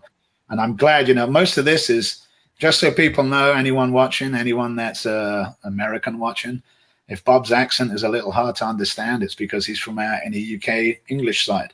And Bob kindly agreed to step in for Johnny and do this Chug 2, second time it's ever been done, second person right on the table. Tony says, well done. Oh. Thanks a lot, Luciano. Here's the other one. I'm going to send this one up. All right, Rob. So I'm going to send you out back into the thing. Again, thanks again. Take it easy, brother. Much love. Chilli love. Thanks to you as well. I'm going to turn this off. All right. Thanks, brother. I'll talk to you soon. So, yeah, we had a great time there with Bob. Bob, as you guys saw, smashed that Chug 2 challenge like it was nothing. Now that makes me want to buy a few more. So when they go on sale, what I'm going to do is I'm going to tell everyone, get to League of Fire, buy those things before Stu gets them all. And I know I keep giving a dig at Stu, and it's not digs. I love Grandpa Stu. The guy's a legend, NEUK legend, absolutely amazing. And that guy he just blows me away when he pulls out the Chug. I think he did 3 in a row there once. I was just watching him do one, and I was so blown away by one. And then he's like, number 2! That made me even happier. And then, ecstatic when he pulled out number 3. It was like that Vince McMahon meme. It was fantastic. So as I'm looking here, again, I want to I want to thank again Burning Bob for everything he's done. If I seem a little discombobulated or disoriented, it's because I'm trying to look at 3 different screens at once and try and organize everything. There's a question here from a Facebook user about when is this available. And I think pretty soon, as I understand, Matt Tangent and Shahina had mentioned something somewhere up, further up the chart here. If I go to this one right here, it's again, Dave, don't buy my bears, but everyone goes to rummybears.com, and those bears are fantastic. So what's coming up next? Let's see, at 1 o'clock, which is in a couple of minutes, I've got Dawson's hot sauce coming up. And then at 1:30, I've got Island Sun coming up. And then at 2 o'clock, I've got the Atomic Menace coming. Dustin Johnson will be here with he's going to do one of his own challenges there. Oh, I don't know if it's one of his own challenges, but he told me he's going to do a kick butt challenge. Sorry for the swearing, or it could be a donkey. But anyway, he's going to do a fantastic challenge, and I think it has something to do with spicy noodles. And I like noodles, and I like spicy. So I'd like to see what he's doing. All right, so without further ado, I'm probably going to bring in Brody Dawson from Dawson's Hot Sauce. Hello, Brody. Can you hear me? I can hear you fine. Can you hear me? Yes, I can hear you perfectly. Awesome. I'm in kind of like a big echoey room, so I'm hoping that the audio is not too bad. No, the audio is actually pretty good. Good, What I'm good. I love your shirt. I love that shirt. It's fantastic. But anyway, you've got from 1 o'clock till 1:30. You can do anything you want in that time. Promote, tell us, give us your story, tell us everything about your sources that we need to know. And if you need, all you have to do is either yell for help, or if I watch it, I'll be sitting here, I'll come back in and help. So without further, again, we talk a little bit because you and I have just met now for the first time. So definitely, a conversation would be a good idea. Excellent. Okay. Oh, without further ado, this is Dawson's Hot Sauce. All right. Hi, I'm Brody Dawson from Dawson's Hot Sauce. We're a family-operated hot sauce company out of Hamilton, Ontario, Canada. We started back in 2013, just a very small operation, and then kind of grew casually over the years, and kind of got our break in 2018 when we were the first Canadian hot sauce to be featured on Hot Ones. And ever since then, it's been like a very steady career for us, and we're just loving the hot sauce life. So I have beside me our current line of hot sauces, and I'm going to go through each one and kind of see what's available. I think maybe the bar here might be cutting off the presentation a little bit, but I will take them out the little thing and bring them over. First one we have is our mildest hot sauce. This is our chocolate chili sauce. It's very traditional dark chocolate sauce style, no dairy. Made us a little bit of processed chilies to give it a nice, like almost like chai tea effect, a little tickle. It's more of a novelty thing, something we break out for like charcuterie boards, or to like kind of just like get a friend to taste and try. This sauce, actually, we are just taking off our line, so this is the last year it's going to be readily available. So this one's kind of on its way out. So if anyone's interested in getting this, it might not be available for much longer. Going into our more traditional lineup, our original three are the next ones coming up. This is our garlic jalapeno. It's the first of our mildest savory sauces. Very deep olive oil, garlic richness, onions, poblano, chilies, and jalapenos to give it a nice little heat and a little kick to it as well. It's definitely like the most easygoing sauce. It's great for breakfast. We have it on our eggs pretty much every morning. Advertised very well as like a beginner sauce, a training wheel hot sauce kind of thing. So this one's kind of fun to play with as well. I'm going to hop in over some questions before I keep going through the lineup. Can you explain your logo, please? Yeah, the logo actually is a little take on my name. So my name's Brody, and it's a Scottish name, and the clan tartan is the hand with three arrows. So I kind of use that idea to make it kind of say Brody Dawson on the bottle, so it's very like self-branded without it being too obvious. So that's kind of where that came from. And I like the rustic look too, the handy arrows, and the way it's kind of like it's sketchily drawn with like the sand, the wax seal around it, and the little rope through the middle. Oh, hey, Haico. I drink that hot sauce in the bottle. I like spicy chocolate. Yeah, you could probably put this in chocolate milk. It'd probably be pretty good. I've never actually done that before. I put it on like, ice cream or like cake. We've had before with like berries and stuff like that too, as a kind of a fun dessert. So it's also really, really hot in my shop. We just moved in here. We don't have air conditioning yet, and it's like 35 degrees in here or something. So bear with me if I look like I'm melting. All right. So we're gonna move on to our next ones. This is our sweet pear chili sauce. Let's see if I can get that in there. All right. Yeah, my camera's not focusing too well, but yeah, it's our sweet pear chili sauce. It's a fruit-based sauce with red chilies to give it a little bit of heat. It's got a nice little bit of citrus to it as well, and all the classic olive oil garlic base. This is a really good like summery sauce. It's good to have on like veggie sandwiches or like a panini or something like that to give it a nice little brightness. It's not super hot either. It's kind of in that training wheel zone, but if you have a little too much, the chilies can catch up on you. But this is definitely one of our classics, one of our original three. And yeah, it's a really fun sauce, and we love having it on the line. Now, this is our very, very first sauce we ever made, our Big Smoke Chipotle. It's still one of my favorites, one of our best sellers still. It's a really deep, almost like leathery color to it. Really nice smoky flavor. Kind of hotter on the scale than the other ones are. We're kind of growing up here. But a nice little bit of smokiness. It's got the most different kinds of hot peppers in it too. So it has like stages of burn where it's like mild, then it gets a little hotter, and like a minute later, it's kind of at its hottest. It doesn't all hit you at once. It kind of goes in those layers.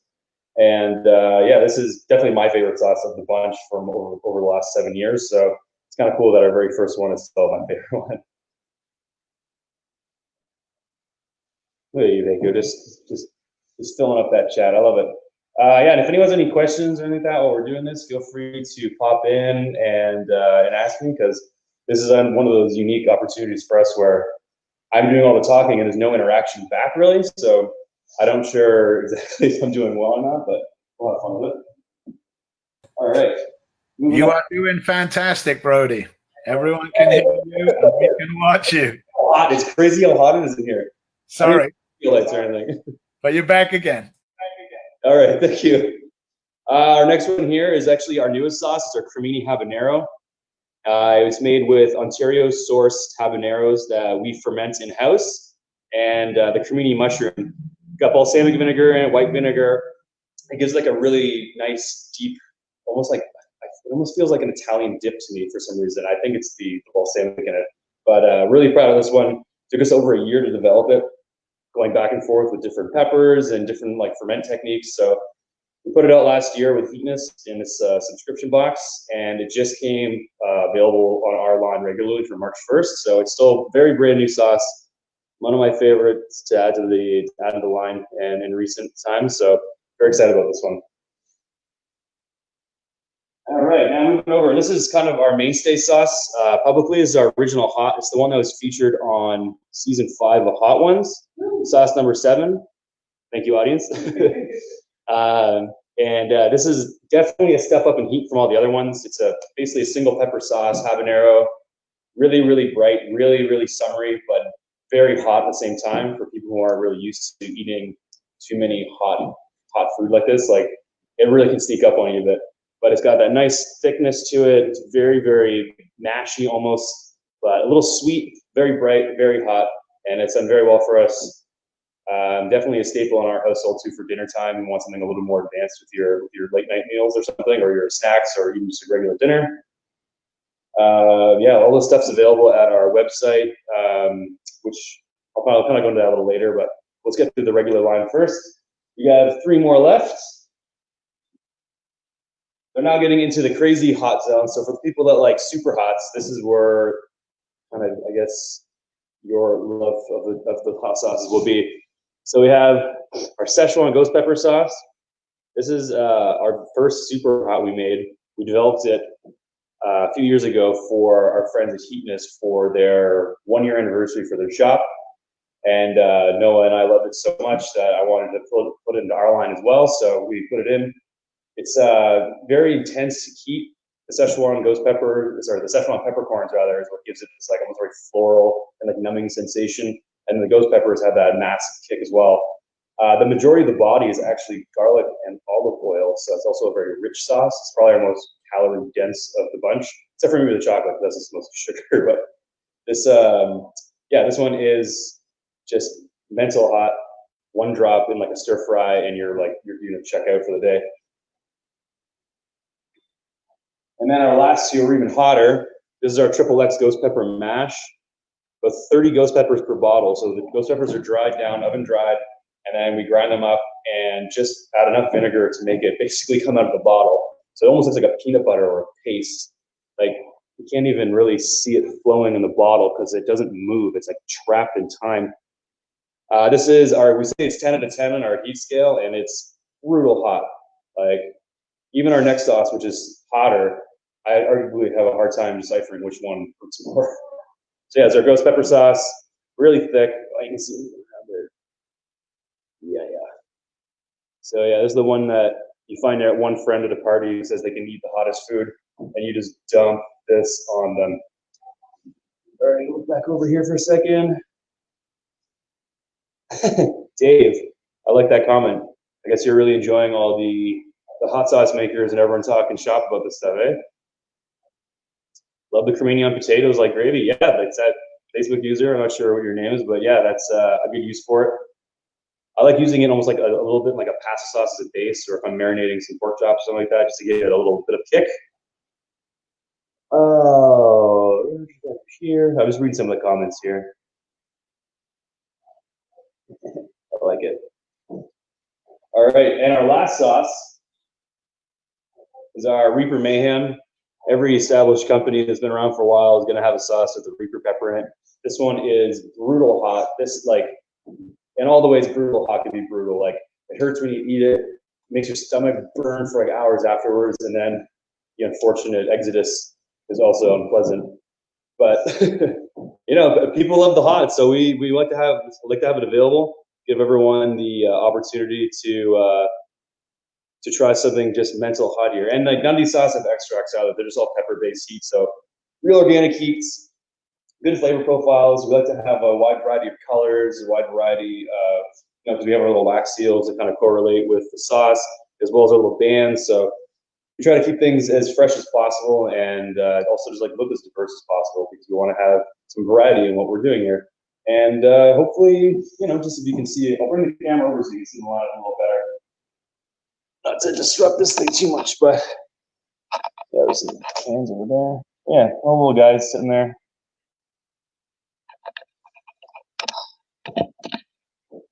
Oh, you want to do a review? Sure. What do you want me to send you? The hot ones? The really, really hot ones? I want to hear what you got to say. I know you guys will eat anything, eh? The Szechuan's amazing. Yeah, the Szechuan, thank you. Yeah, the Szechuan is definitely a different style sauce for us, for sure. Not just like your traditional, this one is your fruit sauce, this one is your heavy garlic sauce. Like, the Szechuan is definitely a little more creative. Yeah, send me that PM, man. I'll send you guys whatever you want. I'll send you some really good ones and some really hot ones. So yeah, that's our line in its entirety. We have some new stuff that we're working on. I want to put a new sauce out this month. We have this brand new space we just moved into. We finally have our own brick and mortar spot in Hamilton, which is great. We've been waiting, I'd say, 2+ years. It took us to find this place, and now we're finally settling in. So it's really exciting to actually have a place to call home and be on our own for once. Yeah, and I'll introduce you to some of the family too. Yeah, I have a bit of an audience here as well. They're being very quiet, which is nice, but I'm kind of running out of things to feed back on. So I'll bring Bruce over first. He's not prepared for this, but I'm gonna bring him over. With my coat on. Yeah. So this is Bruce, but it's my dad. Right. So here he is. Hey everybody, nice to see you. He's ready to go to a barbecue. There's the camera up there. Hands up there, look. Got his nice shirt. So yeah, Bruce and I have been doing this together for a while. He retired, and I brought him on board with us. I grew up working for him, and now we switch roles. So I get to yell at him in the mornings. That's great. It's all good fun too. Yeah, he's a good boy. We love him dearly. If the product's great, have it. You'll enjoy it. Thank you. Yeah. Thanks, folks. Thanks, all right. I got my ma here too. She's part of it. She helps us a whole bunch of stuff. Yeah, Giovanni said hi there, Daddy. Yeah. This is my mare. Hello there. Hello there. All because we are a family company, so there's lots of support. Everyone helps each other out. There's no way I could have gotten any of these things done without people in this room, and even others that aren't here. So thank you very much for. Oh yeah, Ronnie's supposed to be touching. I'm setting a very bad example. This is the first time I've touched my mom in like 3 months. Very proud of this boy. Yeah. Very happy. Yes. I love you. Oh, that's wild. I can't believe we just hugged. That's crazy. Like, I'm not enjoying. That's like the first time I've touched my mom since I think like the first week of March. All right, and then we have my partner Nina and our daughter Anya. she's a little shy, but they are also a very important part of our team here. Future Spice Lord. She's always behind the scenes. Yeah, so is the baby. She's very sneaky. That's lovely. Yeah, so that's the team as well. To go back into like kind of the picture things, all our stuff's available at our website. We have some gift pack deals, some buy 7 deals, as well as individual bottles. We ship all over the world, and anything that you need, we can fulfill and get you sent out. Anybody who has any questions? I kind of burned through my thing a little quick here, but I'm used to having a little more interaction with these sorts of things. So love your little family. Yeah, thanks. Yeah, it's nice to show off the baby because again, no one really gets to see her. So we're living in a very strange time. So yeah, that's kind of my pitch so far. I know. I guess I couldn't stretch it out to a half hour entirely, but thanks for jumping back on with us here. Oh, no worries. I mean, basically, there'll be some of the questions that I'll have. I mean, I see there's a few people that are coming on here, and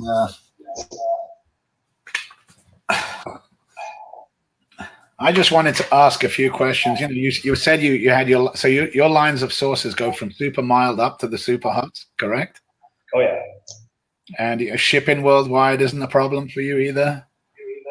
Other than some of the shipping restrictions right now, COVID has Hamilton not shipping to like maybe like a third of the countries that it usually would be available to, but typically the ones we ship to on the regular are all still green. So anyone that's in the American mainland will obviously, or America, EU, Australia, the UK, all those places that you ship to. There's just like, I think some like East Asian countries aren't shipping right now, and some of the Central African countries aren't shipping right now. Yeah, and I know that shipping packages from the UK, and some of them, when I ship there, it goes quick. When I try and ship back, it goes slow. There's there is waiting. So just as long as people realize that when they do order from you, there is going to be a little time of or a little bit of a wait coming up. Yeah, like Canada Post is the shipper we use, and some of their international turnaround times are pretty god awful, even when there isn't a crisis. Typically in Canada, it's like 2 days. US 3 to 5. But even like if I were to ship something to like, I don't know, like London, it might take like 4 to 8 weeks to get there, which kind of sucks. But it's the affordability of shipping kind of sacrifices a bit of the turnaround time. You can ship like one bottle, it'll be there in a week, but it might cost you $100 to ship it or something crazy, right?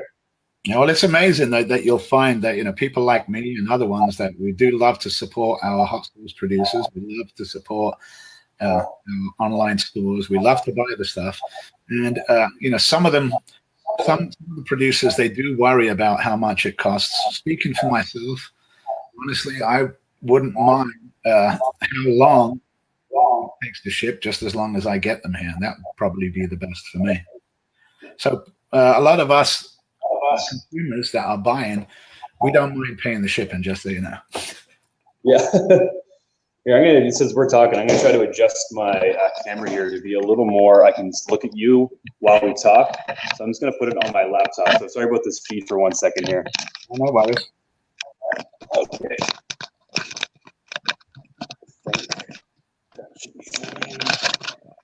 I just got this thing the other day, so I'm still trying to figure out how to use it.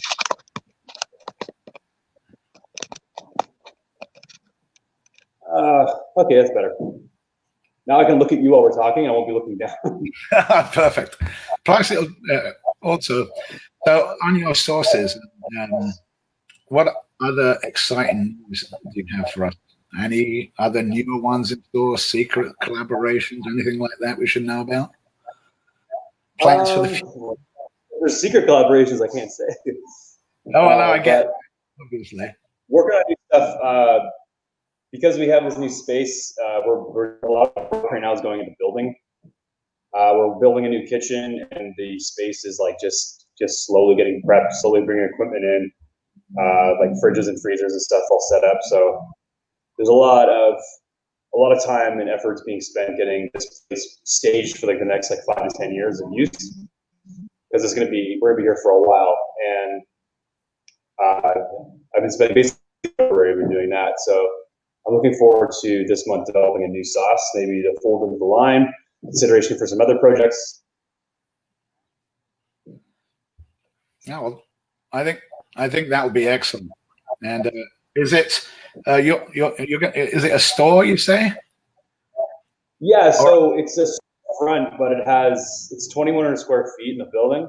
Uh-huh. So there's in the back for all of our pallet storage, and then there's a middle area for office and a big area for a kitchen. And then we have this pretty wide storefront area. Everything's just kind of moving right now, so everything's like boxes on the ground and stuff. But we'll have a hot sauce shop in the front as well. All exciting times, and if I ever get to Canada, I'm just going to be visit your shop, that's for sure.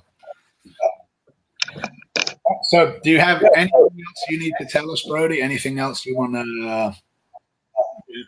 You've got about another 10 minutes if you've got anything, or if you're good. Yeah, I guess, I'm just looking forward to putting on more sauces and trying to get more people kind of just eyes on bottles with these new ones, these old ones we have rather. So, like even like looking at like all like we have like new packaging style we're doing with like we're using like a crosshatch label. We have like for people who've never heard of us before, we do have these wax stamps and dip bottles that we do, and every single one's done by hand. So there's like a very heavy like labor of love that go into every bottle. Like every bottle has someone here handling them. It's not just like packed and shipped from being cooked and stuff. So there's a lot of care. Definitely, and people do like that, to know that it's just not machine packaging. It's made with the sauce is made with love and care, and sending it out and packaging it. Even the container that is in has to be thought of well. I do like the wax dip. I really do like that. I think it adds like, I don't know, it reminds me of the 1800s when they used to seal the letters, but I do like that. Even like our packaging has like kind of like more of like a rustic vibe to it, and like the heavy grade paper feels more like a traditional packaging solution. And yeah, hey guys, this is the cremini here, buddy. I still got it. It's the bomb. But yeah, so that's kind of like the vibe. The waxing is definitely, it gives it like almost like the vineyard look, I think, that we're going for. Something like a little more, like the packaging represents how we feel about what's inside the bottle, because we try to make it look as nice as possible. Haico had a question on the cremini.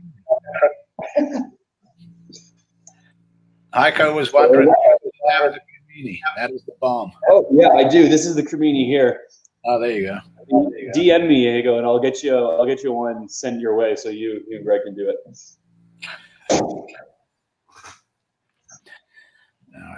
Well, yeah. So like that's my whole thing. Like I guess 15 minutes is my boardroom pitch on this. But if you could tell me a little bit about yourself. Like I just met you, right? Like this is kind of a wild event that you've thrown together, and I can definitely tell you a little bit about this.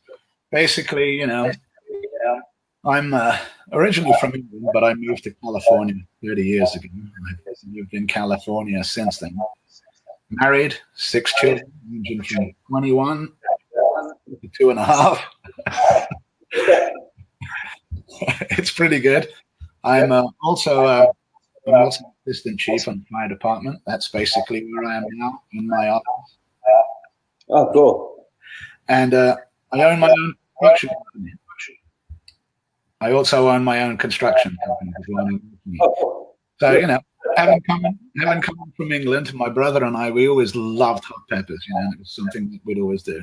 Which was basically love of hot peppers was given to us from our mother, and our mother used to grow them, used to eat them, and basically raised us on them. And she did pass away last year. She knew she was passing away, and one of the last things that she asked me was a plate full of chilies. And that's what we ended up. It was like our last meal. We did, and we put it on NEUK. NEUK is like North England, United Kingdom growers, and basically we're chili heads. We love chilies. We love chili festivals. We love League of Fire. We love all the people involved with it. We find that 99% of people in the chili community are pretty good, outgoing, caring. There's bad apples, or they always get weeded out. A couple of weeks ago, like a month ago, one of our admin, Alex, he was talking about how much that he missed the hot sauce expos. the stuff that we as Chilli love. And we love coming to see your stuff. We love buying your stuff and use that. So I love making it, so that's good. That's you need to have both sides. Keep churning. Yeah, we have a plan to we meet up. We were all going to meet up, which is a big festival in England in October. Hopefully, COVID and the festival goes ahead. Cancelled yet, so fingers crossed. Alex was the one that arranged together, and honestly, it's so much hard work in doing it. They pulled together just one festival that worked really well. So the idea to expand on it.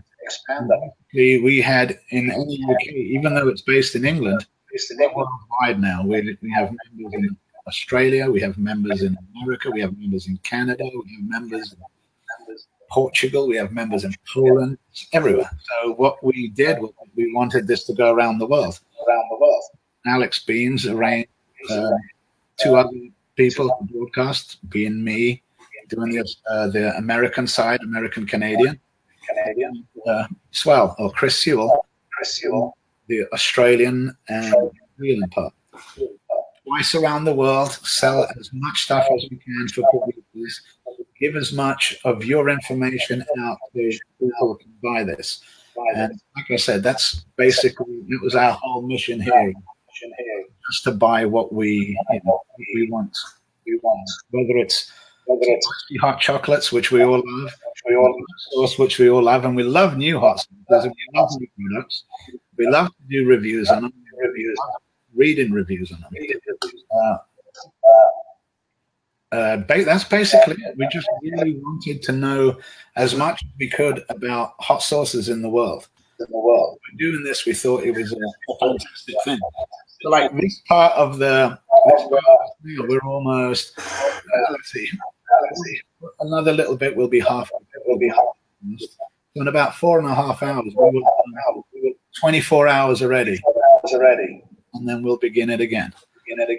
Once we begin it again, I think it's going to be fantastic. We go back to Australia. I hand off back to Australia. Australia hands off back to UK.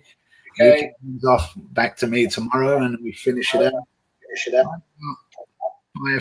5:30. I'm glad to be part of it. It's my first time ever doing a live broadcast like this that doesn't have. You're used to the tables where there's interaction, or like if you make a silly joke, maybe you buy yourself a minute. Exactly, yeah, because like I'm just saying things to a wall, and then I know it's almost COVID style where we have our separation, but Except when my mom came and hugged me on screen, like I was. It's again like that's the first time I've had a hug from my mom since March, so it's like very interesting. It is. It is. Live streaming. I'm hoping that everyone has close and it has eased. But anyway, we've done a great time talking. We've also because my time's almost up. I'll say like just look at the last few messages. Thank Eric that he waxes a cool touch. Nice to meet you as well, James. Oh shoot, there's an echo. I did not notice there was an echo. Sorry if there was any audio problems. Anyone didn't mean to bug you too much. Well, the echo was probably. If anyone likes what they saw, just go to dawsonshotsauce.com. We ship internationally. All our stocks are available right now, and thanks for listening. All right. Well, thanks, Brody. Talking to you. If you want a copy of this after the stream is done, save to NEUK. So if you want anyone, you can just look at the time. I think we're right about 23. So if you go in about 3:15, 3 hours and 15, that'll be roughly where you're at. Okay, cool. Well, thanks, Brody. Yeah, I'll message you later and we'll talk more. Nice meeting you. See you later. Again, that was Brody from Dawson's Hot Sauce. We did put up a bunch of places for information on him. Coming up next, we have Jeff Davis from Island Sun, and I can see Jeff is waiting in the background. I did want to mention first that Jeff was originally scheduled to come on at 11:30. But Firecracker, Carmen with Firecracker, had a previous engagement, and I'd messed up on the scheduling and put everything off by an hour, so I had to move everyone back an hour. And I did want to say that Jeff Davis did an amazing job, and I'm bringing you in now, Jeff. Jeff Davis did an amazing job in thankfully moving over or moving up in time and allowing Carmen and Firecracker to do hers. So this, guys, is Jeff Davis with Island Sun. Hi, Jeff. Hey, you have. I'm fantastic, and you have a half hour to give us a rundown on all your stuff and everything that you can. Is there an echo? Are you guys? Can you hear me? Okay. No, there's no echo now. I think it was just because it was playing on another device there. But I hear no echo. So what I'll do is I'll leave you to it, and I'll be right in the background, Jeff, if you need anything, or if I see there's any technical problems, I'll jump in. But like I said, thanks, Jeff. Thank you. The floor is yours, and you're away. Thank you. Hello, everybody. I'm Jeff Davis from Island Sun, Canada, and I am really, really honored to be following Brody from Dawson's, because he's definitely, his sauce company is certainly has made waves in Ontario, Canada, and around the world. And his Szechuan sauce is one of my favorites of all time. Also, to be following in the footsteps of Haico, who is also an amazing friend and makes wonderful sauce as well. I mean, it's just great to be in this community. So, without ado, I guess let me show you what I make. I make a. Let's see if you can see it here. It's a Bajan. It's called Bajan Taiga. I really just make this one sauce, although I have a surprise for you at the end of my presentation, which I'll save for later. This sauce is, it's basically my twisted take on the Barbadian style Bajan sauce, which is mango, turmeric, Scotch bonnets. That's primarily what goes into the Bajan style sauce. Mine is thicker.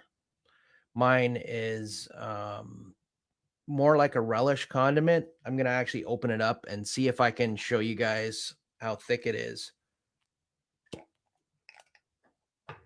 Thank you, Facebook user. So I don't get any anything on my laptop. I'm going to just set some paper across it here. Let's see here. So I don't know if you can see here. Let me tilt it down.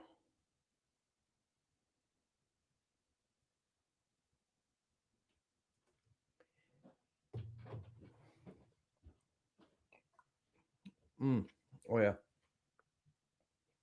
Oh, it's good. What I do is I make it a little hotter by adding ghost pepper as well. So it's got usually red boot jalokia or ghost pepper on top of the Scotch bonnets. It's a flavor first sauce. It's really good on eggs, breakfast, lunch. I use it as a condiment on pretty much any meal. I use it. Pardon me. I use it on steak. That's my favorite all time. Instead of horseradish, I would put that on it. On hamburgers, hot dogs, it works great. If you want to kick up a hot dog and make it like a gourmet hot dog, definitely put some of this on it instead of mustard, your typical mustard. One thing that they don't do in Barbados with a sauce like this is put it with a charcuterie board. So what my wife and I do is we'll put it with specific types of cheeses, and that's something they'd never do in Barbados, or that I've never seen in Barbados. So we've started kind of experimenting that way, and it goes amazing with blue cheese. It completely complements certain cheddars, like the like a sheep's cheddar. It goes really well with, if you guys like that. Let's see. So let me talk, I guess, about the origin of my company. It's my father's from Barbados. Although I'm Canadian, my father emigrated here from Barbados. His family's been in Barbados since the 1600s, and so they were Scottish people that ended up in Barbados after the English Civil War. And my mother is French Canadian Métis, so I have a bit of a Heinz 57 background, which I completely embrace. And both sides enjoy incredibly hot food. When I was a child, my dad would make. He did a lot of cooking. My mom and dad both did a lot of cooking. My dad would cook with. He would cook spaghetti, for example, and then out would come this tiny bottle of a yellow kind of a yellow sauce that he would pour all over our spaghetti. And that was basically Barbadian hot sauce. And from the age of 5, I just got really used to that flavor, and I enjoyed it. And I've always liked mustard as well, which and dill pickles and things of that kind of more of a tart or a sour kind of a flavor. So this type of sauce really kind of fits me. It's part of my personality, and I'm really proud of how it tastes. I eat it all the time myself. I only really make the one sauce, although there is a surprise coming later. I make the one sauce, and I really, really enjoy this type of flavorful sauce. Although I like all of the really what I would call prank sauces, the really, really hot sauces. The bomb I've tried. I've eaten the Packy chips. I've eaten Reaper pods. Don't really enjoy that, but it's I've handled some pretty hot stuff, and I'm considering entering the League of Fire myself. So I need to talk to some of you guys about that and the steps to get in. I was kind of eyeing up those chocolates earlier, the White Lightning, and maybe if that's my doorway into the League of Fire, maybe that's how it will begin. I don't know, that shot looked a little dangerous, so I'm not sure about that. Let's see. So with my sauce, I don't use any extracts. I use as many fresh ingredients as possible. I don't add any water to my sauce. I don't add any extra sodium, and that's probably the biggest difference between my Bajan style sauce and what you might find in Barbados is that they typically have quite a bit of salt in them. So that was actually something that some of my relatives have kind of from Barbados have said, yeah, like you could add more salt to it. And so for me, my response is, well, I'm avoiding as much sodium as possible, trying to make it flavorful without adding too much sodium. So that's kind of, maybe that gives you an idea of what it tastes like. Let's see. So I also use turmeric root, not turmeric powder. So it's to me it tastes different. When you blend up turmeric root, it tastes almost like ginger instead of turmeric powder. So I've had people ask me if there's ginger in my sauce. They say I'll have to tell them no, but turmeric is very close to ginger, and especially when it's in the root form. So hopefully when you taste it, you get that. So very proud of it. I don't know that I'm going to expand too far on my line of sauces. I really like what's going on so far. if I do, it might be something more like a rub or something like that. So that's maybe down the road. I'm only in my second year of business, so again, like to be amidst some of you other sauce makers, it's beyond belief. So this festival is amazing. Let's see now.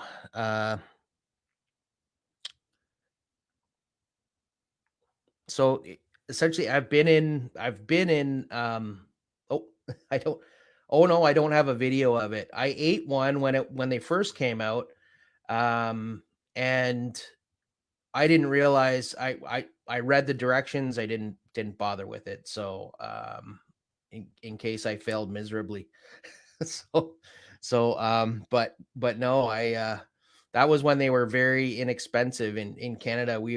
Our city was one of the test markets, so we ended up getting them fairly inexpensively in quite big quantity. Yeah. I see Mike Jack. Hey buddy, I've got my Mike Jack button. Hot reviews. Cheers. Yeah. Big shout out to Mike and Jamie Jack. Actually, they're great folks. Hamilton and London seem to be some really great cities in terms of hot sauce in Canada. And Mike Jack, he's come to my town and put on a show for the folks in town. He's definitely a strong character in the hot sauce world in southwestern Ontario, if not the world. So I look forward to seeing what Mike has in store coming up. Let's see here. Okay. Yeah. So yeah, I don't know. Is there any questions? I don't know. Maybe talk about what would you like me to talk about, Jeff? Anything? Back in again. Really, anything you really want to talk about? I mean, you were just saying that you're probably not going to be expanded on your line. Yeah. Well, that my main focus is going to definitely be on the Beijing Taiga, and so I guess what I could tell you guys is that I'm a one man show. I absolutely I did all my graphic design, so I designed all my labeling and my website. I'm an illustrator, a graphic designer. I was in marketing for about 20 years, which sort of dates me, I suppose. But I took the skills that I learned from marketing and graphic design and wanted to apply it to something that I really cared about and didn't really necessarily contribute to the bottom line of somebody who didn't even know my name. So this is kind of my way of kind of taking my past and using it moving forward. I also really love cooking. My wife and I are, if you follow my Instagram, which is island_sun, SON_Canada, you'll see that my wife and I really love cooking. We enjoy kind of foodie. We're pretty much foodies. We enjoy the occasional libation as well. So there's some nice beverages in there occasionally. But yeah, we that's kind of, so I'm kind of doing everything myself. I have no idea. I'm wondering what the future holds. You know, it's interesting whether to go with a larger place to cook a larger volume or to stay small. Right now, my idea is to stay small. I've sold a few thousand bottles in a year and a half, and it keeps getting better. That's excellent.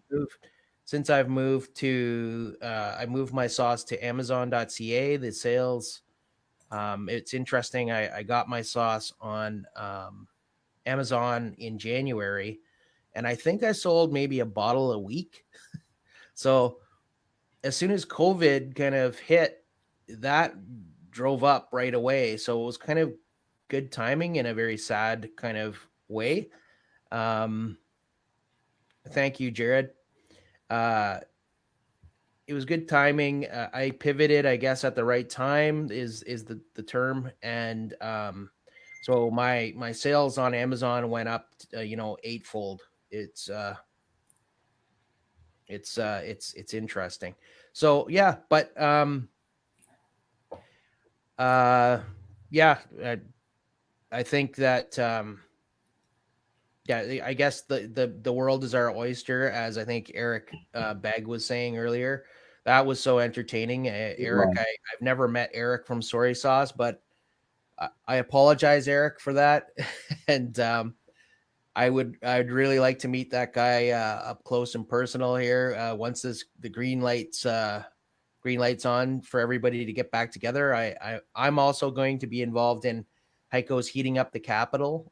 So I imagine I'm going to run into a lot of cool folks there. Let's fingers crossed that yeah. So I get, I don't know. I guess a general comment about changing careers and becoming a sauce maker could be that I've never really had mentorship in any other career that I've had. And I've done everything from fix cars to play music to that's another kinship that Eric and I have is I've played in bands for about 30 years, off and on. So I play guitar, and people are always kind of guarded about their secrets in other industries, where, as I find in this hot sauce universe, everyone is just really, really willing to mentor you and share information. I know people have mentioned Drew from Pepper North. He's been excellent with me. George Bon Chef at Hot Sauces Unlimited. I have to do a shout out to George Bon Chef at hotsaucesunlimited.com. He is the guy where if you want to get my sauce and you're in the US, that's the site you want to go to. It's www.hotsaucesunlimited.com. George Bon Chef there, he took my product on without knowing really anything. He tasted it and was like, "Sure, let's do this." So I mean, he's just a really gracious guy. Has introduced me to a lot of people. Haico as well. I'm just fascinated by how these people are so giving and paying things forward. So to me, it's kind of a no-brainer to be in this industry. I mean, we love hot sauce. If you like cooking, it's a great way to meet both of those needs. Let's see. What are there any questions? Well, most of the questions I've been putting up. One of the questions I saw was from Renton. Yeah. And it's basically, what flavors do you make? Which you kind of did cover a little bit. Yeah. What I kind can talk a little more about the chilies. So I use a Scotch bonnet pepper. There's different kinds of Scotch bonnets. So in Barbados, you would get two different kinds. You get like a yellow Scotch bonnet, which looks very much like a Scottish tam, like it's a big round kind of crinkly looking pepper that's very yellow, and it's got a distinct flavor. And you also have what they call a Jamaican Scotch bonnet, which is like a closer cousin to the habanero. It looked kind of like a habanero that's a little bit melted. That's the way I've been describing it. And but a very different flavor to me than a habanero. A habanero sort of hits you like a red habanero will hit you on the front of your mouth, like your tongue a little more. And to me, the Scotch bonnet builds up a bit. It's a little fruitier. So I prefer the Scotch bonnets. Like the Jamaican Scotch bonnet is what I generally use because they're easiest to get. I also use red ghost peppers in a smaller capacity. So in my sauce, what I was trying to do is first hit you with that Scotch bonnet fruitiness and mild heat, and then all of a sudden you can almost go 5, 4, 3, 2, and then the ghost pepper sort of comes in. So you've got like a couple of layers of heat. And so I hope that helps explain kind of the pepper profile of it. I would say, I mean, it's always really hard, and it's funny watching everyone here. How do you classify heat in a number scale other than Scoville units? When someone says, "Oh, that's a 3," I know, Jif, you were mentioning that earlier, that for you that chocolate might be a 3, whereas others it could be a 10. That's true. So at the trade shows. At the trade shows, you always get, well, how hot is it? Well, it really depends on what that person's tolerance is, and for me, it's pretty high. But I would say my sauce is about a 6.5 to 7 on a scale of 10.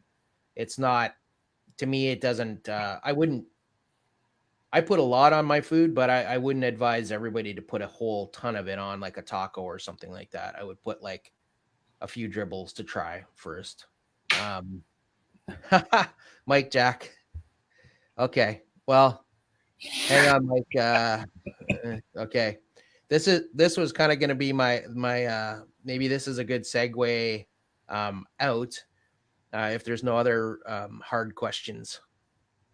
Yeah. So I told you that my father's from Barbados. He comes from a very large, colorful humor in that family.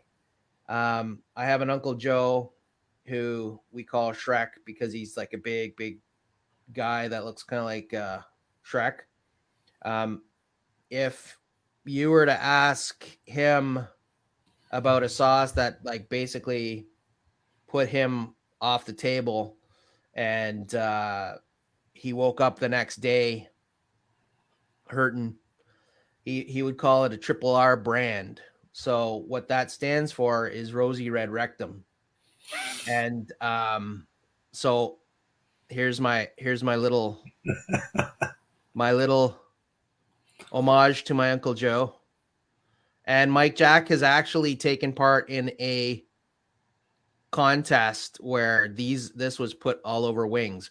So what's in this bottle is probably about 10 Carolina Reapers and my Bajan Taiga. So it's like a supercharged version of Bajan Taiga. And I also included red wine and a lot of black pepper. And the reason I use black pepper is that it actually, if you're concerned about using turmeric as a health benefit, it works a lot better if you have actual pepperine in it, which is black pepper or white pepper. But this happens to have black pepper and a lot of turmeric in it. So it is healthy if you want to try it. It's pretty, I would say it's about 3 million Scoville just from guessing, from tasting. And when I sign off, I'm going to have a spoonful of this, and I won't be able to talk much after because my tolerance isn't as high as yours, Jif, or Mike Jack. Holy mackerel. Mike has mutant powers. So we may have the powers of eating hot sauces, but you have the powers of creating the hot sauces you want to eat. I like it. And I think Mike really enjoyed it too. I'm going to be definitely right now. I can say here, I guess, that I'm working on labeling that will allow me to sell it. So my issue, and I think Haico was talking about this earlier, and I think Eric also mentioned this earlier, is that getting, like, sourcing Carolina Reapers, like if you're even to grow them, they have such a long growing cycle, and that if you miss things, you end up missing big. So I've been buying them from some friends in the community. Here's a big shout out to Matt from Slim's at Slim's Pepper Co, because he helped me out. He got me some Reapers so that I can make a batch of this stuff recently. So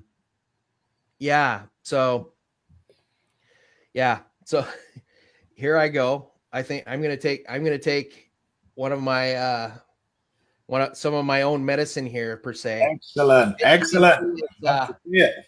You can see it's fairly it's fairly thick. You can see the pepper, the black pepper that's been ground up in it as well. But it's actually quite tasty. I put it on pizza and stuff, and not in this much amount generally, but here we go. All right, everybody. I don't know how many questions I can answer after this. I'll hold it up. This is way hotter, than this would be way hotter than the last dab, in my opinion. I've had them together. So thank you guys for having me on this amazing festival. I'm gonna be checking in and watching the whole proceedings. This is a great opportunity for us as makers, and I love just being able to connect in this fashion, at least with all the great fans out there. And I hope that you enjoy my sauce. Well, cheers. Down the hatch.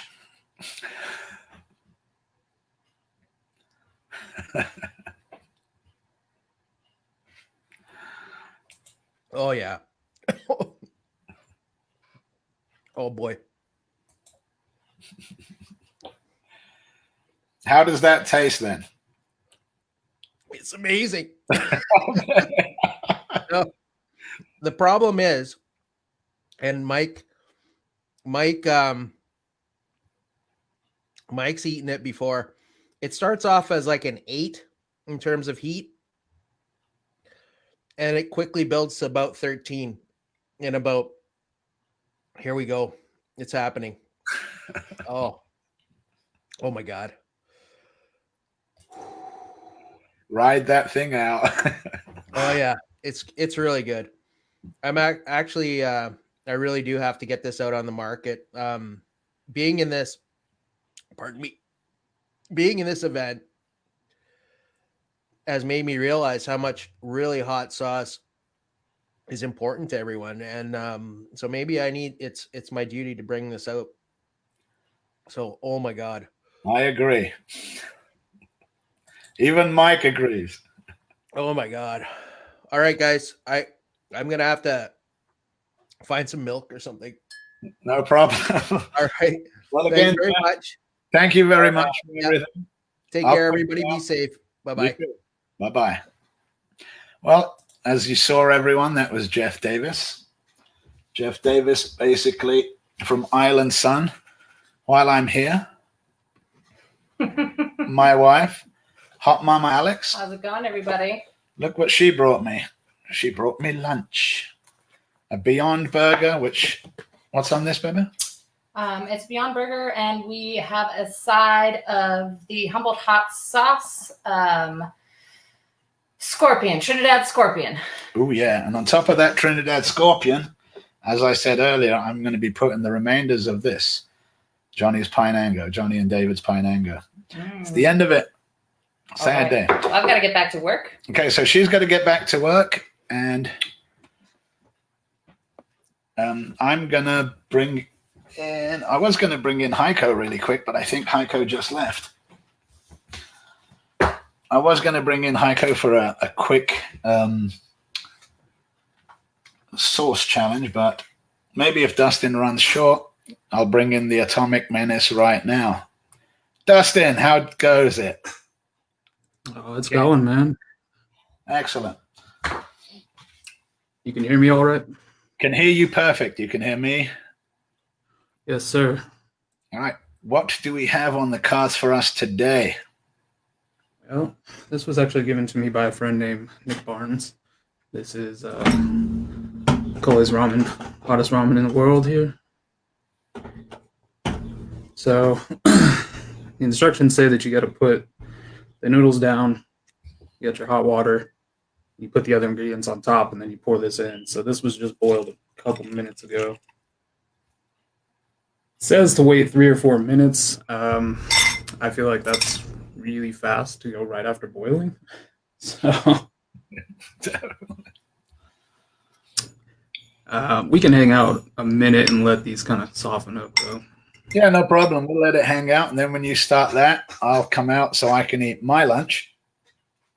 And if you need me, you can scream back in. Is there any timer that you need or anything, or is it just a simple eat? They say to use a timer for, let's see here. So, welcome to Cully's Ramen Noodle Challenge. Here are the rules. Challenge must be filmed and shared with Cully's to be considered completed. So I am recording right now. So I'll have that separate from this feed anyways. And then noodles must be eaten with fork or chopsticks. I don't think I'd be very fast with chopsticks. I hear you. Well, it must be consumed and the bowl placed upside down on the contestant's head to mark completion of the challenge. That sounds terrible, but I guess I'll do it because I can take a shower anyways. Put a bunch of Reaper in my hair before I do that. You'll start. Fastest competitors receive a limited edition T-shirt and completion certificate from Cully. Well, I don't know. I mean, I can eat noodles really fast, so these will probably be done in less than a minute, I'm sure. But I don't know if I'm going to hit the record. I want to say is by. I don't remember his first name. His last name is Hornacek. He has a YouTube that he's doing now, Hornacek Food Challenge. He did it in like 15 seconds or something obnoxious. And I've eaten a bowl of ramen in like 10, 12 seconds before, but you never know how it's going to go. So.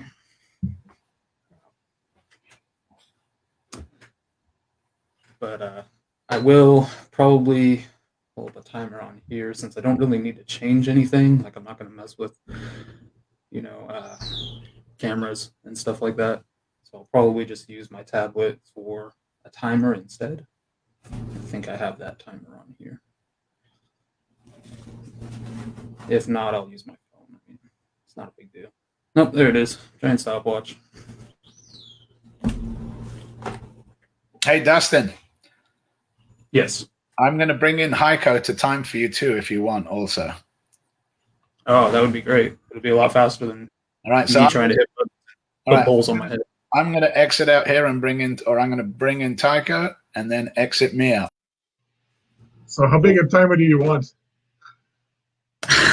That's good enough for me, man. Whatever the people can see. Awesome. So let me know when you're ready. All right. These are still incredibly stiff. That's terrible. I think it's going to take probably another good 5 minutes before these even remotely soften up. No problem, man. So what have you been up to? Life. It's always hectic with a 2-year-old in tow. I'll hang out and eat some peppers while we wait. I don't know what all I got here, but yeah, I don't know. Obviously, we all have some crazy stuff going on in life right now, but usually what are the peppers you got right now? Well, there's a very large mix here because the grower is in Florida and he grows nearly all year round. But he's got, from standard Morugas and Jigsaws and Reapers, which I do believe that's a standard Reaper. It doesn't look like it. I mean, it's hard to say. Half of them are labeled and half aren't. Got all kinds of stuff in here, though. I mean, I wish I could even keep up with all the crosses anymore. I mean, kind of looks like a Reaper. Could 3 lobes. Suppose that could just be a Moruga. The Reaper phenos are always crazy, anyways. I mean, it's a pretty variable pepper. 15. That's a Primo by Red. Primo X Red. I don't know. It is from Tom, not from Tom. Brian Townsend. I like how you just munch into them. Just keep on going.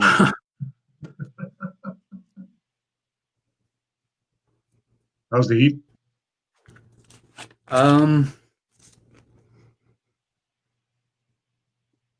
Building slowly. It's not too bad.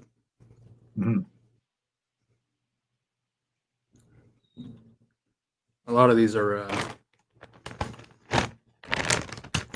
fairly older because this is a bag of frozen pods. I don't even have freshies right now, but still tastes just as good frozen. Well, the heat is still going to be there no matter what you do. I mean, you're still going to have the capsaicin that is going to be in there. I mean, you'll still have the heat that is coming out. The frozen just kind of delays it for a moment before it really starts to roll in. So it's on the back of the tongue and in the top of the mouth right now. No throat burn?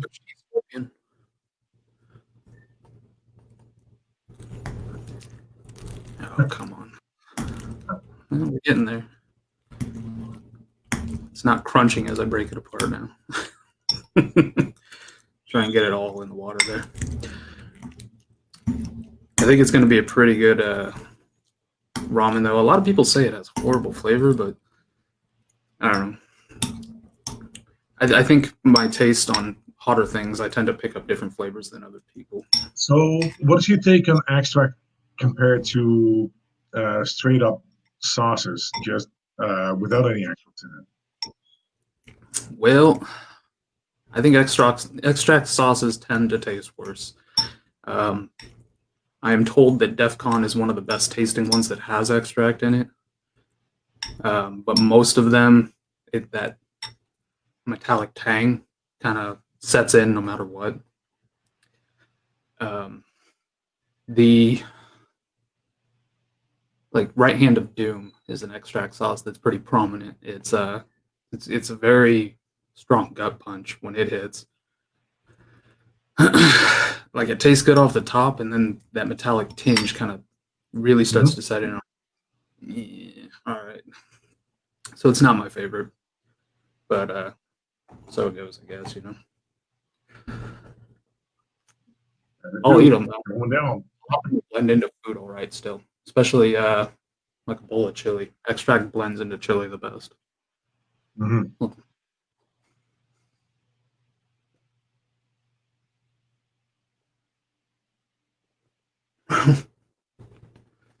So this was a Butch T Scorpion, which I do believe held the record for a short time before the Reaper.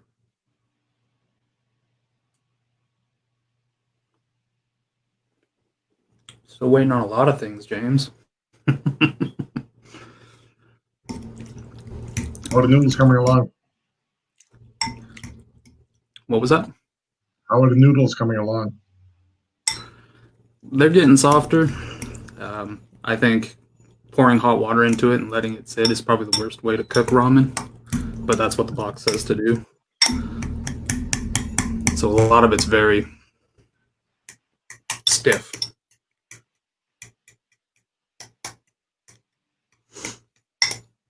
Perhaps next time I'll just forego their instructions and just boil it as I see fit so the noodles are actually noodles.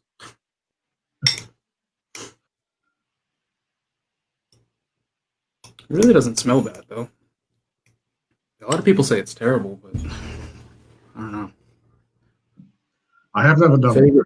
I'm going to tell you that. I've never done them. I know Greg did them, and he had a good back burn, so I know you too. I mean, that's not going to mean anything. But right. Do you have a favorite flavor you enjoy more than others? I do have some very specific favorite flavors with spicy. So I do enjoy sweeter stuff, less floral. I'll eat chocolate pods, but they're not my favorite. I do enjoy peach pods the most. And then I like sweet sauces. Sweet and savory can be really good. I tend to go through dessert sauces really fast, though. But one of my favorite sauces, because it's not a dessert sauce, but it is sweet, is the Harvest Edition from Allegheny City Farms, Tom Mata. That's one of my favorite sauces. That's one I tend to order 4 at a time just to keep in stock, just in case. I don't go for extract sauces on purpose too much, but I do have them. I feel like they're kind of more for challenges or being silly. All right, let's see where these are at. I might just have to accept where it's at and kind of go for it.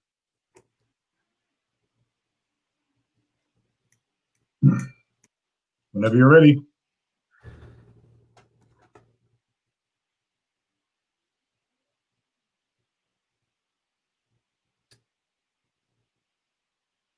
Let's sit until the noodles are soft. I mean,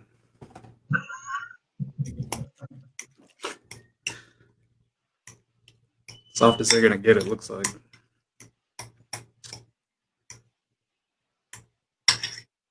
All right. So I always get nervous for speed challenges. Always. You can do this, man. I've seen you before. You can munch this out. No problem.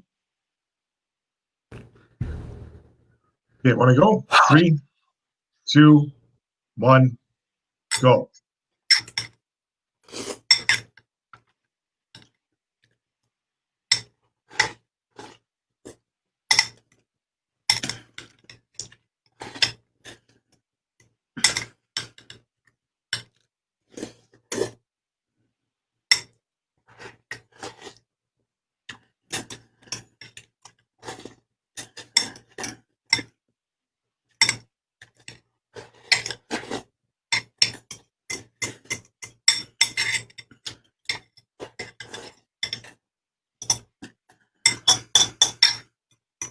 Super salty. Empty mouth, show me.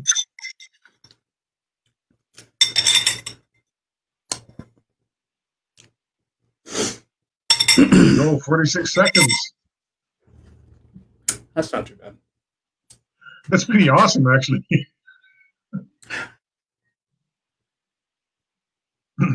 How's the heat? A little bit there. That's not too bad. I usually drop a lot more, though. I know, I've seen some of your challenges before, but you did really well, man.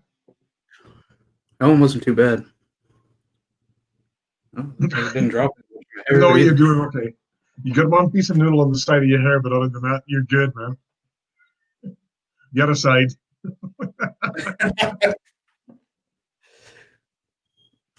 Oh, well. That's all right. Get another pepper. Get it in. Might as well, right? I wish I could see everybody's name on there. Someone said nice. Yeah, I know. It depends if they actually agree to StreamYard showing the name. You may not see them. Yeah. Hey, Jif, where are you? Right here. 60 seconds. Yeah, did you even chew that, Dustin? Not much for noodles, no. How's the heat on that? Seconds. Oh, they're pretty warm, but they're really salty too. Like that's straight Reaper mash that you're putting in there. I swear, that is a salty bit there.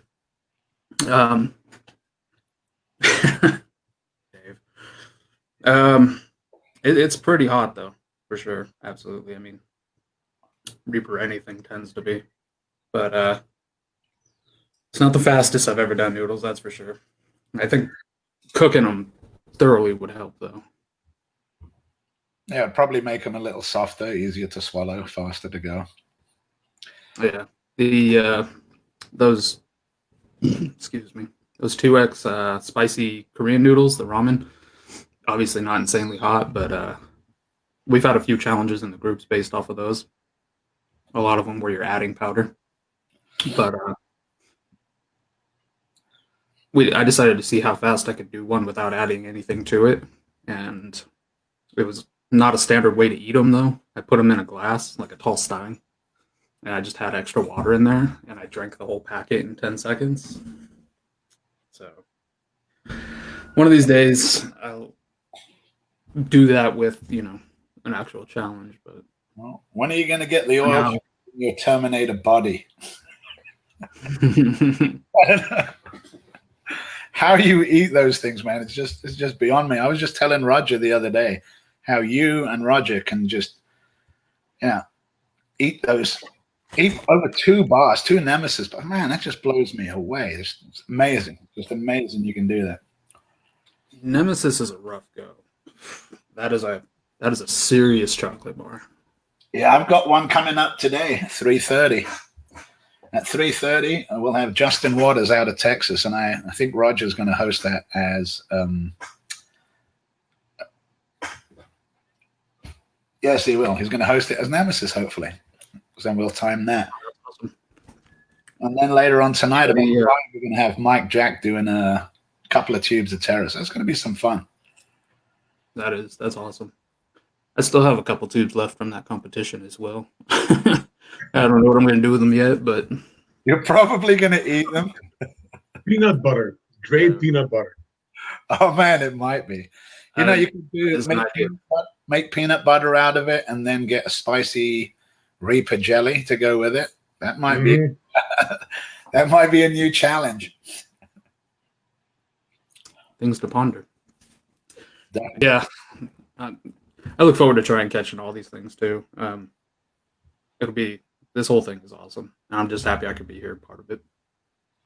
Well, excellent. I really want to thank you for being here, man. This is great. I mean, it's awesome you want to be part of this. You are a part of this, and it's a great experience.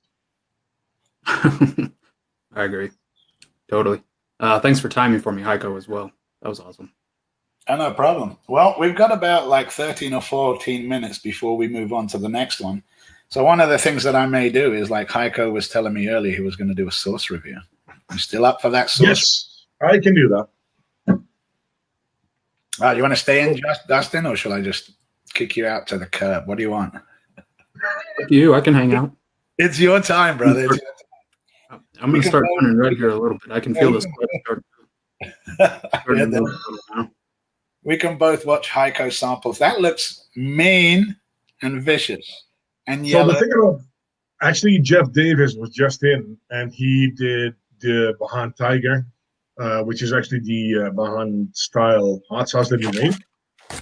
It is actually an amazing sauce, and this is just, I'm opening it right now. It's not the hot one that he tried. This is just the regular stuff, and you can see the amazing chunkiness that this has, and the flavor of this is amazing. It's a staple in my kitchen, actually. So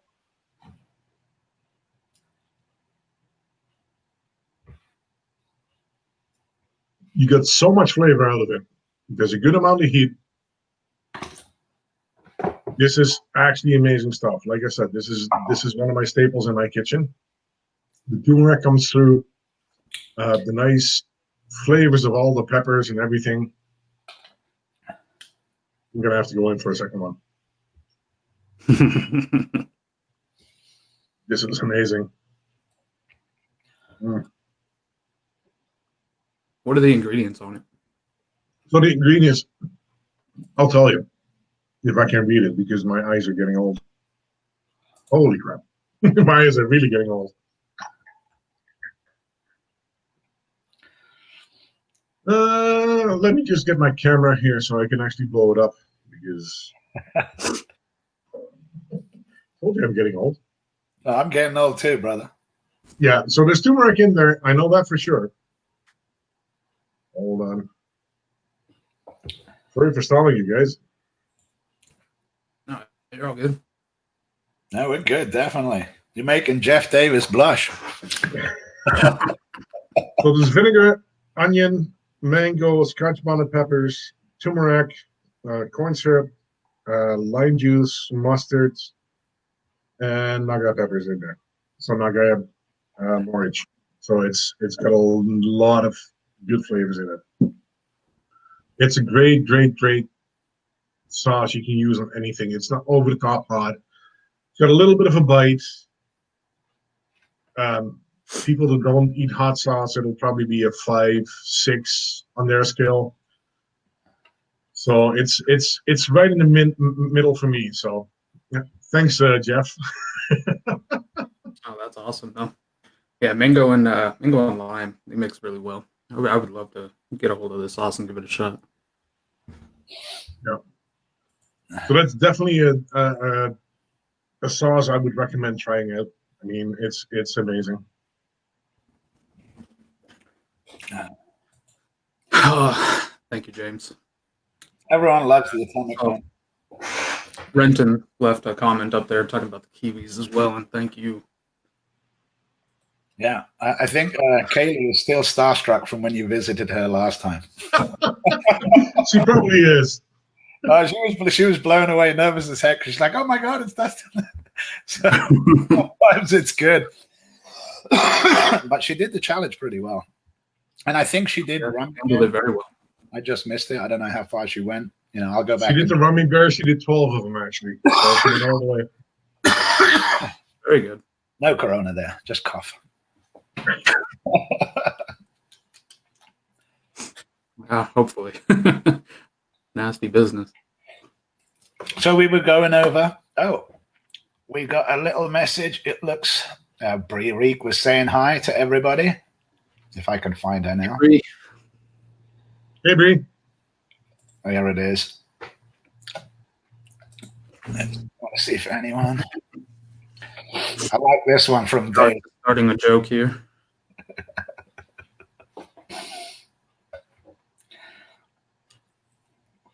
Let's see. I also like this one. What I need is it looks like me, you, and Haico walked into a bar. Thank you, Alex, for that one. That's. Tell you what I really need is a sauce sponsorship from somebody. Right, you all guys heard that. This would be the place for him. If there's any man or machine, should I say, that can handle your sauce, you know, Dustin would be the one. Amazed by what you can do, brother. Amazed by what you can do. Even you, like, you know, you say, "Oh, I don't do that," but I've seen you pack away a mold like it was nothing, and put in the time, and put in the time that was good. I mean, I think when my wife tried the moog, she got like maybe half. I think she got just under halfway through it. So I think I took a little square of it and I gave it to my kids. And when I say kids, they're like 17, and they're used to heat. Obviously, having grown up with me, start them out in jalapenos and just slowly work them up. And to them now, a jalapeno is nothing. So they've worked up a good resistance, and they really enjoyed those. So, you know, it's having sauce man, sauce maker, and of course what I do. I think it's excellent. I've got to try and get that off of there now. I like how Dustin's just munching away on peppers anyway. I better stop myself. You've even got Kylie. I do have a limit where it gets uncomfortable. Well, I don't know. You do. 122. Yes, I do. I'm not invincible. 122. That was easily one of the 122. That was one of the hardest things I've ever done. I'm telling you. Somebody, a lot of people are like, "You should do more," and I'm like, "No." Once somebody breaks the record, then maybe. But brother, I couldn't eat 122 grapes. Right? I mean, just grapes. I just get so full. I don't think I could handle it. Just an overfull of that. To watch you doing that, and then I watched it in speed too. I mean, that was just amazing, just absolutely amazing. So I mean, well, the thing about that speed video is just watching the changes over time, because it's real subtle over the 2 hours. But when you watch like that 1 minute cut, you see my face just getting redder. I like watching the bowl. The bowl goes like, right, and there's just a big pile of stems that come out. Right. I still have those too. I don't know what I'm going to do with them yet. Well, you had 3 of those nemesis. So, and that was like probably 2 of the best things that I've ever seen in eating. I mean, I've seen a few eating competitions, and people will mass eat large amounts, but watching the video of you doing 3 nemesis, and me tasting it on a hot bite, like I say, it's because it makes it look easy. And there's a lot of people that go, "Oh, I'm just going to try a nemesis. It's pretty easy." And I'm like, I'm afraid to try a nemesis. I mean, I've tried the parts off the bites, but the nemesis itself, that's going to be something that I got to make sure I'm focused, trained, and ready and set for it. Yeah, absolutely. How about you? You thought of doing a nemesis ever? It's a serious, for sure. It's yeah, me too. Just ask Greg. I mean, Greg, when I watched Greg, man, he was just so happy at the start and then halfway through, because I'm sure, I know it's got to be super, super, super terrible on you. Nixon says that. Yeah, Nixon was saying that he likes the aftermath of the nemesis, which I think, according to him, that's just laying in the shower for a couple of hours with the water on you, something along those lines.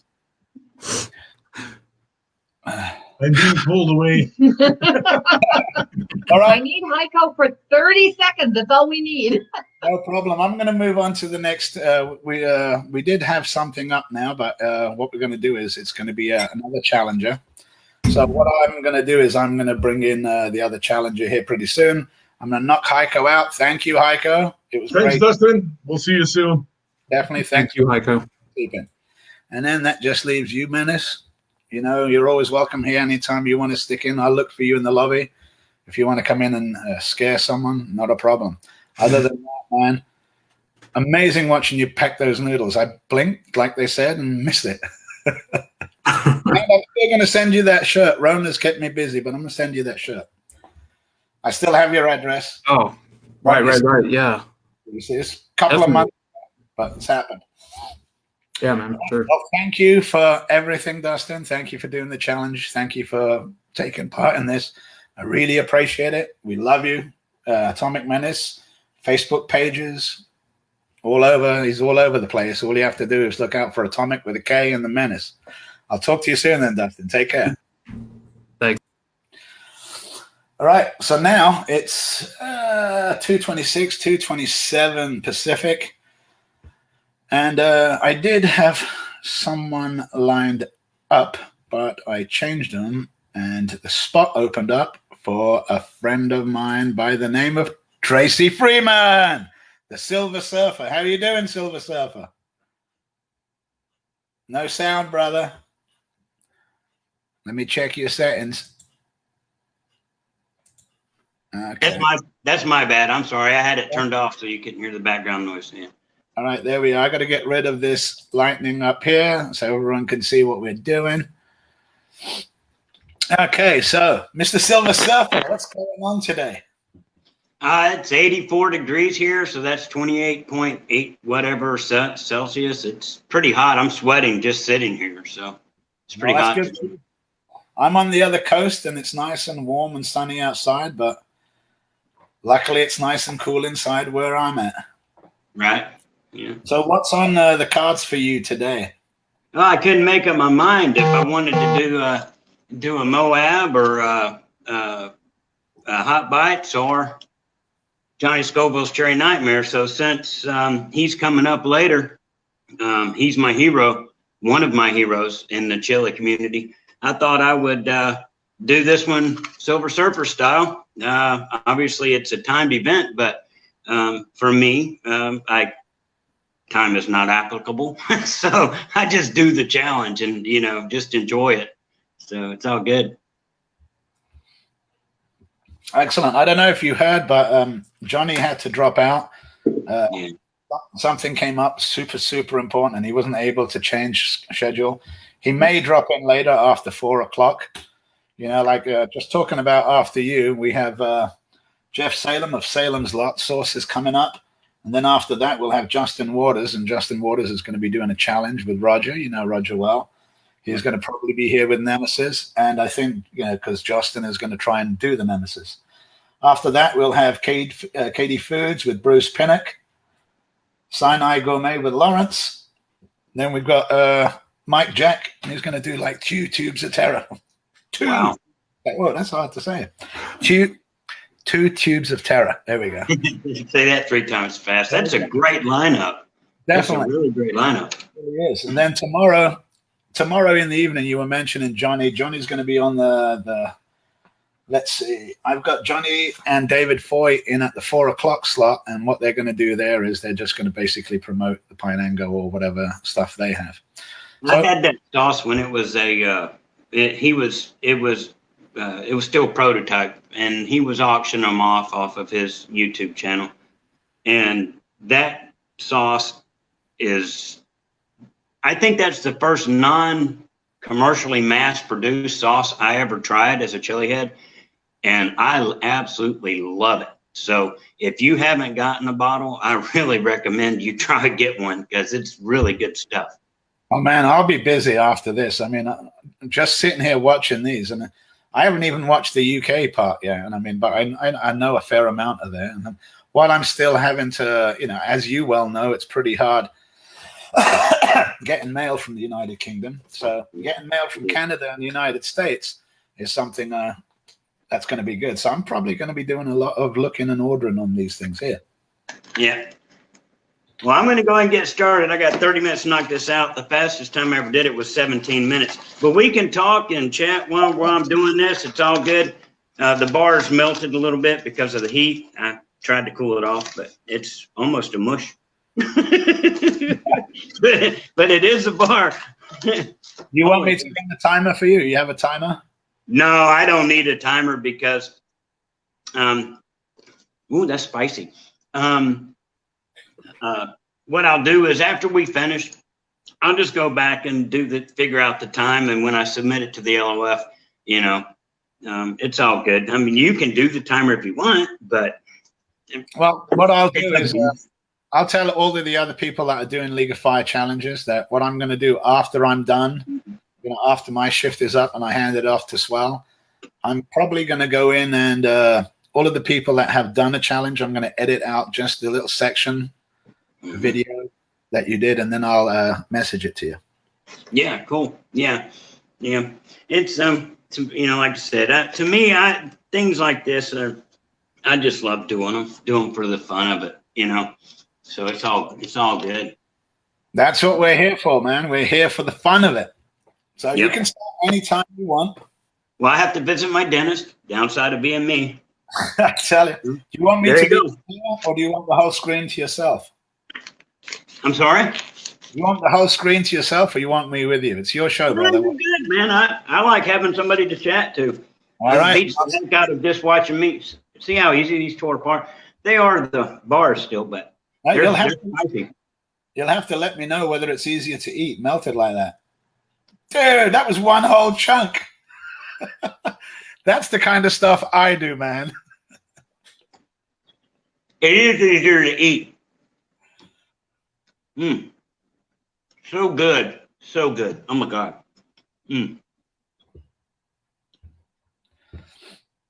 So thick. So creamy. Oh my God, I love it. Spicy though. Alex Beam says that Tracy and Roger are his chili heroes. Wow. Thank you for that, because Alex is one of mine. Roger obviously is one of mine. But yeah, I really look up to these guys. So one more.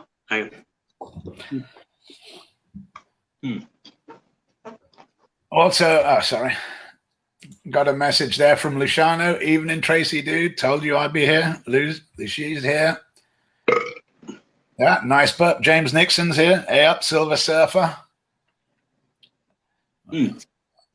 Hi. There goes the Tracy dance again. Yeah, how many of these chocolate cherry nightmares have you done, Tracy? 3 or 4. I don't remember. I think this makes number 4. I think this is number 4. Yeah. David Hainsworth says, "Go Tracy." Hey, David.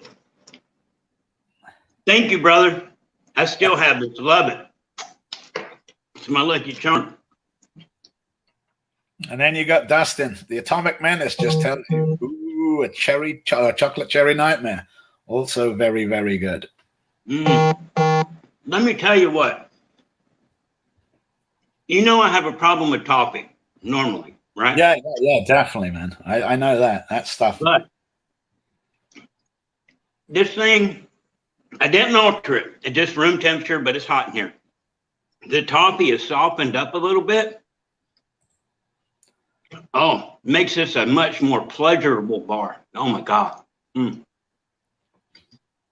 So good. I love it. Well, you're doing a great job. Dustin Johnson says that it's a bit hotter than the Mobe for sure, and I'm pretty sure it does. As I remember, on the heat level, it goes down to the danger on the very bottom. Stephen Dixon says, "Awesome work, Tracy." You're polishing it away. Yeah, it goes down to danger, but heat's a relative term. I know we were talking, y'all were talking earlier about the Scoville scale on that. And it really is a relative term. It's my heat tolerance compared to, you know, anybody else's is just different, you know. So. Yeah, definitely. Alex Beam says this guy is perseverance personified.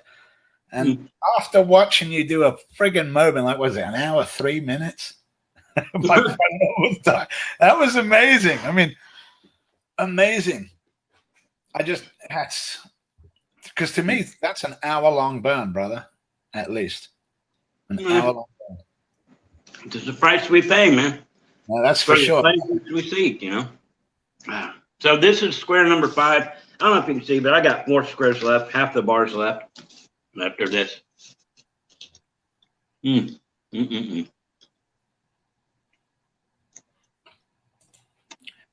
Christopher Campbell says, "Great job, Tracy." I don't know if you've heard of Christopher Campbell, but he's up tomorrow on a challenge. He's going to be doing an awesome challenge, which is, I'll give you a little hint of it, a little bit of a Houdini water escape and some little nitros. Sounds super exciting there. Can't wait for that one.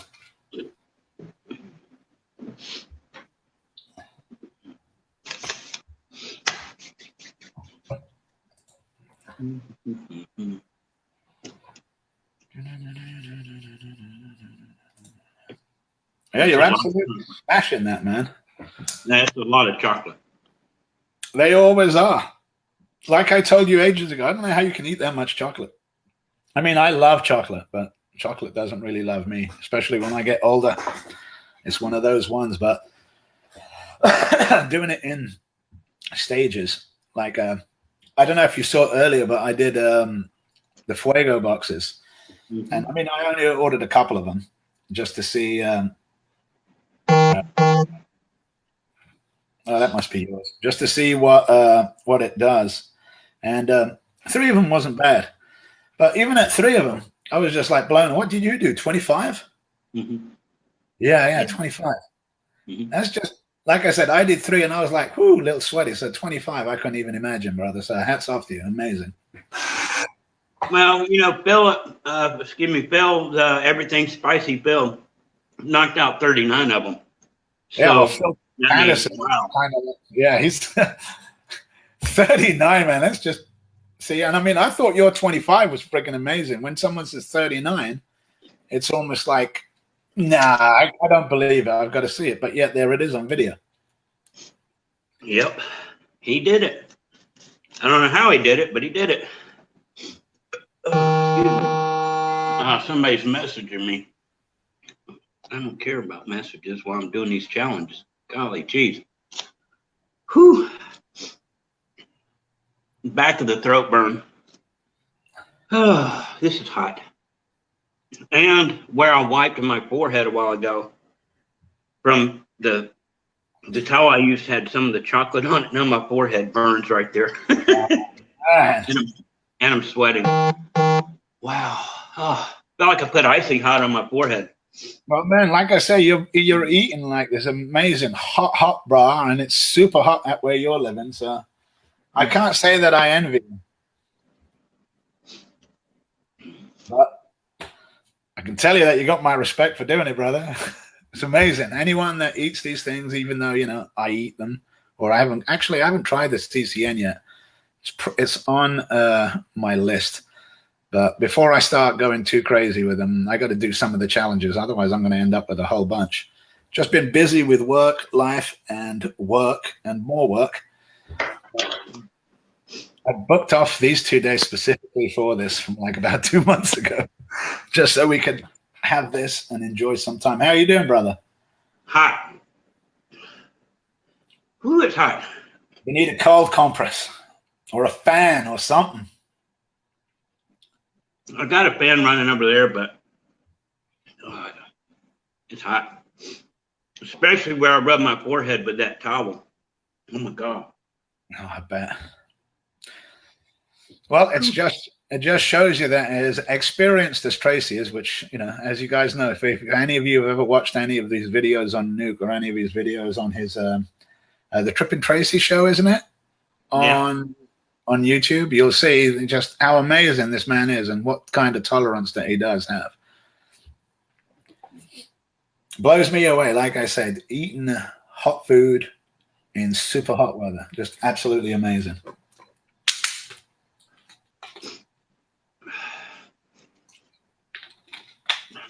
Yeah, this bar is literally about half as hot as a NEMESIS. It's pretty warm. I got 3 more squares, and then it's done. Is it as hot as, would you compare it to the Fuego box, or would you say the Fuego box is not as hot? Not as hot. Yeah, because I was actually surprised by the Fuego box. I expected it to be a little hotter. I mean, it was good. I'm not saying, you know, but it's just that probably our tolerances are up so high that to normal people. Oh, excuse me. Better out than in, brother. Better out than in. But to us, with our strong tolerance is, it's not that strong. But like I said, yeah, I'll be looking forward to trying that NEMESIS. Not the NEMESIS. The chocolate cherry nightmare and the NEMESIS too. But I got to work on the NEMESIS. Man, it's hot. Whew. You got people like Rob Mitchell's telling you got this, Tracy. I don't feel like I got it. I feel like it's got me today. Yeah, well, I mean, you're at a disadvantage with your heat and everything, man. I mean, it is. And then, you know, while you're chomping and chewing, I'm just it's starting to hit my stomach now too. Oh.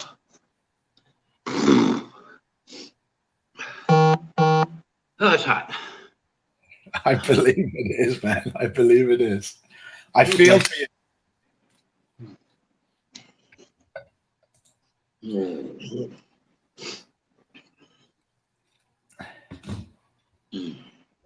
The Queen says, "Go, Tracy! XXS! Kiss, kiss, kiss." Oh, I'm working on it.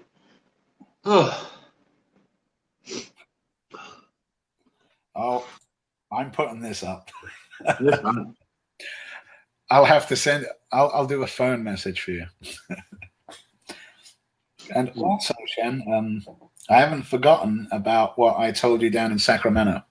I just haven't seen him yet. He hasn't been up to visit his parents. Come up. I'll make sure that I get that autograph for you. Mm-hmm. You talk for a minute. I'll be right back. All right, brother. Go do what you need to do. Well, I'm going to pop him out just for a little. No, actually, I'll leave him on there. I'll leave him on there just in case he comes back. I can understand, doing. Okay. Oh, he's back. Yeah, I had to get rid of it. Wow. Like I said, brother, it's an extra disadvantage with the heat and everything on top of that. I take it you are done. Yeah, I got 2 squares left, but no, forget it, brother. Make a milkshake out of them or a hot drink or something. Yes. But as far as I can see, that's 3/4 of the bar done. That's fantastic in itself, man. Well, these challenges, you prepare for them, but every time you do it, even though you've done it before, each time you do it, it's different. And excuse me, for some reason today, and I've done this before, obviously, but it's not that the heat was getting to me, yeah. But what was really getting to me is how it was sitting in my stomach. And I just knew that, oh, my eyeball. I just knew that if I put that last square into my stomach, I'd be making chug noises.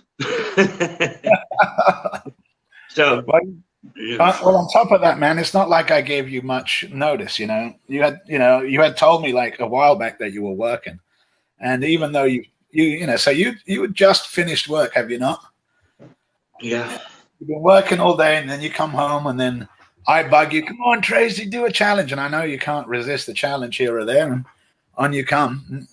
Man, like mad respect to you. Hats off to you for just even attempting that after work, after working in this heat and everything else. I think you did a fantastic job doing that cherry. Definitely. Yeah, it's hot. Yeah, everyone's I saying forgot how hot it was. Everyone's saying how good you do. Alex Beams is like sending a massive hug until he can give you a big hug in person that he still owes you. Oh, excuse me. Oh, excuse me again. Sorry for the burping. Oh, well, no problem. How you doing? If you need to go off, recover, brother, I'll just set you off. I've got Jeff waiting in the wings. Jeff from cool. I'll be yeah, so I've got another surprise coming up soon, maybe in about 2 weeks or so. We'll see how it goes. LOF, love you, thank you.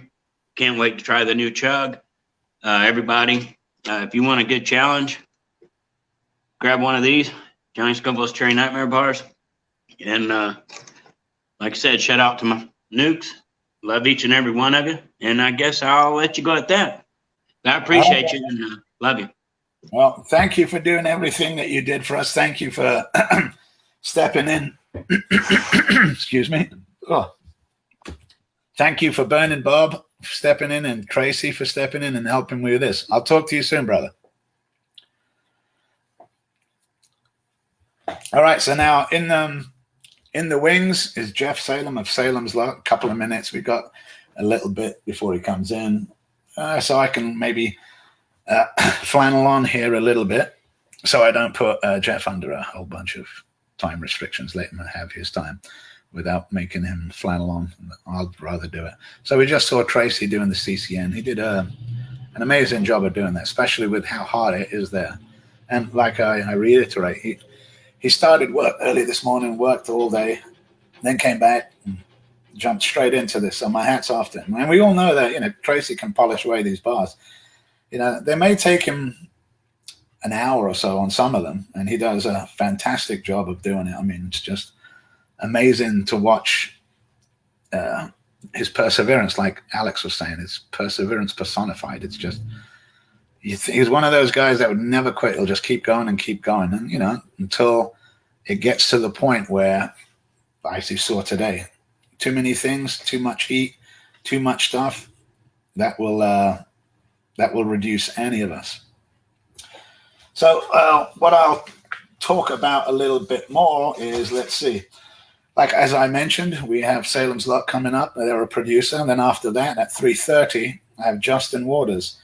And hopefully Roger and NEMESIS will be here to help with that. After that, I've got Bruce Pinnock with Katie Foods. And then Lawrence Isaac with Sinai Gourmet. And then we have at 5 o'clock, we have Mike Jack. And Mike Jack's going to do two tubes of terror. Damn, that's hard to say. I'm going to use that. All right. And again, if anyone in the United States is interested in buying any of the bars like Tracy just saw, Haico, Heating Up the Capital, or Haico sells those League of Fire challenges. Also, you can order from Willie Pete's, who, the veteran-made company that actually makes these chocolates. He was doing them all on his own there because of Corona, so he was working and pumping them out as fast as he can. Hats off to him too. The whole, all of them are it's just an amazing product in what they do. And, and to reiterate, it's, as Tracy showed you on that, down on the danger level. It's not for kids. It's not for, pranking your mates or pranking your friends. If, it is kind of for pranking your friends if you know that they can handle that heat. But it's not the kind of thing that you'd want to give to somebody who has never tried that before, so it's. And then tomorrow, again, we have an excellent lineup. 1, 2, 3, 4, 5, almost like 6 challenges tomorrow. A whole bunch coming tomorrow. I have like Jeremy Bell doing a challenge tomorrow. Haico and Greg, Fire in the Hole. They're going to be doing a challenge tomorrow. Christopher Campbell, whose challenge I can't wait to see. I really can't. It's a great challenge. Then after that, Robert Davis. And Robert recently he did 2 bites on NEUK, and he's got almost as big a collection as I am. I think he has a chocolate cherry nightmare too. Him and I were comparing challenges that we had to do. Then after that, Phil Patterson. Philip, man, the guy that destroyed those Fuego boxes. Like I say, 3 of them. 3 of them were good for me. Built me a little sweat, but it's not like it did.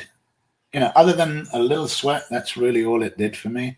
It's not that I think I've had just 1 burp where I had a little taste of the chocolate. Other than that, not bad at all.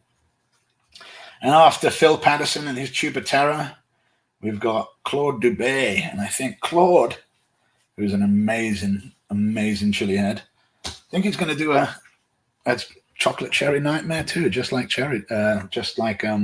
Tracy did.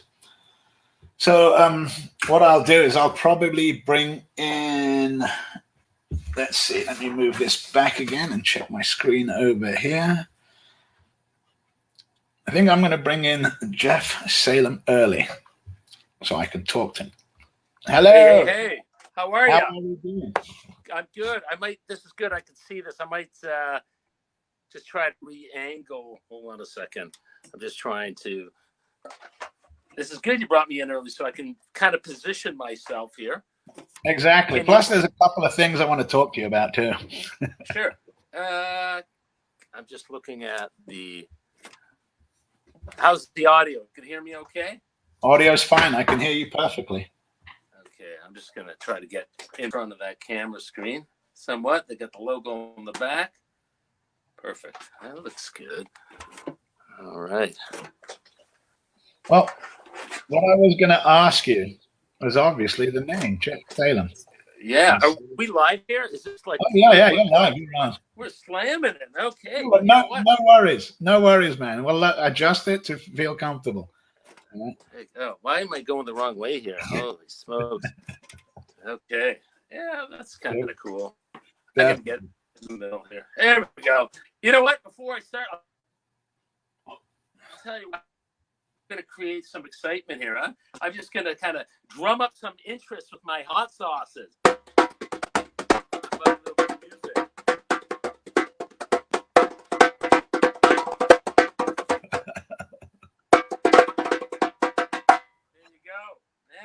I got an appetite here.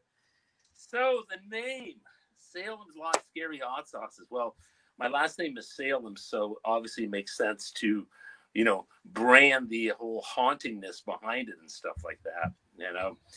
But a very interesting story of how I got into making hot sauces. I'm actually a full-time professional musician. You know, I hit things for a living. That's what I tell people I do.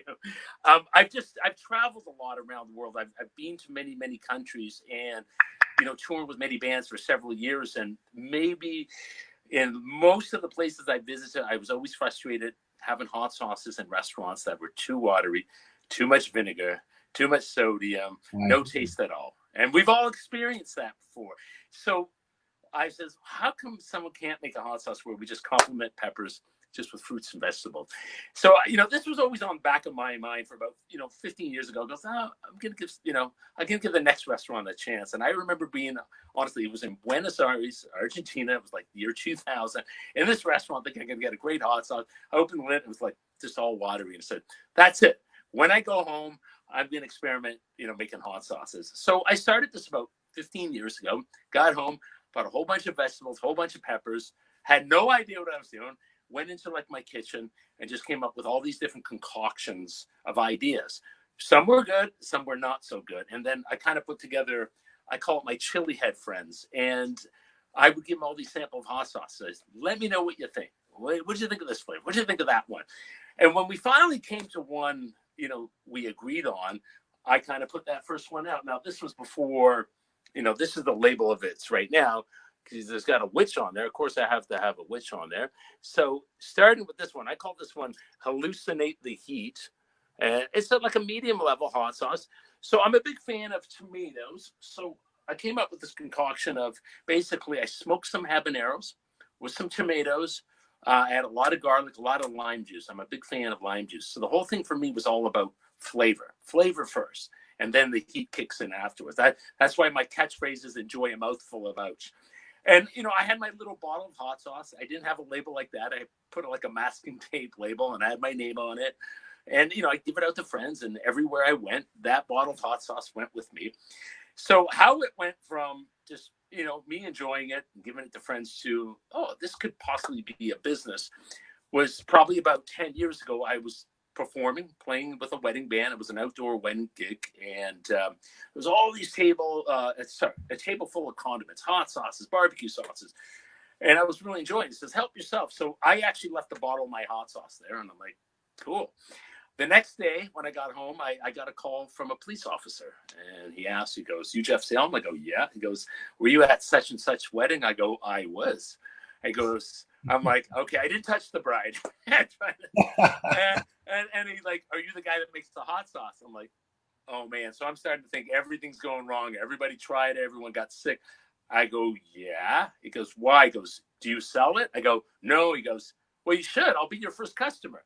So it was a whole paradigm shift. So I'm like, oh. So I started making hot sauce, you know, for this gentleman. And next thing you know, he started ordering just in big masonry jars. I'd sell it to him. Then he started giving it to his friends. And next thing I know, he put it in some local stores. And I was like, okay, so maybe I'm kind of onto something like that. And from that point on, I started visiting some local stores and trying to get it in there. And it just started with one idea, one recipe to follow. And that has always been, that particular one has kind of been my go-to for pizza, for ribs, for burgers, for sauces, for pasta. And that kind of came with me.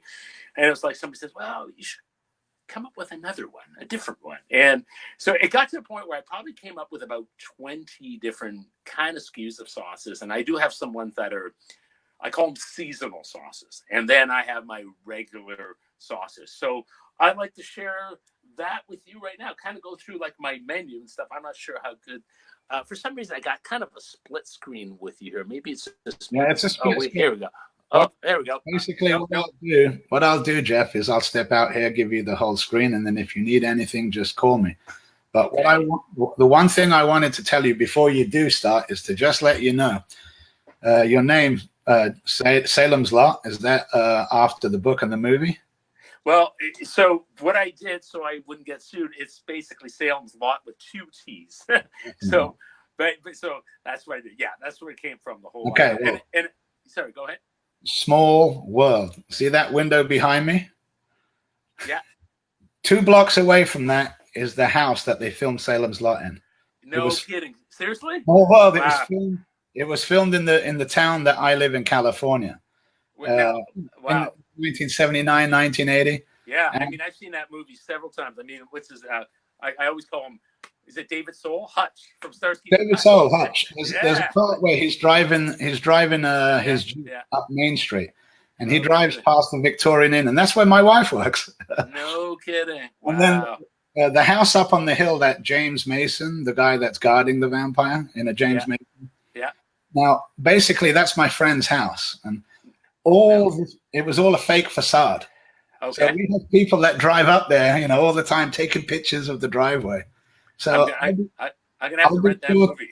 Yeah, I'll be sure to send you some pictures from there just to let you know. Yeah. All right. So anyway, I'm gonna let Jeff have the floor. You've got half hour, Jeff. You got till 3:30 to. Oh, okay. Do I got anything you want. Music, sing, tell us sources, anything you want, brother. And I'll be. I got road stories, so there we go. Excellent. Right. So I'll be watching in the background. If you need anything, call. If I see trouble, I'll step in. All right, Everybody. thank you so much. Okay. Jeff Salem from Salem's Lot. All right. Thank you, everybody. Thank you for tuning in. Wow, I've seen some incredible, brave people eating hot stuff. This is quite amazing. So yeah, just want to go through. Actually, I'm gonna kind of go on the side here. I'm gonna probably just maybe tilt this a little bit so you guys. I'm gonna bring each of my bottles. I'll bring them kind of up close. So the first one again, what I started off with again, like was the tomato-based one. I got these kind of cool little metallic labels on them. So this one I call it hallucinate the heat. But believe it or not, when I first started this recipe, I actually included tequila in it, and I actually enjoyed the flavor of the sauce without tequila, but I do use tequila for something else. The next one I kind of moved up with, and I'm displaying, I'm going to go in like kind of heat level here of the sauces I do have.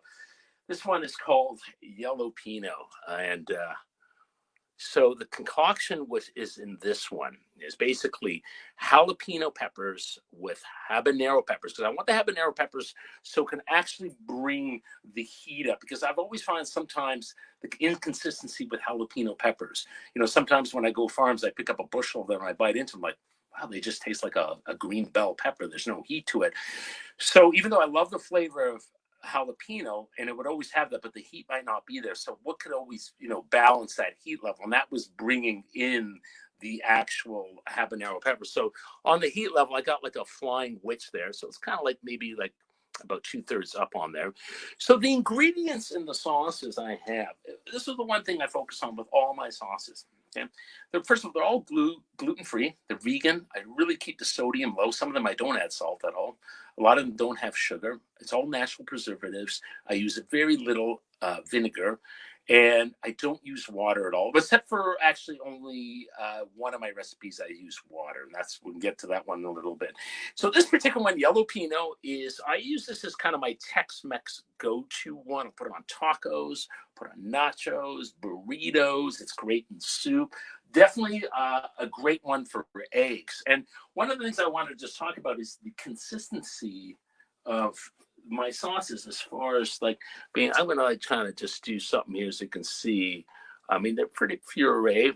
They're not so watery. I've got to give a good little shake to get some of this out here. So it's almost like getting that ketchup bottle where you're trying to squeeze it out. So, as you can kind of see on there, it's quite thick. Of course, I'm going to eat this. And of course, I went with a milder choice of one because I didn't want to be coughing or hiccuping through that. So that was another earlier one that came up for me. A funny story about that particular sauce with that label.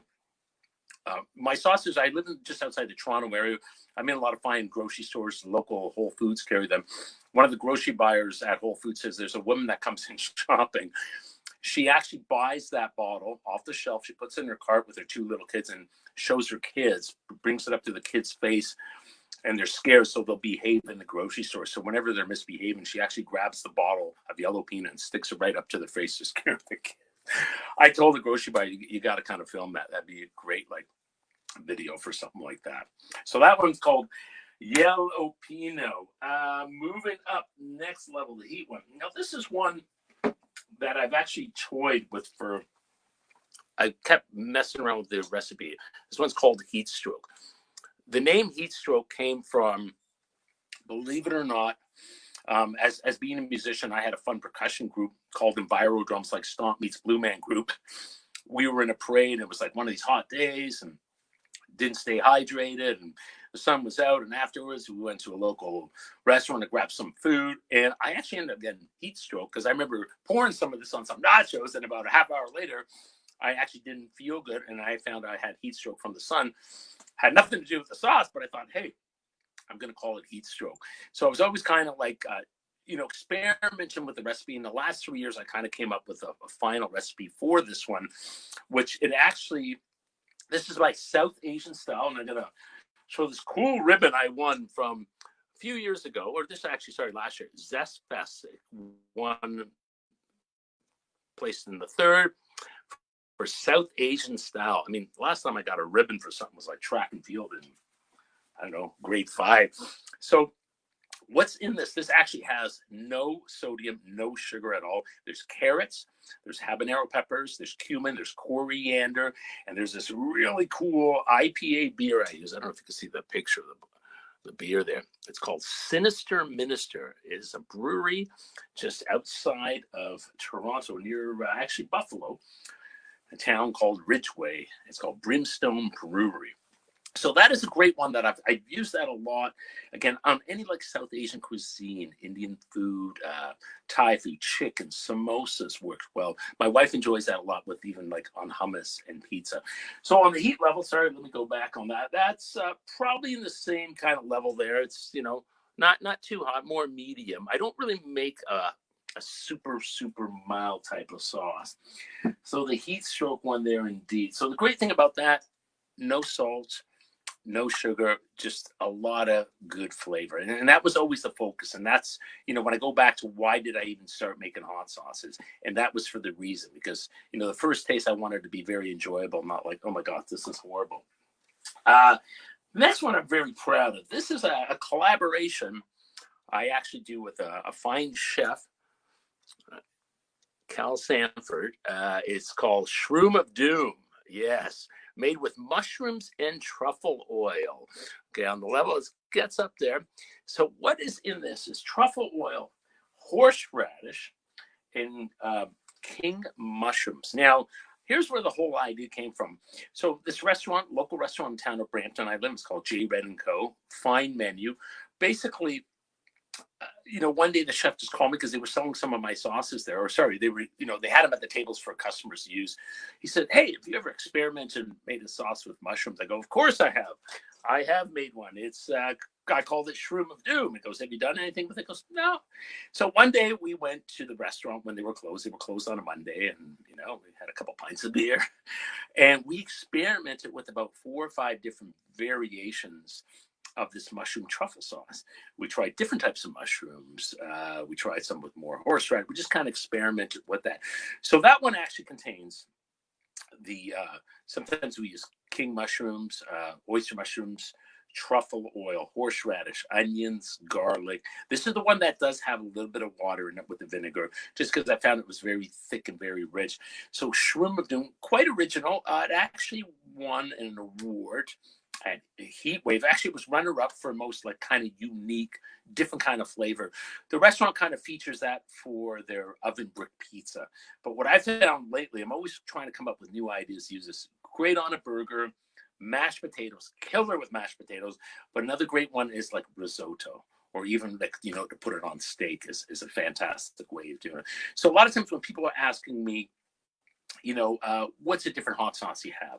So all my line of hot sauces, about half of them are sold in retail stores, and the other ones are available direct when I do like farmers market, or if people just go through my website, they can order that. And the reason for that too, it's almost like when you go visit a winery, I always ask them, I go, hey, what wine can I get here that I cannot get at the local liquor store and stuff? Something that's like unique and vintage. So Shroom of Doom. Now, keeping with the flavor of the horseradish and the habanero, like the habanero is actually one of my favorite peppers to enjoy. Habanero and Scotch bonnet are kind of my always kind of go-to type of peppers. This is probably one of my newest additions. This is called Monstered Mustard. You got to love that face. This is a really close friend of mine, Gord Quackenbush, fine drummer. One day I says, can you just send me a scary image of yourself? I think he kind of just put himself right in front of a fan there. So this is a very unique tasting mustard. What it features is actually horseradish, fresh horseradish, habanero peppers, and sugar cane, and of course mustard. So definitely has got a mouthful of ouch in it, a unique kind of flavor that you put on sausage, anything you put mustard. But what I like that too is actually I enjoy having that with, even in the salad, is quite tasty. So that is also available through my website. I don't have many retail stores that carry that, but now, summer's here, barbecue season, it's a nice kind of compliment for that. All right, we're going to keep moving along here. Now we're going to kind of get into some of my fruit-based ones. This next one, probably one of my favorites that I use. Casper the Deadly Ghost. Look at that ghost. Not a friendly character. So what we have in this one, okay, if you look at the heat level, we're going up there on the heat. So we have ghost peppers with pears. We're talking the fruit pears. Yes. Paprika, garlic, vinegar, a little bit of sea salt. So that was another one that won. Here's another ribbon. Yes. I didn't win this one in track and field. That was Casper the Deadly Ghost for Zest Fest last year for 219. Is it 219? I believe so. Yes, 219 for that one, for the ghost pepper style sauce. So what's cool about the flavor with that, when you first taste it, you get the sweetness of the pears, and a few seconds later, you get the comfortable burn of the ghost peppers and the little almost smokiness from the paprika. So people have asked, what is that great for? That is my always go-to on Thai food, Chinese food. One thing I've discovered which is fantastic with is actually on a piece of cheese, whether it's old cheddar, Asiago, with a nice glass of wine. I don't have the wine here. The wine's upstairs in my cooler I'm going to enjoy afterwards, and the cheese is in the fridge. So only got one of the three, but really a very unique kind of flavor. So a lot of times when people ask me, even if a lot of fans, when I do demos, that come out and goes, I'm not really into hot stuff. But what I find, even though there's a lot of heat, but there's still a lot of flavor. So just a little dab on cheese will work well. And I have a lot of wineries. I live very close to a winery region just outside of Niagara Falls. There's many wineries there that do sell this sauce and some private labeling I do for them. And then going up the fruit-based one, this is probably, I registered my business in 2016 once I got into the Whole Foods market. This is probably my number one selling as far as what I do. Fear the Reaper. Yes. I should have brought my cowbell here so we can kind of jam to that song. So this is a very unique recipe. It's got some nice heat to it. So this is a blend, of course. I have to have Reaper peppers in it. Scotch bonnet. Let me see the scale up there. Scotch bonnet with Carolina Reaper peppers, shallots, carrots, a little bit of olive oil, some brown sugar. I'm going to just acknowledge something way up here. So where I live in Toronto, there was a magazine called Toronto Life Magazine. They did a feature story last summer on this hot sauce. So the flavor of this is just bursting with so many just neat flavors. You get the heat, then you get the taste of the pineapple. So what does this work well on? I'm going to give you a whole list of things that I've discovered. Pizza. That is one of my go-tos for pizzas indeed. Eggs. Yeah, I think, wait a second. Eggs, yes. Try that on scrambled eggs. I'm telling you, it's killer. Sushi rolls. Works really great on sushi rolls. Believe it or not, fish and chips. English-style fish and chips. Did I say that right? Fish and chips. I love that one. As well as Casper's great on fish and chips as well, too. Again, the pineapple tones down the heat. You get the sweetness, then you get that comfortable burn afterwards. All right, and my whole Salem's Lott. Yes, this one, people say, which one do you use the most? For myself, it's going to be a toss-up between Casper, Jalapeno, and this is my go-to one. Okay, be careful. Who's that character on there? Remember him? Lon Chaney. Phantom of the Opera. That movie came out 95 years ago. Now, I'm proud of this one. This one, came in first in the Zest Fest. Now, what did I get from that? I didn't get a ribbon for that. No. Man, I got something a little better than a ribbon. Here, I'm going to show you this. Look at this. I got this trophy. I mean, man, the last time I got a trophy was, when I was 11 years old playing baseball. So this is kind of cool. There's a little pepper in there, golden pepper. And I'm really proud of this baby. Now, I wonder if this pepper has chocolate in it. So this one actually for placed first, and this year's 220 American-style hot sauce. Now, from what I was told, it was a blind taste test. And this is the show that happens in Texas. And I believe Haico was down there. And Haico, thank you for inviting me into this wonderful family of your friends and hot sauces from around the world. So I was told the blind taste test, there was probably over, hundreds of entries and 100 judges. So that actually came first. And that was always kind of being my go-to. Really, really simple in there. That would be, now comparable. People say, well, is it hotter than the Reaper one? Because there's a lot of packed Scotch bonnets in that. You can see the heat level. It's up there. So relatively, they're all pretty much these three, the Casper, Dew for the Reaper, and this one maybe slightly hotter. Very simple recipe. Scotch bonnets, onions, lots of lime juice, garlic, sea salt, vinegar. That's it. That's all is in that. 6 babies there. So that is my go-to. That's the one where it's like when I open up the fridge and I see all my condiments stuff, what do I want to do? I'll just take this one. Almost like when you go to a bar and somebody gives you a menu. Would you like a drink? And you look at this menu like, do I want a martini? Do I want a margarita? Do I want a beer? Do I want a glass of wine? You know what? What's your local beer? Yeah, just give me that on tap. That's my local beer. So it's called Be Careful. All right. So now, next, beyond that, now after you have that, this is what your head's gonna feel like. So I've just brought this one out. This is kind of my next additional. You see here, all right? Yes, it comes in. Well, no, it doesn't come in. Sorry, my little thing comes in the little coffin. This one is called 6 Feet Under. All right. I'm not sure. I have a lot of friends that haven't tried this one. Now, this was originally one of my seasonal ones. I only brought this one out. You can see on this, it's way up there. I used to bring this one just out for Halloween because it's got roasted pumpkin in it. So what we got in this bad boy is roasted pumpkin with Carolina Reaper peppers and ghost peppers. I mix those two together and that's it. And onions, garlic, and lemon juice. I'm really a big fan of using citrus because I find it brings out a lot of the flavors in the sauces and stuff like that. So that would be the hottest one that I would sell that's available through my website. You don't need a lot. I mean, where do I use that? I mean, some people are very brave and put drops on a slice of pizza. My go-to call for that is sometimes if I'm having a Bloody Mary, having a Caesar drink. In Canadian, we have Caesars. I'll just put a little drop of that in there. But usually like a couple drops maybe in big spaghetti sauce or making chili and stuff like that. 6 feet under. Now, a lot of you might be looking, I don't know if you guys see my banner back there. You're looking, what is that skull there? Okay. Now, that skull was something I called the cremation. Excuse me. That was only available when I do farmers market. Basically, it's 6 feet under without the pumpkin and the garlic and the onion. So all it is was lemon juice with Reaper peppers, ghost peppers, vinegar, shake it up. So more of like a souvenir thing. So usually when I do like craft shows, Christmas markets, farmers markets, I'll have those. And people are just usually buying them for gifts and stuff like that as well. So if this was like if 6 feet under was like a, say 9.5, the skull one would be maybe like 10, but still this does pack a lot of punch, as I call it.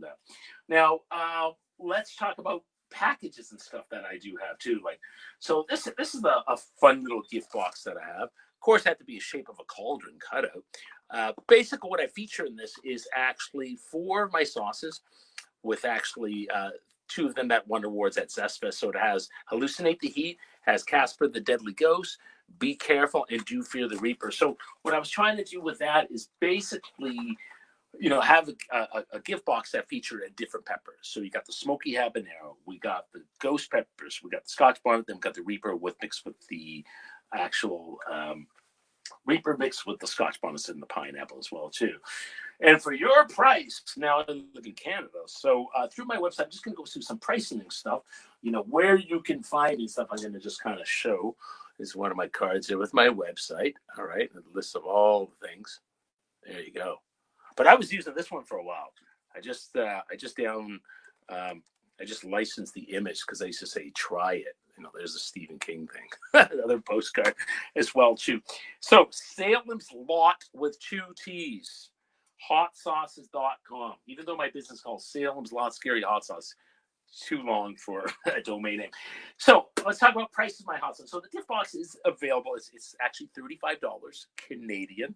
If you go to my website now, if you hit on shop, it's going to direct you to my company that deals with selling my sauces, Hot Sauce Unlimited. Because as a musician, I was always be traveling. So last thing I want to know, I'm on the road, some places order, they're waiting weeks for it. So basically, I contract them out to do the deliveries and stuff for me. They're a wonderful company. They sell a lot of stuff. So if you click on shop, it will direct you to their page. And my thing, you haven't went to a wrong site. It's a correct site.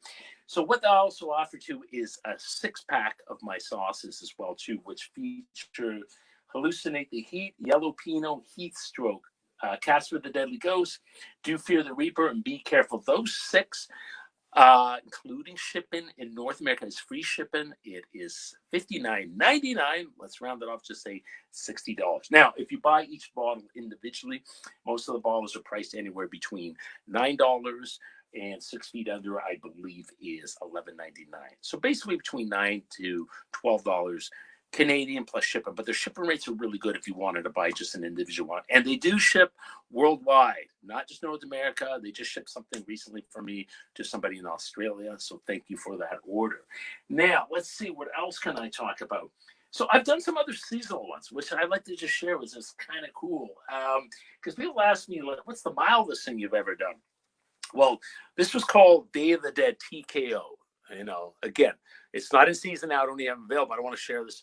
This is a tribute to my father. He was an amateur boxer. I created a sauce using a lot of the different recipes he liked. He was a big fan of, visiting Mexico. So it's got serrano peppers, got tequila, avocado in there, lots of lime juice. That is the mildest thing I have if you look on there.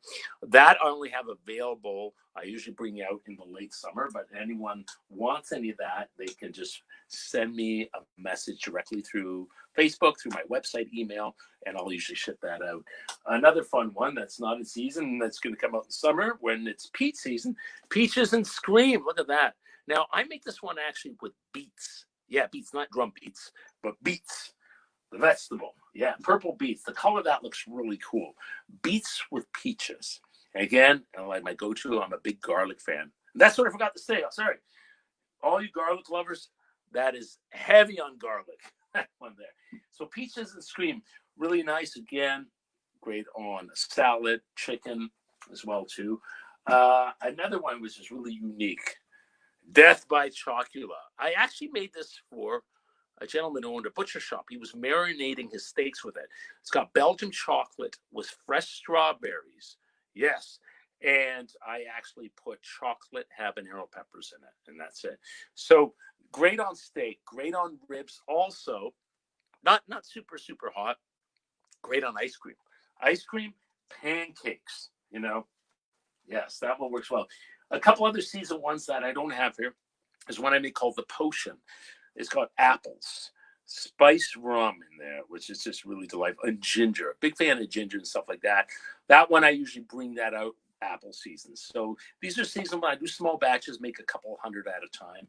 And another one, the season one I don't have here at the moment, Berry Scary, which is basically blueberries with scorpion peppers. So that's the one I do make with scorpion peppers. The only recipe I have with fresh orange juice on that one. That one's a very delightful one, which actually, I'm almost thinking of changing the name to Buried Alive and having this hand coming out of a grave. I did that for a private label for a winery where I actually infused their cranberry cider in that, which was really cool. But Berry Scary right now with blueberries, that is great, like on a pulled pork sandwich. I saw the gentleman this morning in England doing this thing, and they had a pulled pork sandwich. I'm like, oh, I want to bite into that with some Berry Scary put on that as well too.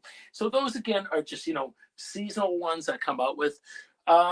the spookiness, I like to keep it because, hey, everyone likes a little bit of suspense, a little bit of thriller in their life.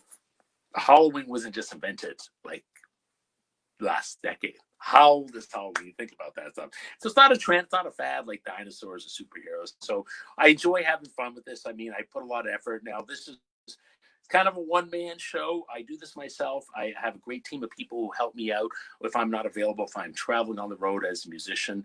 But it's like myself coming up with recipes. I go to the kitchen out of town where I make it.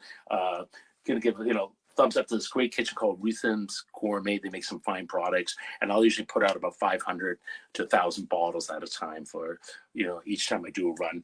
So like I said, my website, you can contact me through there. I do have some kind of fun videos online, but always thinking outside the box. And fellow hot sauce makers, I've done some private label, but this is something really cool I did for a school, because I've always been actively involved doing programs in schools, working with kids, hand drumming. And I remember when I went to school as a kid for a fundraising program, we had to sell chocolate, we had to sell cookies, fruit. And, a local school where I live, I was in the principal's office there, and I saw a flyer. It goes, you guys are still doing this today? Like, I mean, man, I graduated school decades ago. It's like, I go, you know what you guys should do? You guys should come up with your own hot sauce, come up with your own label, grow your own peppers, and then we sell them. You know what? The principal sat on that. He thought about that. And they did that. They grabbed these indoor towers. They grew their own peppers and stuff. The students designed labels. This was great. 6, 7, 8 students came up with it.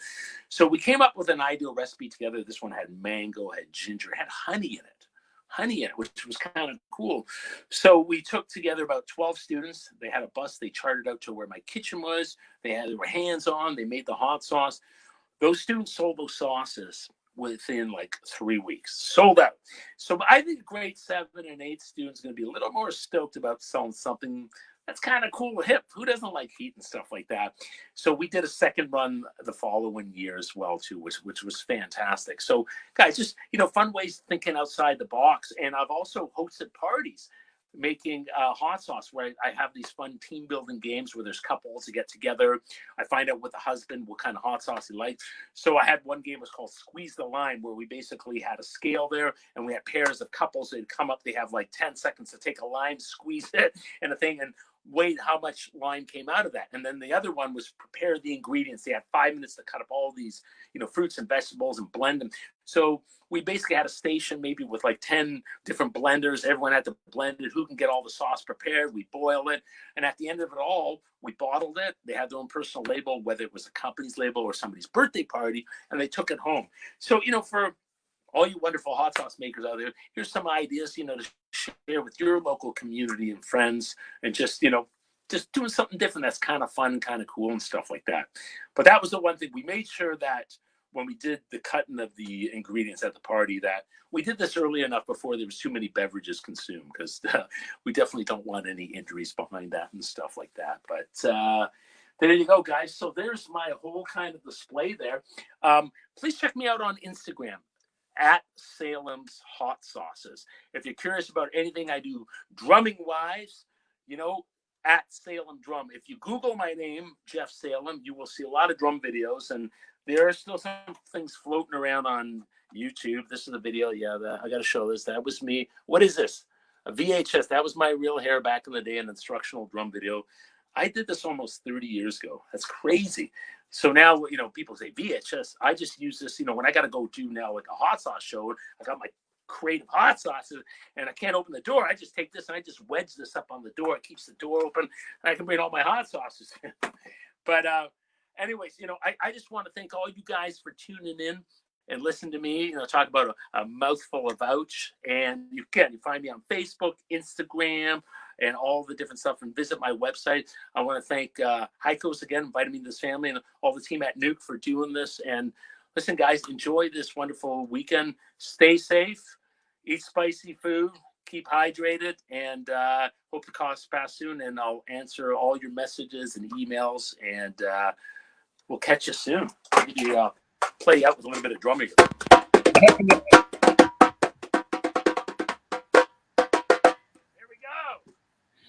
Man, Jeff, I thoroughly enjoyed that. I thoroughly enjoyed it. Your amazing presentation, man. I loved it. I love the names of your bottles. Amazing. I'm definitely going to be buying some of your stuff.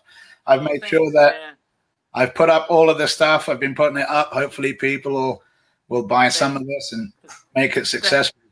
Fantastic talking to you. Oh, thanks, man. I really appreciate your time. I hope we get to meet in person sometime. Definitely. Me too. Well, All right. as you guys have seen, that was Jeff Salem's of Salem's Lott's Hot Sauce. Thank you, Jeff. Now, 3:30 coming up at 3:30, we have the fire extinguisher. What, a fireman and a fire extinguisher? Justin. Hey, Justin Waters, the fire extinguisher and the fireman in the house right here. Well, so what are you doing tonight for us, Justin? Nemesis. Ah, Nemesis. Well, then in that case, there's someone here that may want to speak to you. Oh, Nemesis himself. It's Nemesis himself. Whew. Now I'm really scared. I'm good. How you doing? All right. All check. Everything good? All right. Everything sounds good. Sound check good from both of you. What I'll do, I'll move out and I'll let you two guys at it. And if you need me, just call me and I'll come straight back in. All right. Okay, Justin. Are you brave enough to take on a Nemesis challenge? I don't know. I'm not sure. I'm nervous.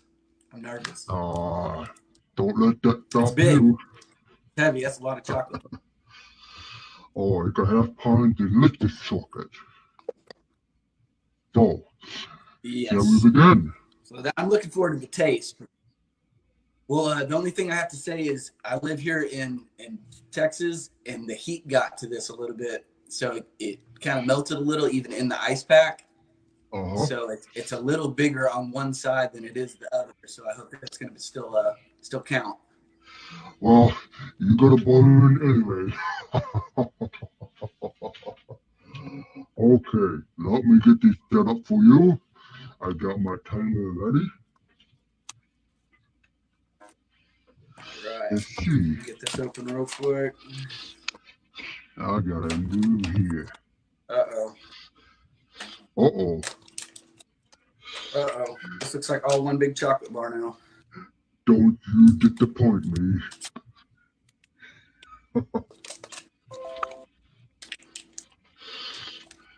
Come on. Let's see that chocolate bar.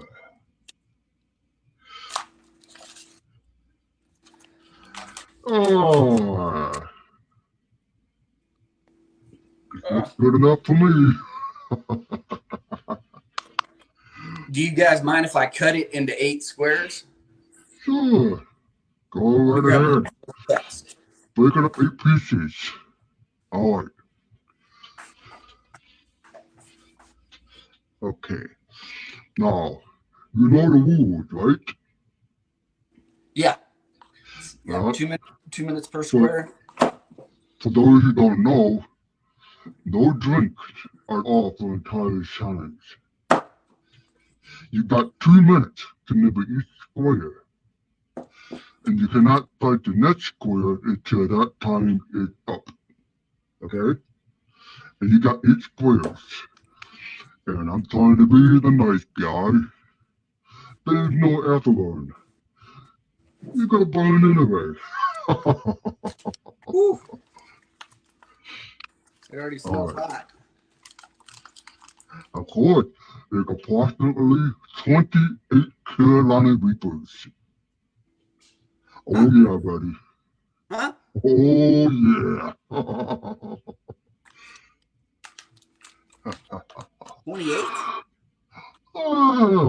Approximately. It may be 30. It may be 30, but maybe 25. But average, about 28, 29. Somewhere. Okay. You let me know when you start. I will start the countdown. There's 2 minutes each one. All right, here we go now. You don't need no poison. All right. Oh, don't you have to gotta do tell that. me. I don't I even need got to it for you, buddy. I'm right on it.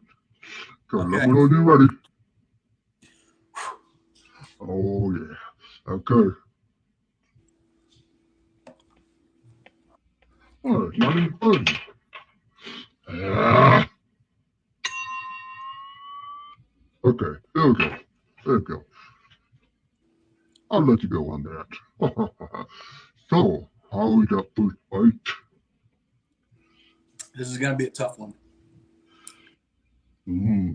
But most importantly, how did it taste? Tastes good. Peanut Yeah. butter. You know, I want to give a nice shout out to Willie Pete for putting together that delicious bar. It consists of peanut butter, dark chocolate, and toffee.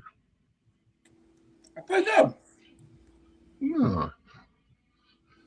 Well, you're not doing too bad for the rookie. Oh, I know you silly head. Keep going. Got one more. You got a minute to go on that. So I know that this is only your first square. What is your heat level on it? Or pain Then I level? can do that 7 more times. What is your pain level right now?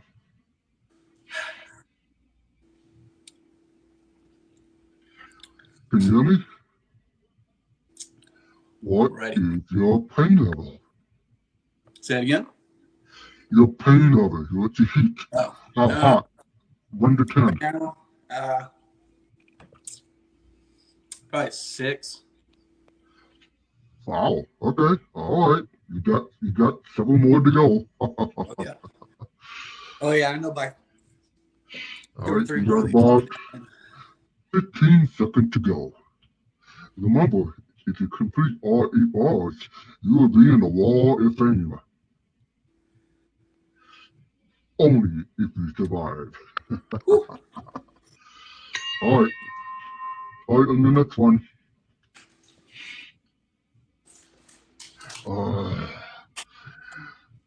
That looks so delicious. All right.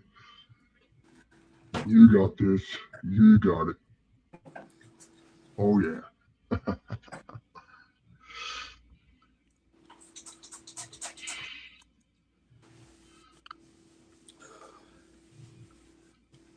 You got it. Easy peasy. Yeah, I gotta do that dance.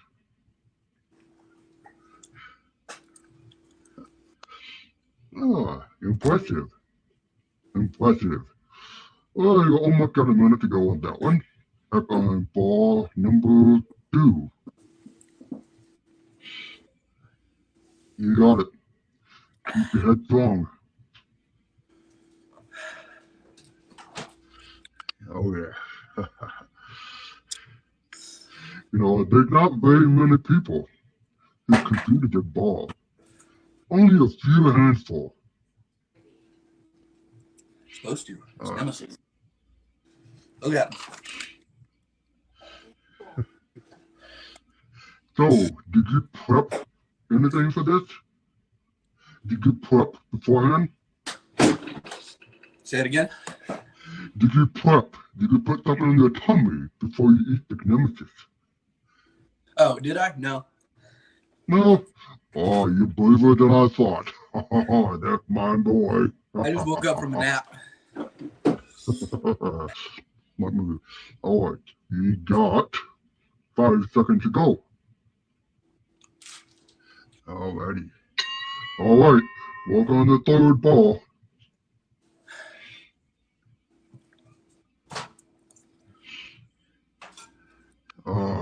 It is making me so hungry.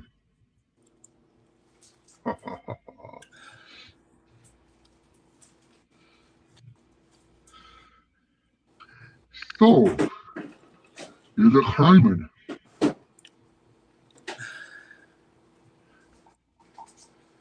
You got it. You got this. You're almost halfway. Almost.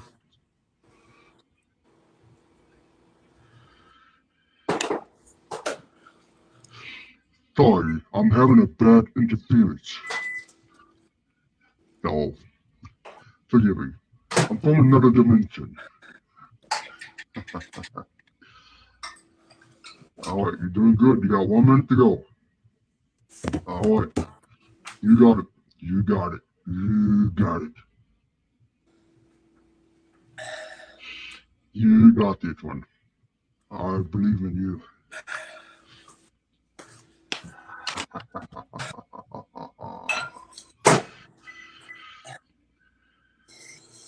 So, where are you located, Justin?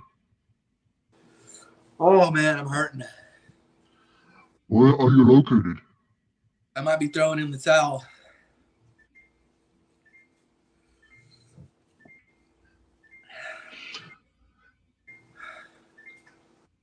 Easy peasy. You got this.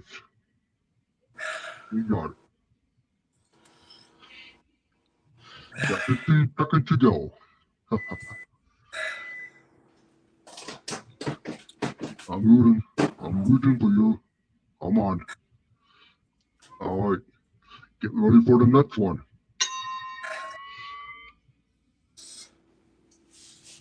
You all right, buddy? You okay? Ow, ribeye. I don't know if you can hear me, but you can type on the next ball when you're ready.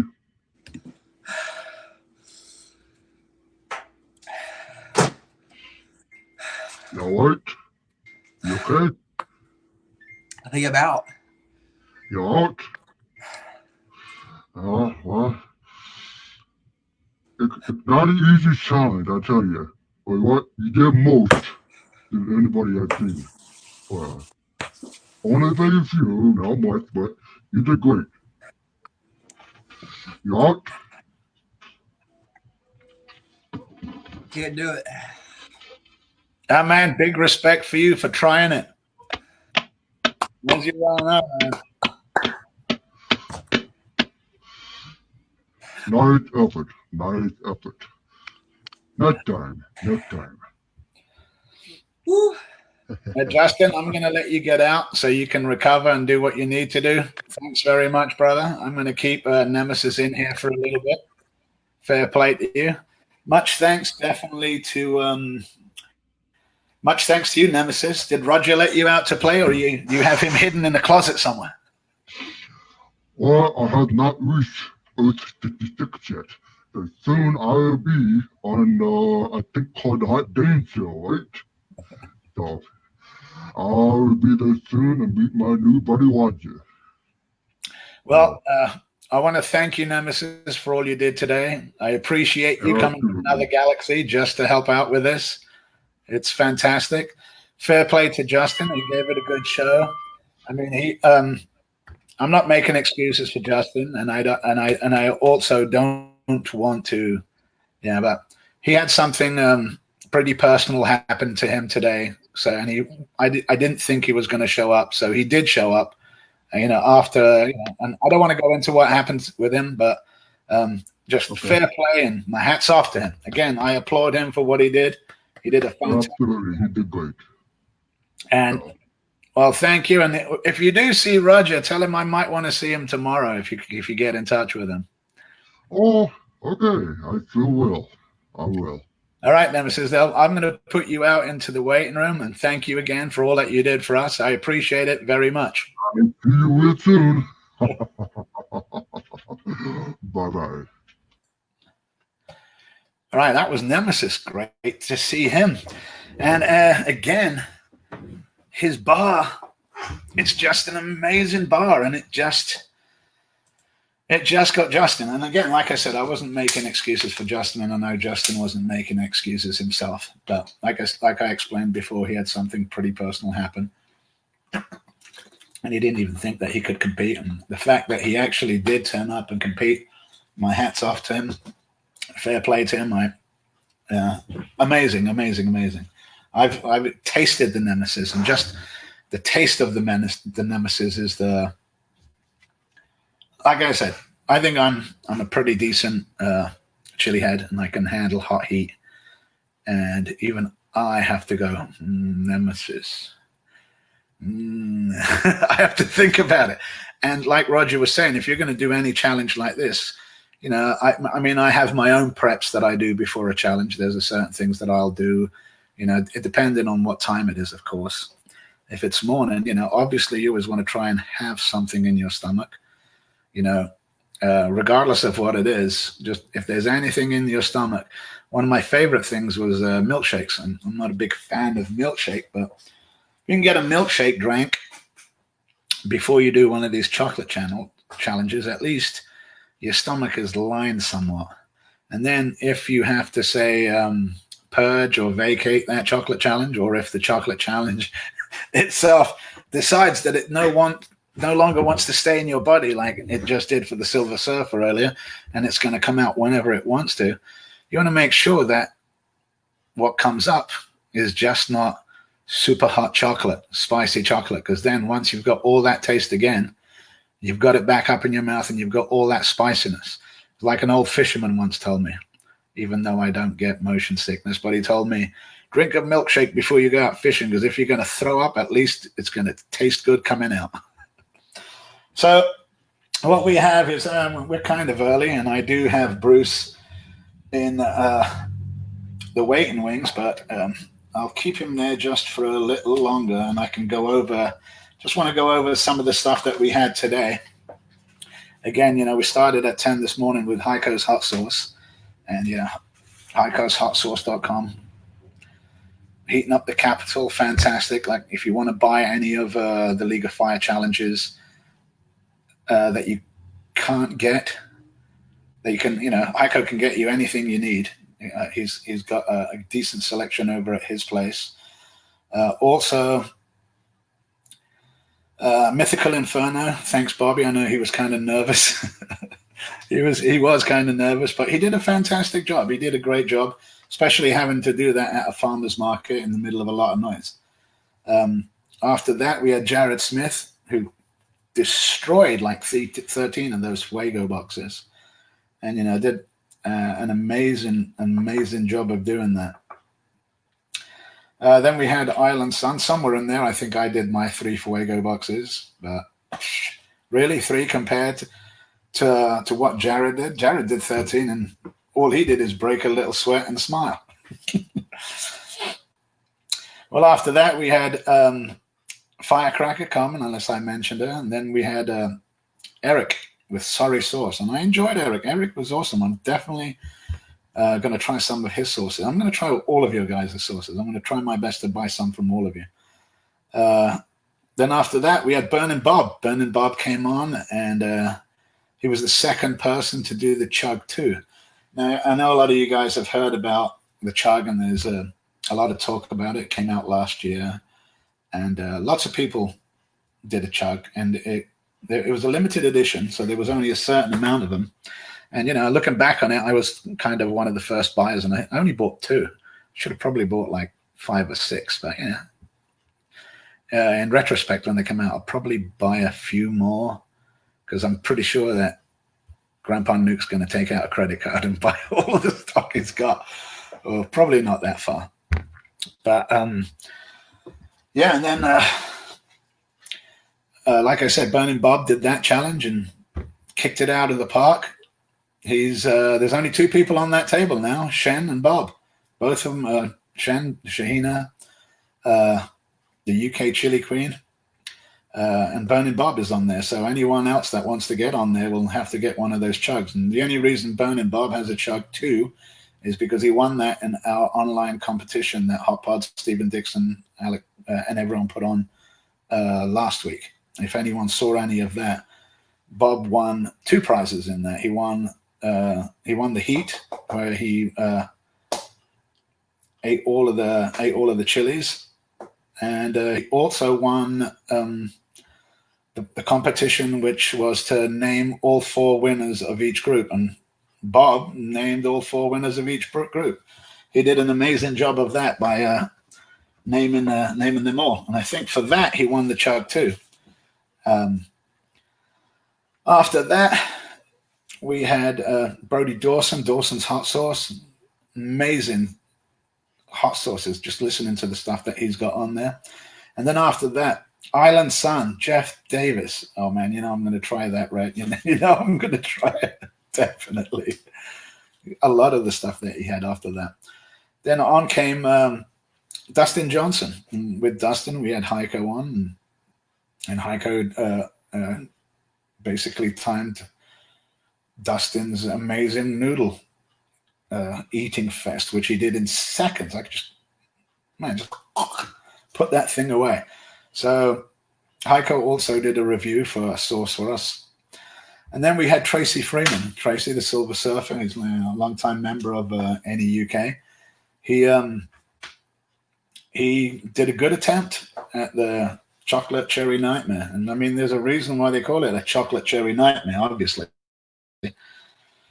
Yeah, and with Tracy wasn't going to compete either. You know, I didn't think, you know, he told me he had to leave last minute because of work, and I didn't think that we'd even get him on here.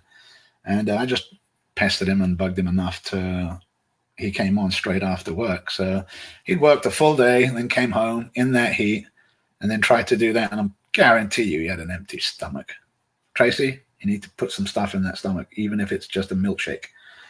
And he got as far as he could. He did I think 3/4 of the bar, 6 out of 8, and that's still not bad. And he can make a milkshake or a hot drink or something out of the remainder. Then after that, we had Salem's Lott, Jeff Salem. Great, man. I mean, amazingly entertaining. Him, all of you guys have been just spectacular for me today. The drums, love the fact that he's a musician. And there's a lot of us that are musicians, although I'm musician in the broadest sense of the word. I do play a lot of instruments. I've never played professionally, but I can hold my own. And I enjoyed that a lot, and especially with the fact that, you know, the name Salem's Lott, and as I explained to you, in the window behind me there, about 2 blocks that way, is my friend's house, or my friend's mom's house. She lives there. And it's just a plain little house. And what they did for the movie is they put a gigantic facade around it to make it look like a manor. So in the scenes, you see James Mason outside. And then as soon as he walked into the door in the house, that was put in the studio.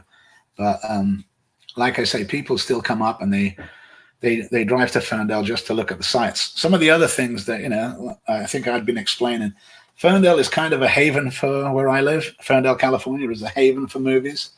If you've ever heard of, well, it was,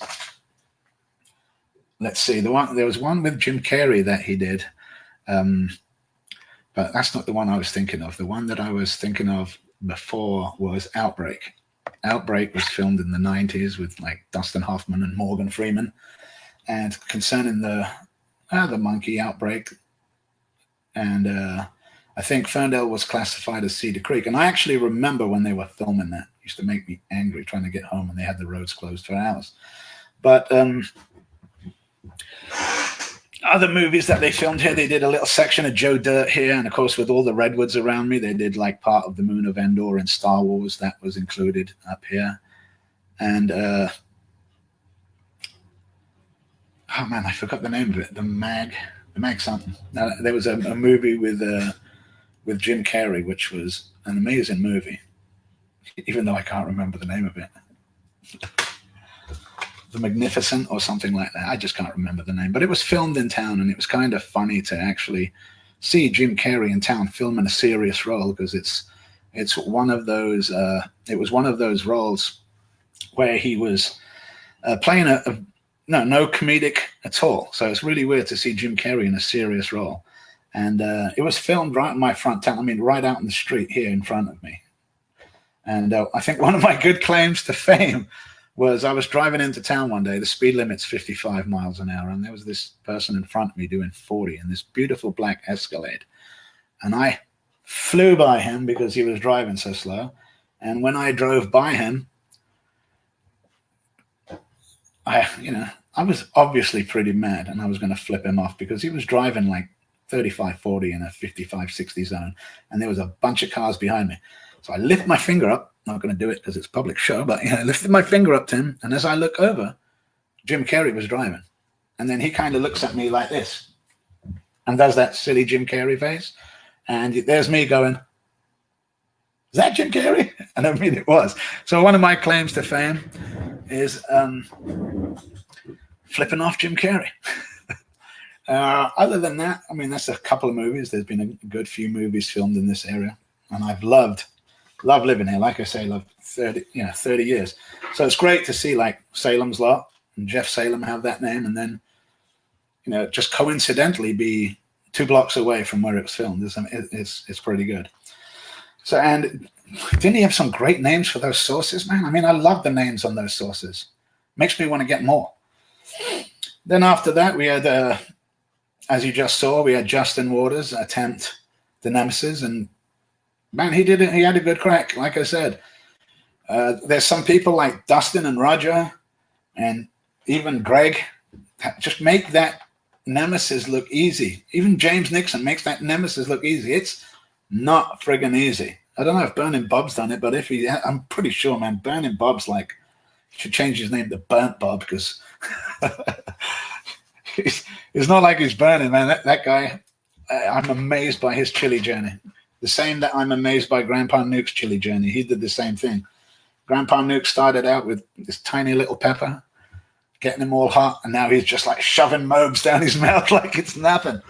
Buying chugs, doing more chugs than nearly all of us put together. So anyway, as we're coming up, it's coming up on 5 to 4. At 4 o'clock, we've got KD Foods, Bruce Pinnock. So Bruce, I'm going to bring you in here in a minute and just have a quick talk with you, get a quick rundown, and then I leave it all to you and let you edit. So let's welcome Bruce Pinnock of KD Foods. Hey, Bruce, how are you doing? Can you hear me? I'm good. Can you hear me all okay? I can hear you, although you look like a shadow, brother. Completely dark. No, it's kind of dark. I think it's my lighting situation here, but I don't have any light in front of me, so. Oh, well, no worries, brother. We can figure stuff out. Let me try to improvise it for a quick second. I just remember that my cell phone has a. That's a little better, definitely. That's a lot better. So we'll see. Thanks for having me, by the way. Well, no problem, Bruce. So you're going to talk to us about all of your stuff today? Right. Excellent. So what I've given you, you got till 4:30 or so, or anywhere in there. You've got a half hour that's dedicated solely to you, your wares, your products. And I will ask anyone. If anyone on Facebook wants to put up some links to KD. Is it KD Foods or Cade Foods? It's KD, isn't it? It's Cade. Oh, Cade. Sorry. Yes, that's all right. All right. Well, Cade Foods. So if anyone wants to put up links to Cade Foods, that would be fantastic. So, like I said, Bruce, I'll be in the background. I'll be watching. If you need anything, give me a call. And until then, I'll give you the full screen. Thank you so much. All right. So once again, thank you for having me. And also want to say thanks to Haico Hot Sauce for actually telling me about the opportunity as well. So my name is Bruce Pinnock, and I'm the owner operator of Cade Foods. And our goal is to bring to you all natural hot sauces. Our hot sauces go through a fermentation process. So the good thing is that you're getting it all natural with all your probiotics and so on. The bad thing is that, I'm not able to make you a batch, at a drop of a dime, because it has to go through a whole fermentation process. And we typically have our sauces fermented anywhere between 3 to 6 weeks, just to ensure we get the best combination of flavors based on what we are adding to our peppers. What I'm going to present to you today are six hot sauces that I currently have on hand. But before I get into that, just let me tell you a little bit about the company, myself, and kind of how we got started. So we are a very small company. We're just in the business now for about a year and a half or so. And I've always been a hot sauce lover, always been the type of person who, whatever I'm eating, I need to get some hot sauce to go with it. And the company actually started out of just a backyard crop that I planted one year, and decided to plant some hot peppers. Typically, I don't, because I'm in the general Toronto area, Brampton, Ontario, actually. And I planted this crop and got a whole bunch of peppers, and I just had no idea what to do with the excess. So I decided, you know what, let me mess around with some hot sauces. But then I wanted to be different. I didn't want to be like the majority of, cooking your hot sauces and so on. So that's where I did some research into fermentation and went down the path of lacto fermentation to get our hot sauces done.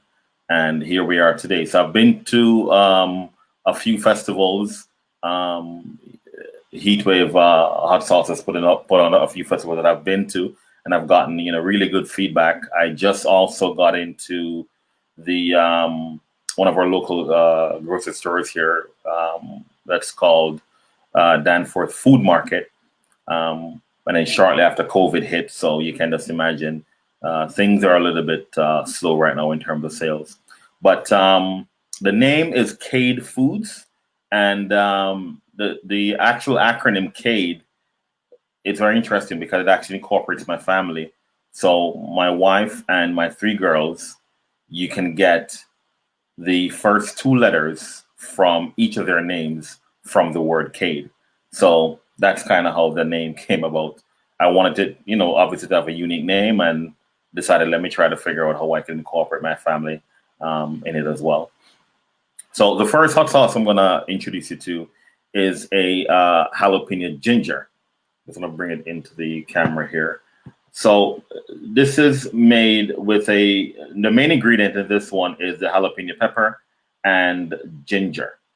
And we have a few other things added as well, such as onion and bell peppers and so on, just to kind of give you additional flavor. This is actually my mildest sauce. And as I say mild, I just want to also mention that our intent is not to try to be the hottest kid on the block in terms of hot sauce. Our intent is try to bring you heat with unique blend of flavors. So our intent is to try to bring you a hot sauce that you can put on just about everything and not be thinking that, this is just way too hot, but also that you'll be able to enjoy the flavors. The combination of the ginger and the jalapeno peppers is a really unique taste in itself. And this is, like I said, obviously due to the jalapenos not being that hot, is actually one of my milder sauces. And I tend to say this is the one that for those individuals, be it male or female, who will typically say, I just can't handle hot sauces. This is the one that I would usually recommend to say, give it a try. And, you'll see how it tastes. So the thing about my hot sauces is that when you get your first taste, all the flavors, within the first, I would say the first 3 to 5 seconds, you'll taste all the flavors, each unique flavor from the sauces coming through. And then shortly after, the heat will kick in.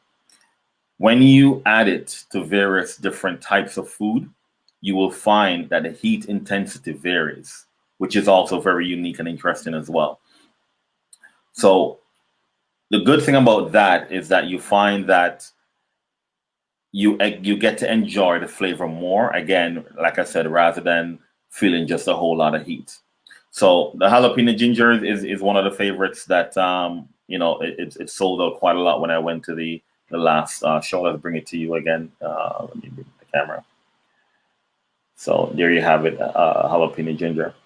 It's one of those that sold out really quickly when I took it to the last show that we had in London, Ontario, that was put on by Heatwave Expo. The next sauce that I want to present is the my carrot flavor hot sauce, and this is made with the Scotch bonnet pepper.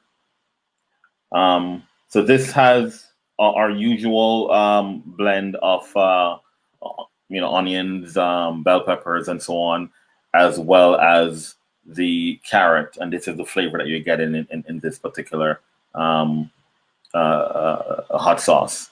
We do not add any artificial ingredients to any of our hot sauces. They're all natural, and the fermentation process gives it its own the fermentation process prevents me from having to add any kind of additive to prolong the shelf life. So we encourage you that once you open it the first time, to ensure that you do refrigerate, to ensure that it lasts a little bit longer. It's good for a year at least. It has actually gone more than a year for me in terms of bottles that I've been testing. My very first batch, I still have quite a few samples that are still good.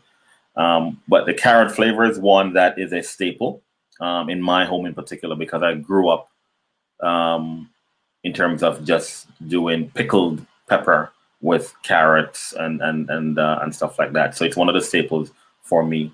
So again, this is the carrot flavored jalapeno sauce. Sorry, carrot flavored Scotch bonnet sauce by Kate Foods. Next up is the pineapple ginger. And this one is, again, the same base ingredient of Scotch bonnet pepper, onions, bell peppers, and I added the ginger along with the pineapple.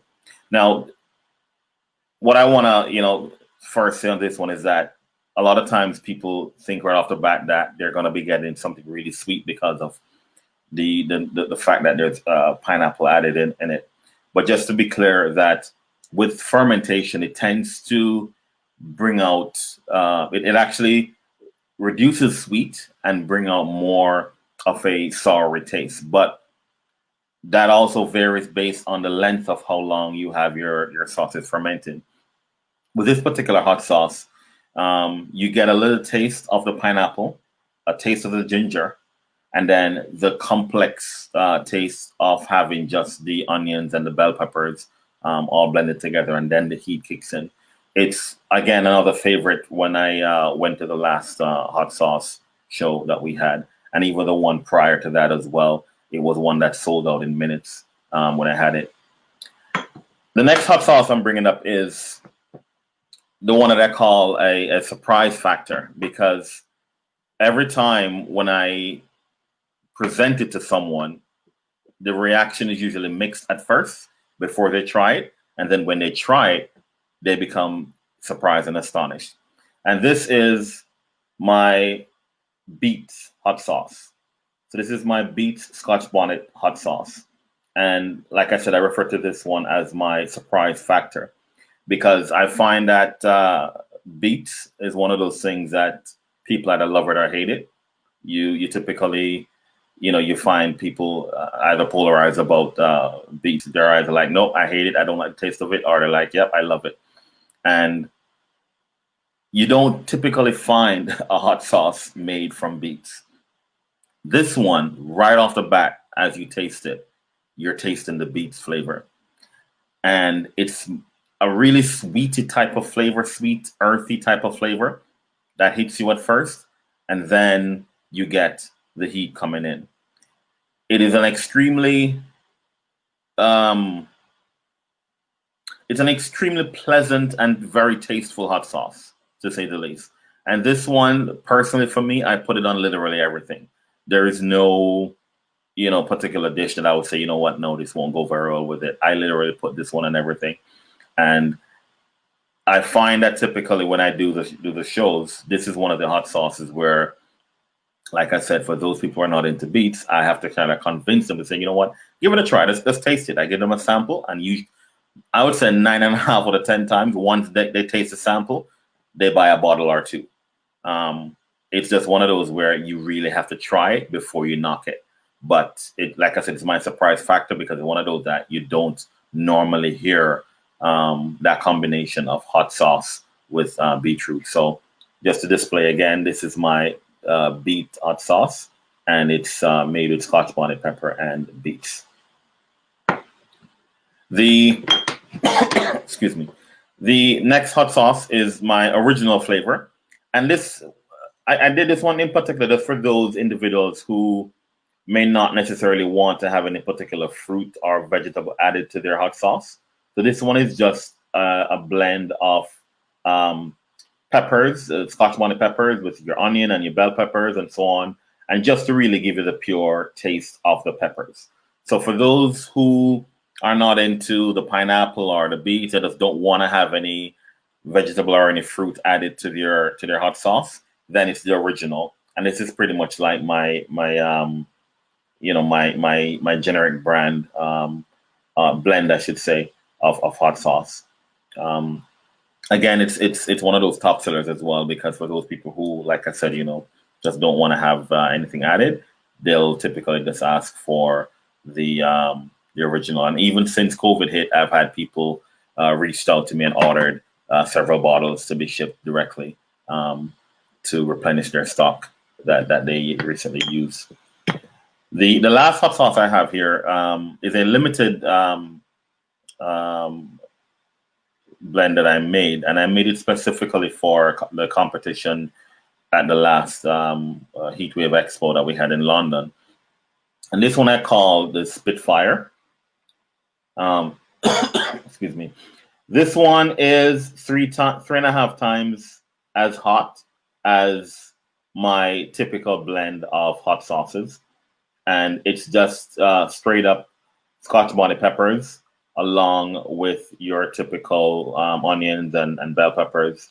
And it's really just, again, giving you that complex flavor from all the peppers. But the idea was it was a competition hot sauce, so I had to up the ante with it in terms of the heat. So it's 3 times as hot as the other hot sauce, but again, not letting you down on the complex flavors and the taste. But definitely, for those who are really into the heat and really want to have that kick, then this is the one that I would recommend. But it's not, like I said, it's a limited blend that I made. So it's not one that I made all the time. It was really just a competition hot sauce. But it's really good. I've since been using it as well, for my daily meals as well. So there you have it. Those are the 6 that I have for today. Anyone is interested in making any orders, you can go on my website. It's www.kaydfoods. That's KAYDFOODS.com.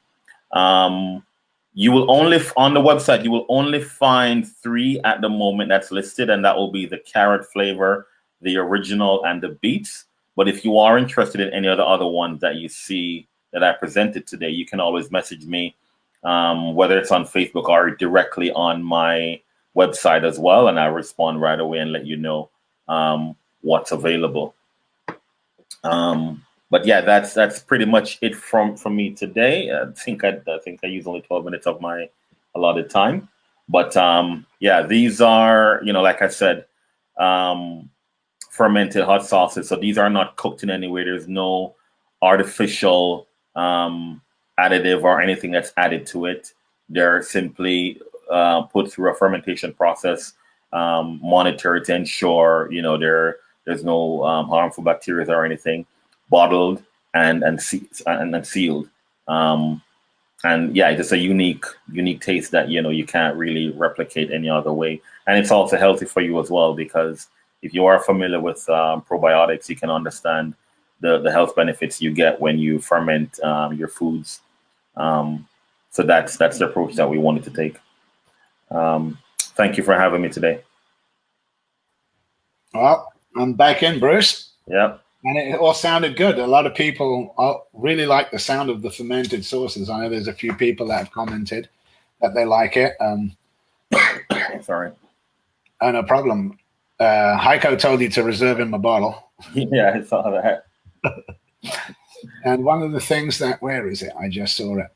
It was Katie Pridman. She said that jalapeno ginger sounds amazing, especially to her. Yeah, it does. It does. If you check on my website, I actually posted a review that I got from one of my customers specifically about the jalapeno ginger. All right. No problem. Yeah. All right. So is there anything else you wanted to tell us, Paul? Or is that, Bruce, or is that everything from you? No, just again, thank you for having me. But just to reiterate that our goal is not to be the hottest kid on the block. It's just to try to present our customers and clients with a condiment, so to speak, that you can add to anything. And like I said, you know, the jalapeno ginger being the mildest, so you know, even your kids can try it if they're, you know, scared of heat. But it's really just trying to give you flavor with a little bit of heat to your food.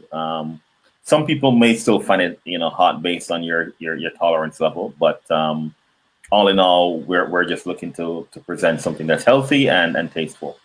Excellent. Yeah, I mean, I have 6 children myself, and nearly all of them, except for the youngest, who like at least a little bit of spice in their food. So, I mean, some of your ones on the mild side sound like they'll really work well. Yeah.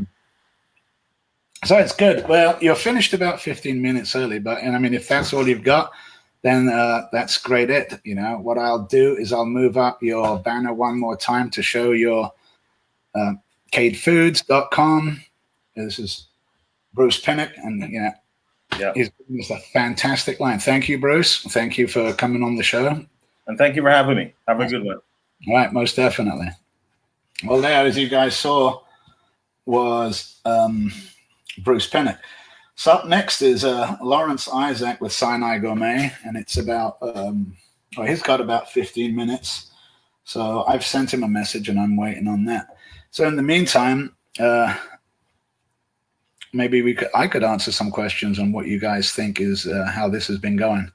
You know, I think what we've got coming up, as I said, is in about 10-15 minutes, we'll have Lawrence Isaac with Sinai Gourmet, and he's probably our last producer of the day. After that, the next at 5 o'clock, we have Mike Jack, and he's going to attempt 2 tubes of terror. So I said it properly. I said 2 tubes of terror. Awesome. So he's going to do 2. Damn it. He's going to do 2 tubes of terror at 5 o'clock. And then, you know, that should take him about 40 minutes or so. And then we'll wrap up about 20 to 6. And then we'll get ready for Swell in Australia, who's going to take over. And that will be the second leg, the second 24-hour trip around. It's going to go 8 hours in Western Australia. Then it'll go to 8 hours in the UK with Alex and Vicky. And then it'll come back to me 10 o'clock tomorrow morning. And I have a nice schedule again for you tomorrow. I'm going to go over some of the schedule. I do like paper. I have it on computer too, but I guess I'm old school, so I have it on paper also. So I'm just going to do you a quick rundown of the USA, Canada for Sunday. And let's see. We have Gringo's Blazing Sauces, Doug Knight at 10 o'clock. Then we have Craig Reinhardt with Bend Sauce. And if it's the Bend I'm thinking of, Bend, Oregon, that's not far from me. Then at 11, we got a challenge from Jeremy Bell. I'm not sure what Jeremy's doing, but we'll find out. Then we got Gabe de Severio with Spicy Shark. Interesting name. Interesting. Can't wait to see that. Then let's see. At 12 o'clock, we'll have Anthony Edmonds with Fairy Tale Sauces. And, you know, that will be another good sauce. Then, well, you know, obviously seeing what he's got, it'd be great to see. Then at 12:30, we got a nice challenge.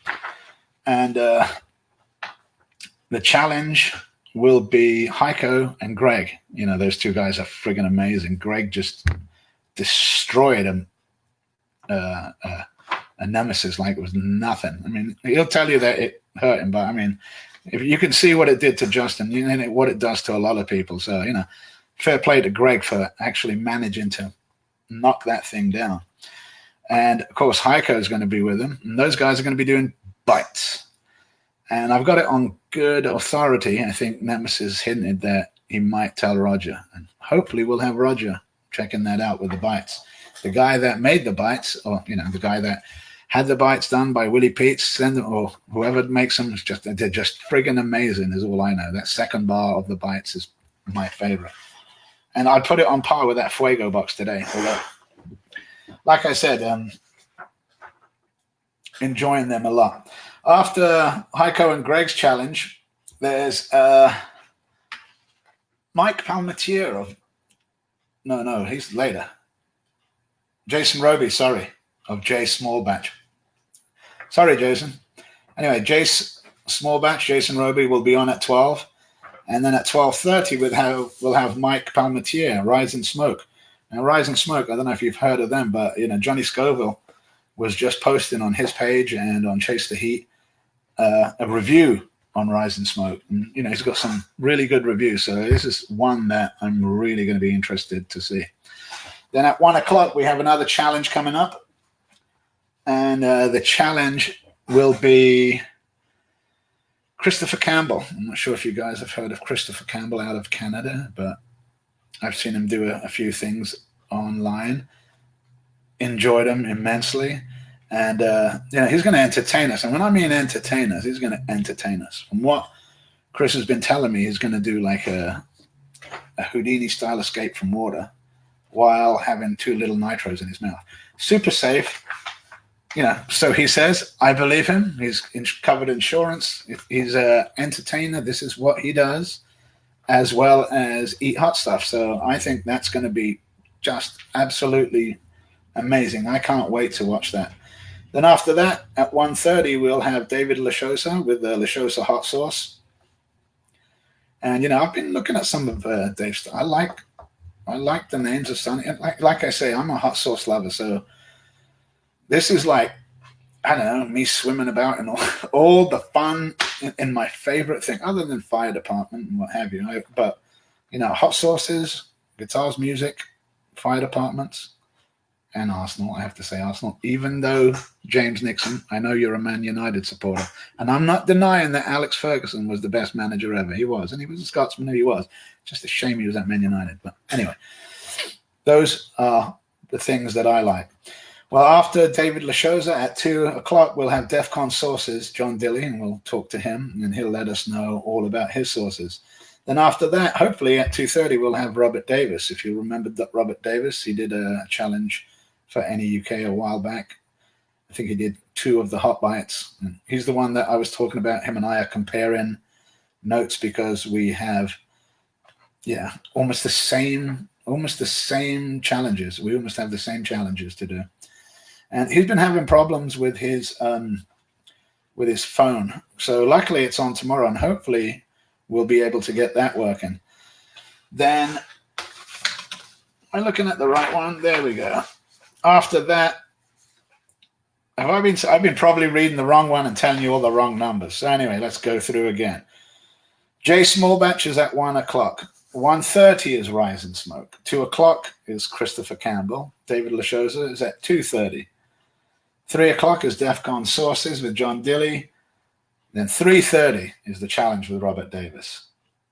Then at 4 o'clock, Johnny Scoville and David Foy. They're going to come on, and what they're going to do is give us a rundown of what they have.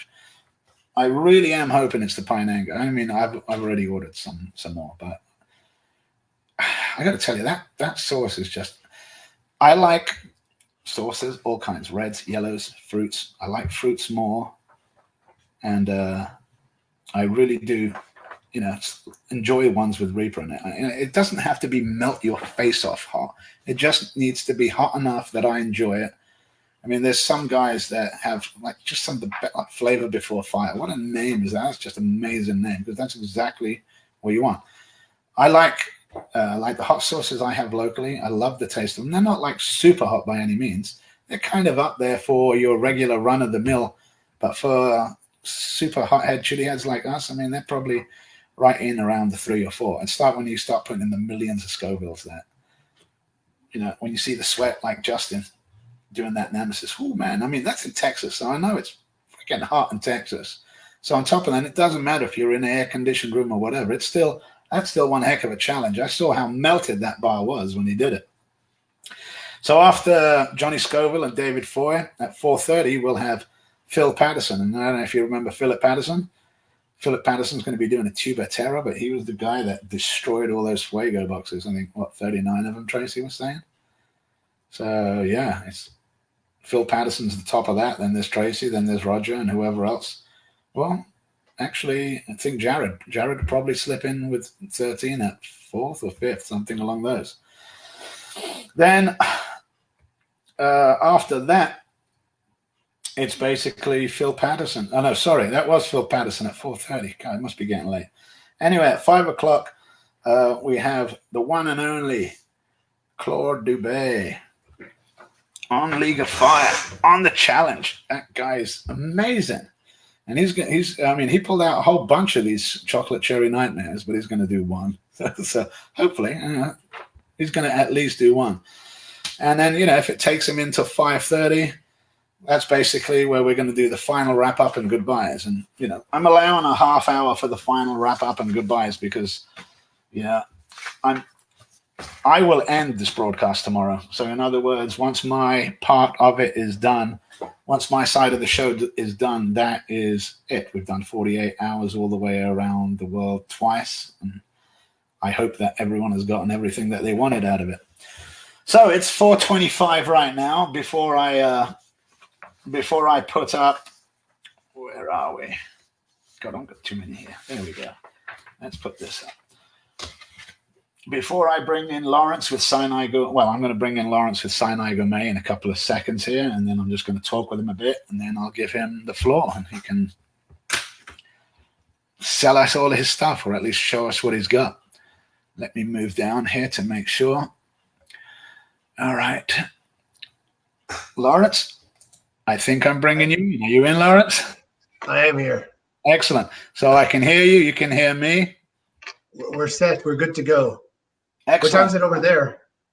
Right now, it's 4:25 in the afternoon. So what are you, 7:25? We're at beer o'clock here, 7:30. Oh, I can't wait to get there.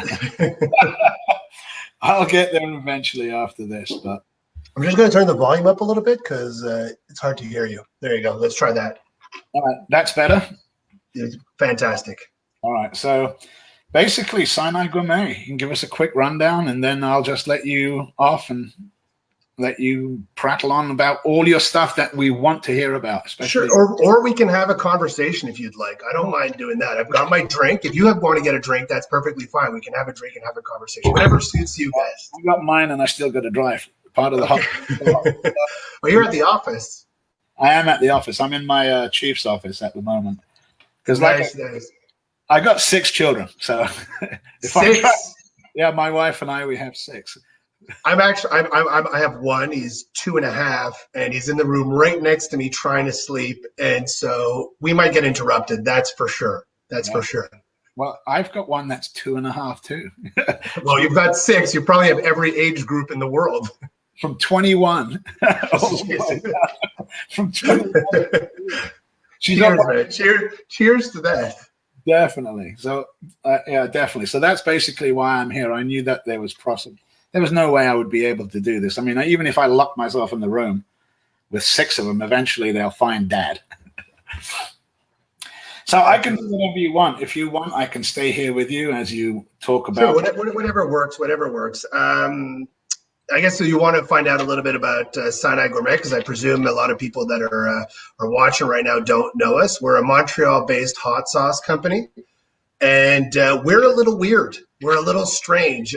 We don't ferment. We don't put vinegar in our hot sauce, and it's like all fresh ingredients, and it has a shelf life. It's really, really strange stuff. So, for example, this is a bottle of jalapeno maple. The bottle is like 60% jalapenos. Like, we load our bottles with fresh peppers. It's real maple syrup. And it's just super clean ingredients. And I figured I'd try them as we get more into the conversation, going spicier and spicier. That's the idea I had. So this is a jalapeno. I don't know if you can see on the camera. Let's try. But it's super thick and green. So it's more like we call it a coulis. So it's got a really intense green flavor. I mean, you're going to taste jalapenos right away. This one has real maple syrup to sweeten it up a little bit. And the idea of the maple is to pair it with a protein. So steak, chicken, fish, you can mix it with mayo to make an aioli. Like, my sauces are designed for people who love cooking. That's thanks, Dave. Thanks, Dave. I appreciate that. Cheers to that. It's because I just showered. That's why. And the lighting is really good here.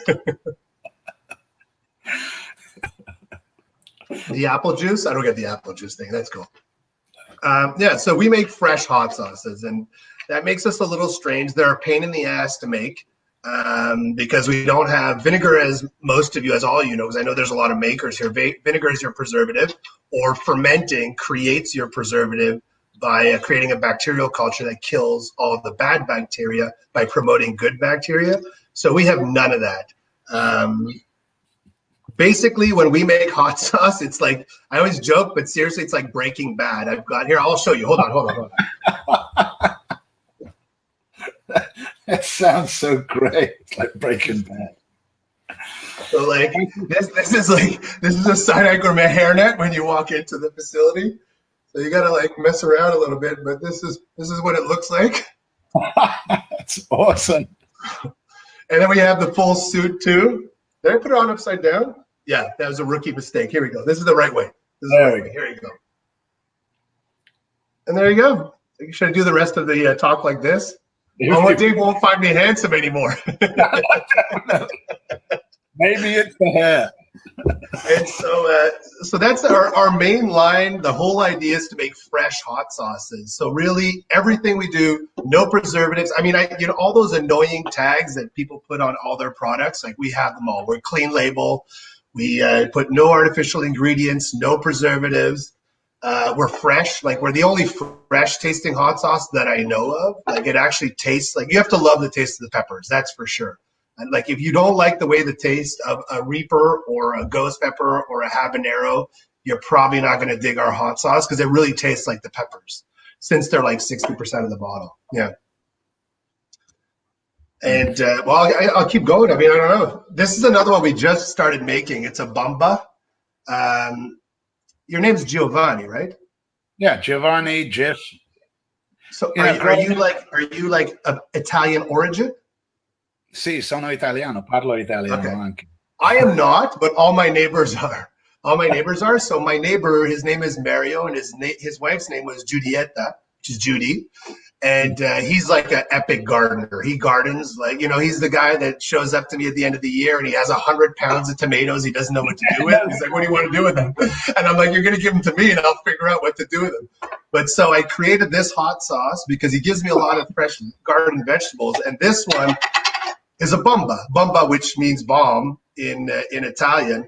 And this one is a mixture of hot peppers, eggplants, mushrooms, red peppers, and then extra virgin olive oil and stuff like that. And so this one looks like that. I don't know if you can see that. Oh, I'm going the wrong way.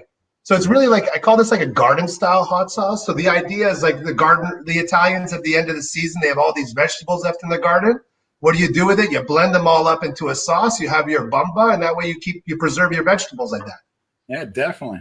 When I was a kid in Italy, they used to grow, my family grew tomatoes, and we were not allowed to eat them. If we were caught eating a tomato, we'd have our backsides tanned because, they canned the tomatoes for later, and it was always there. They'd always let us go. Yeah, they'd let us eat the plums off the plum tree until it just gave us. It was so bad on our stomachs we didn't know, but we thought it was better than the tomatoes anyway. So continue on your stuff. I've actually heard from Mario, my neighbor, that when he was a kid, he would get chased by whoever owned the garden would chase him around or throw rocks at him to get him away from the tomatoes because that's a rite of passage, I guess, to steal the tomatoes. Yeah. Normally, because it was the same with the wine when doing wine because every family over there did their wine. So when it came time of it, when we were kids, we'd jump in the big barrel and we'd squash all the grapes.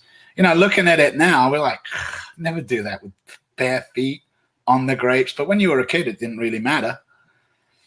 Yeah, absolutely. What's Katie saying? Please tell me you don't slap those labels on if your hot sauce isn't vegan or gluten-free. That's when I want it. Oh, it absolutely is. I'm not kidding about it. Like it's absolutely vegan. It's absolutely gluten-free. I didn't say haphazardly I put those labels on for fun. I mean, I have actually all those labels and they're absolutely 100% legitimate. Katie, thank you for asking. I don't know if that was a question or a statement. I think it was a statement, but I do make honey though, and it's artisanal, small batch honey. I feel it's vegan. Other people don't. It's a big discussion. I'm sure people will get upset with me, but it's a small batch honey that we get from a local producer here. And this one is a Reaper infused honey. So we take like this really delicious honey. And we infuse it with fresh Carolina Reaper peppers. And this one is just, there, looks like this. Yeah. Can you see that? I keep moving the wrong way, but it's really just honey, and inside of it is a 2% Reaper solution. That's to die for. It's very nice. My That wife you could put on hot honey. My Sorry? wife loves it. She loves it. hot honey. Yeah, she really does. It was one of Absolutely.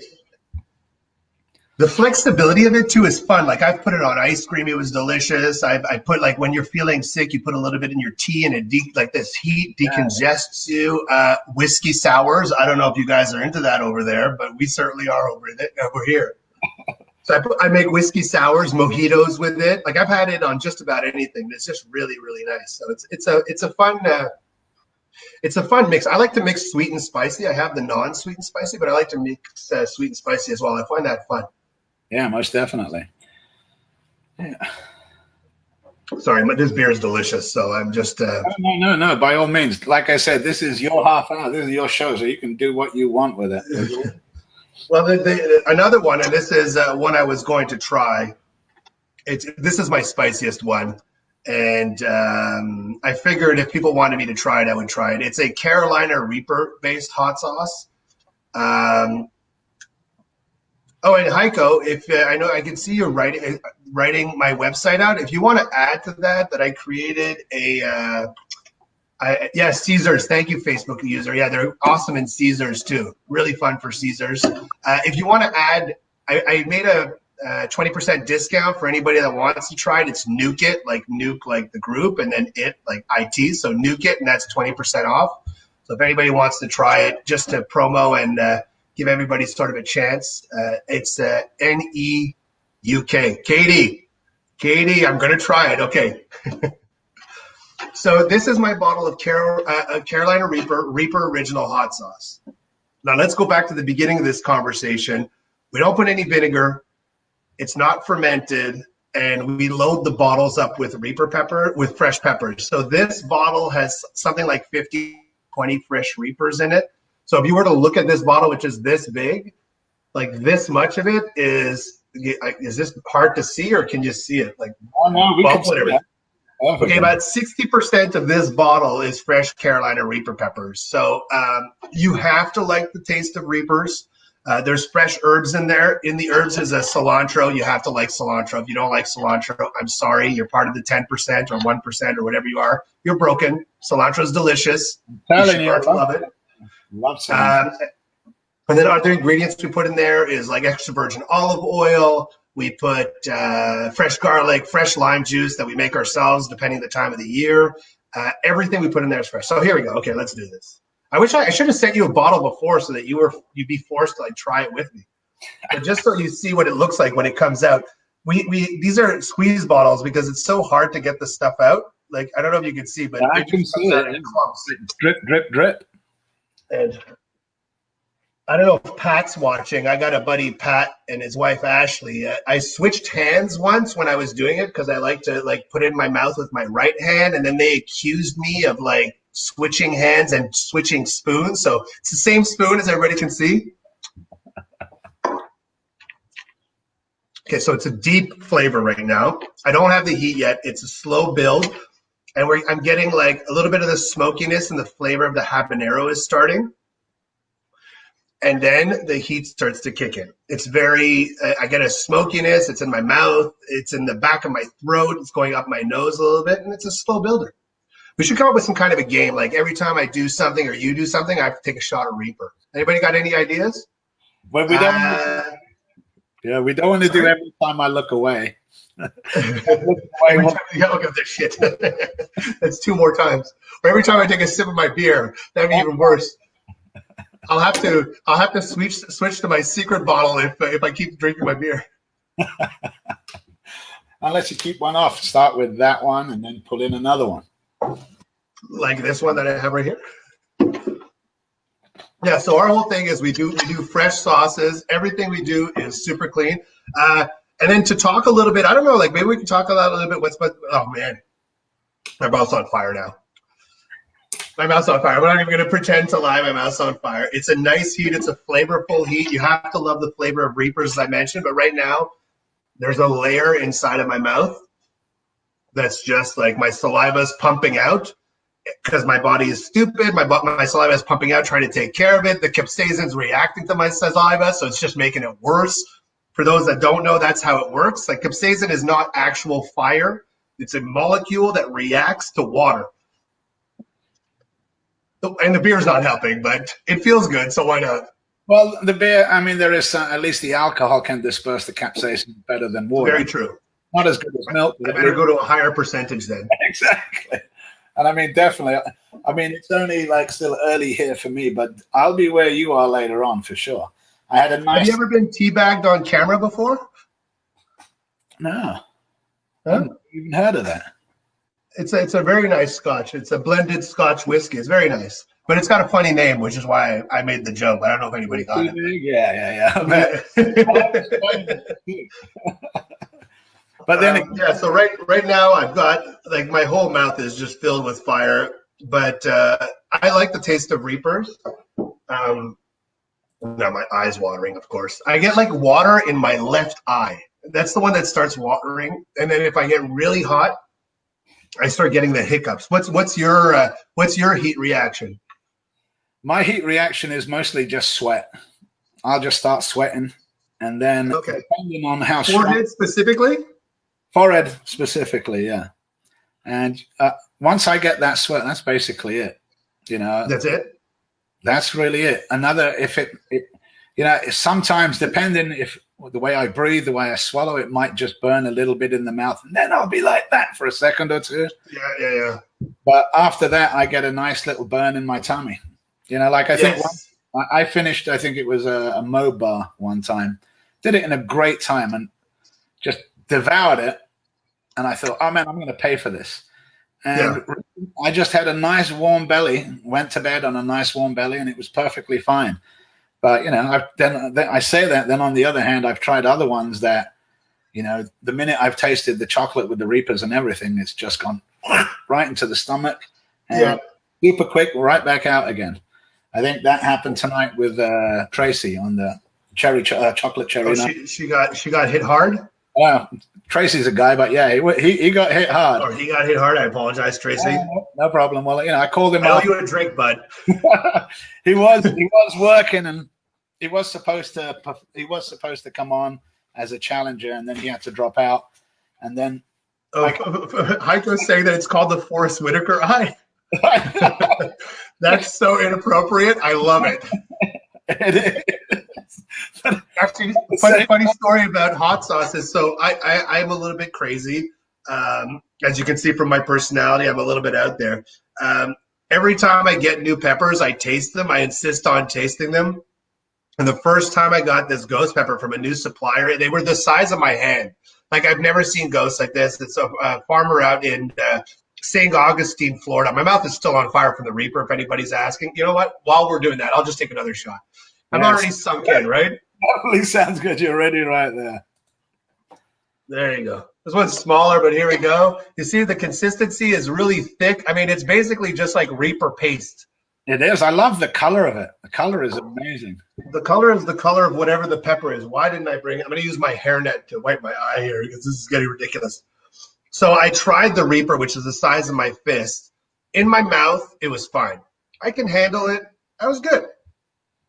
I was at my friend's house. We were chilling, and then all of a sudden, I feel like a little ball of fire in my stomach. And I guess it's just hit the gastric juices of my stomach and whatever happens to pH when it hits. And all of a sudden, it was just pure hell in my stomach. My stomach was on fire. I was like getting the sweats. I was having like a situation. And then it starts going, like I feel it go through my stomach. Just to make the story really short, I know exactly how long my intestine is because I felt it go down for the next 2 hours slowly. This ball of fire is just moving its way down. And that's my first ghost story. And it was, I ate yogurt at that point, but it was too late. There was a distant, the yogurt was here and the ball of fire was already like a quarter of a way through my intestine. So there was no helping. There was no helping that situation.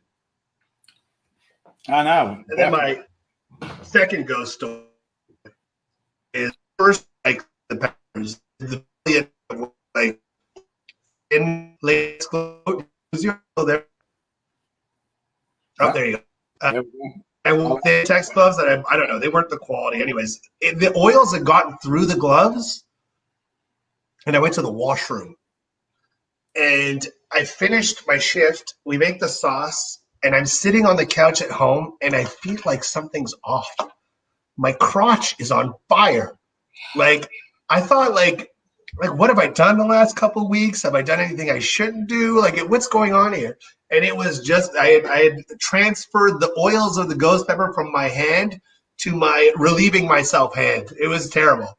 Terrible, terrible, terrible. I don't suggest it. I definitely don't suggest it. Capsaicin cramps, yeah. Jacob, I think that's what it was, capsaicin cramps. I like that name. Yeah, definitely. I had, there it is right there. But with, I think one of my favorite ghost pepper stories was the Boot Joe Lakia. And, I belong to I'm on Facebook, obviously, and I'm on this group, and someone puts up a post about, oh, you guys talk about all these hot sauces, but have any of you ever eaten hot peppers? Well, please. The only reason we can't get hot peppers because they're out of season. Yeah, absolutely. I think I sent him a link to Dustin Johnson, Atomic Man, eating 122 Reapers. And then I just showed him, who's got the cojones to eat one? And I sent him a video of me doing one at 6 a.m. for breakfast. Oh my God. Yeah, I'm like, come on, man, you're in the wrong group. If we're in we have, do you know Claude Dubé in Quebec? Yeah, he's going to be on tomorrow. He's going to do some. That guy is a machine. I'm telling you. I watch him and I get capsaicin cramps. I know. I'm the same way. Johnny Scoville, Claude Dubé, looking at any of the ones, even some of the guys on NEUK, Grandpa NEUK, James Nixon. These guys are high up there, and it's just they make it look so easy. And I can tell you. Or Mike in London, Ontario, he's a machine too. I think he just got the world record for eating Reapers and Mike the bucket or something. Mike Jack, isn't it? Yeah. Yeah, Mike Jack, he got the record for ghost peppers, I think. He was on that same thing as me. The same one. Yeah, was he really? Because he posted on there, oh, look, here's me eating a few ghost peppers. And that was the world record of ghost peppers. He's actually on after you tonight. He's going to be doing two. Is he? Oh, interesting. Can we bring him in early so that all three of us can talk? Is that doable? Oh, yeah, it definitely is. He's so Mike finished a bottle of this in one sitting. I'd like him to say what that was like. It was I was hurting watching him, but like I said, this is like 60% Reaper peppers in the bottle, and he's just sitting there by the spoonful, going one spoonful at a time. It was like 7 minutes, or I don't know how long it was. Let's say 7 minutes, and I was, oh my God, this is crazy. I know. I watch him like, it's amazing. Anyway, I'm going to bring Mike in. Bring him in right here. What's up, champ? What's happening, Mike? Oh, his mic's turned off, I think. Your mic's turned off, bud. Let's see. Unmute Mike. We're good here. Am I there? Mike? Can you hear me? I can hear you now. I was just talking about the time we can hear you. I was just talking about the time you like polished off a bottle in one sitting. And I'm doing shots now, just like you. So, but not like you, obviously. I'm not doing any kind of volume like you are. But these are like what I'm doing, and you were like, oh yeah, the Molten Moose. Yeah, Jeff Davis. Thanks, buddy. How you doing, brother? Yeah, I'm doing good. How are you? Not bad, not bad. Yeah, it's awesome. So you've tried my hot sauces. How I was just explaining how many Reaper peppers are in each bottle. Yeah, your sauces are awesome. Yeah, the Reaper sauce is really hot. We like the jalapeno coolest. We use it on burgers all the time instead of relish. So yeah, it's a good one. And of course, really Jamie likes the maple syrup. Oh yeah, for sure. Yeah, she was super excited to get your maple syrup there.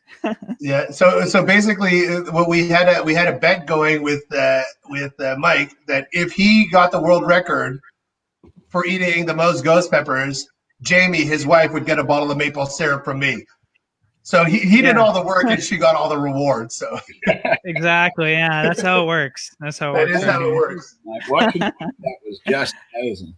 And watching you eat all of those ghost peppers is like blew me away. That, and you were in the Spoonfuls of Terror, weren't you? Yeah, I was in the Spoonfuls of Terror. I did 8 tubes. So Yeah, I was amazed by that too. Just, oh, thanks. I mean, it's just utterly stunning that you guys can, I could eat a fair amount, but just looking at the amount, like all just the thought of it.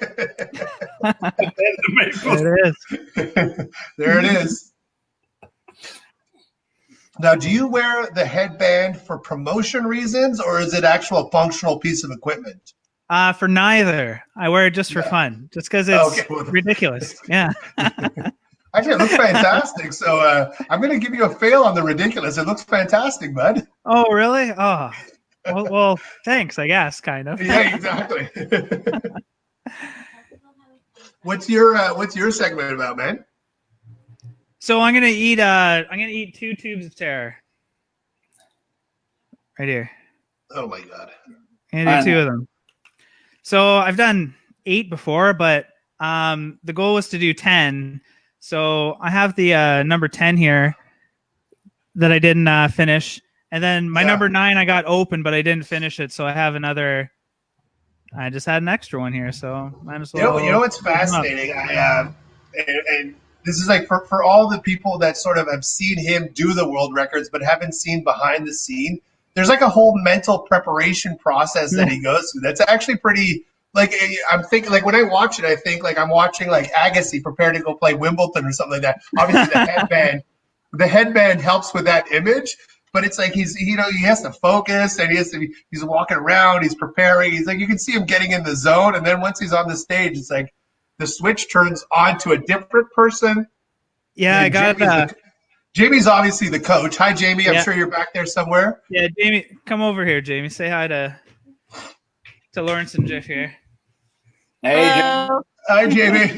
Hello. I was saying that you have the best socials. Oh, thank you. Yeah, your socials are awesome.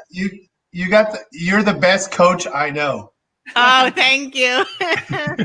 She says she's like a gymnastics coach. Yeah. I guess gymnastics coaches are really strict. I don't know. Yeah, I know I've never done gymnastics, but yeah, they're pretty hardcore. You've seen my physique. Clearly, I've never done gymnastics either.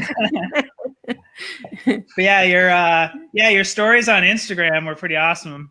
Like especially at the beginning of the quarantine or isolation or whatever, we were having fun watching. Yeah. I mean, I aim to entertain. It's been this quarantine. I'm sure it's been the same thing out there in the UK, but the quarantine's been absolutely insane for companies here. To talk about some details, like for us, 80% of our business was restaurants, and restaurants have been shut down for almost 3 months now. So it's been just brutal. And festivals is another big part of the business that's been shut down. So, yeah, you adapt to survive, my friend. You adapt to survive. Exactly, and I think that's one of the reasons why we are doing this. As chili heads and hot sauce lovers, we miss all that. We miss the festivals. We miss the expos. That's the thing that we look forward to the most. Plus, we can interact a lot over the internet and on the computer, and it's all great. But just the meeting in person, the rapport, and everything that goes on, it's just unbelievable. And it's absolutely. And in Ontario, anyways, they frown on drinking when you're at the booth, and here I can do whatever the hell I want, which is fantastic. Well, within reason. What about in the UK? Like, if you're doing a show, are you allowed to have a beer while you're sitting at your booth, or no? I don't know. I'm not in the UK. I'm in California. I've been here 30 years. Are you really? Yeah, I'm on the. Why I thought the UK? Well, any UK definitely, but like I said, I've been in California 30 years now, so I'm fantastic. I'm a permanent resident, basically, here all the time. You just still have an accent. That's funny because my family tells me that I don't. They tell me that because you're so American now. You're so American now. They say, because like when I go back to England and visit, they're all, why do you sound so Yankee? Listen at you. You sound like you're all posh nobby now. And it's, it only takes a little while for me to get back into that. And, I don't sound like pedantic or anything, but I slow my speech down so that Americans can understand me, because otherwise I'd be like, blah, blah, blah, blah, blah, and no one could understand a word. Yeah. So Americans generally aren't very good with accents, other than like whatever accents they have in their spectrum. But they nail me all the time for like being Canadian because I say about differently or something. Well, that's the only way that I can tell someone is Canadian. Really? Yeah. Half the time I'm like, oh, he said a boot. He must be Canadian. Or was he talking about a boot? There's there's a couple of different. That, and we walk around with maple syrup all the time. Yeah. I love maple syrup, and I have a maple. And I got try some of this in our pocket. I will. We make like a ridiculous ultra dark maple syrup that people don't normally sell to individuals because they use it mostly for like food service and some of that. It's got like a really rich, deep flavor. You love it or you don't. I'm telling you, if I look at my list here on this side, buy, and that's one of the things. So I'm just making sure I'm keeping my list on all the sauces that's coming out. Nice. I hope we make the buy list. Oh, you're on there, brother. You're on there. That green thing, that green kryptonite, whatever that was. Reaper. It's a green Reaper sauce. I know. So the Reapers, that's actually funny with this one because the Reapers weren't mature yet. Normally Reapers mature to red, but we had like a really screwed up end of the season in Quebec. It's a Quebec farmer that I know that grows it. He's like one of these guys that's like a food agricultural scientist crazy person. And the season ended. You guys, maybe it was the same thing in London, but in Quebec, the weather at the end of the summer started plummeting. The winds went up. It was just like people blame global warming or blame whatever you want. The end of the season was crazy. And so we had to pick the Reapers early. They were still green, but they had been so stressed out the last month or so of their lives that when peppers are stressed out, they just create capsaicin like mad. They were so stressed out that they just ended up being extremely spicy. They just like developed, I guess they were just on a nightly capsaicin run. And so it is delicious, but it's just crazy spicy. And I never thought, it's a little bit more bitter because of the greenness of the Reaper. I guess when they get a little more red, and this is where Mike comes in because his palate's a little more developed when it comes to this. But maybe when they're a little red, I would presume that they become a little sweeter, like a red pepper becomes a little sweeter than a green Reaper. Yeah. Yeah, they definitely have a different taste for sure. Yeah. So these ones, vicious, very fun Caesars, as somebody said, really, and just fun to cook with. I know. It looks like liquid kryptonite. I mean, that's what it looks like. All right, I'll do one more just for Jamie. This one's for you, Jamie. Yeah. Fill that spoon up. Nice. There you go. Beautiful. Look at that. And the honey, too. Definitely going to get some of that honey because I know the wife is going to love that thing. It's good. And it's a great honey. It's like I said, it's a small batch. It's a guy like 45 minutes away from my house that makes it in outside of Montreal. And the bees are like, they just do their thing. They're in the middle of a field and he lets them do their thing. And it's a cared for process, which is nice. And that was one of my big, as Mike or anybody can tell you, for me, where it comes from is as important as what it is. So I take a lot of attention to make sure that everything is done properly, and it's a pain in the ass for me, but for the customer, I think it's worth it. Definitely, always worth it. Well, anyway, Lawrence, we're right at 5 o'clock. You've gone all the way up. It's been a pleasure. Thank you so much. Mike, I'm going to watch you. I look forward to seeing it. Cheers. Jamie, a pleasure as always. Oh, yes, you too. As I say, I'm going to put you out, and I'll talk to you later on. I'm definitely going to... Take care, guys. Thank you so much. See ya. See ya. And then what we got here is their address, www.sinaigourmet.com. But I'm going to hand it over. It's 5 o'clock to Mike Jack. Hey. Molson Moose. I think that's great. So do you need any help with this? Do you need a timer, or do you want to do this on your own? If I do, you could time it if you want. Yeah, that would probably help out. All right.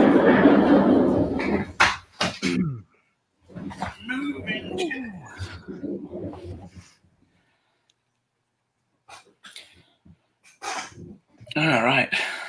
So I'm ready whenever you are. All you have to do is just tell me whenever you want. I'm going to take this off of here. All right, cool.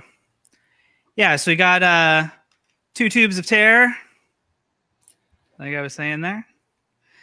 So yeah, we got I got 10 minutes to eat a tube, and then a 5-minute afterburn, and then another 10 minutes to eat a tube, and then another 5-minute afterburn.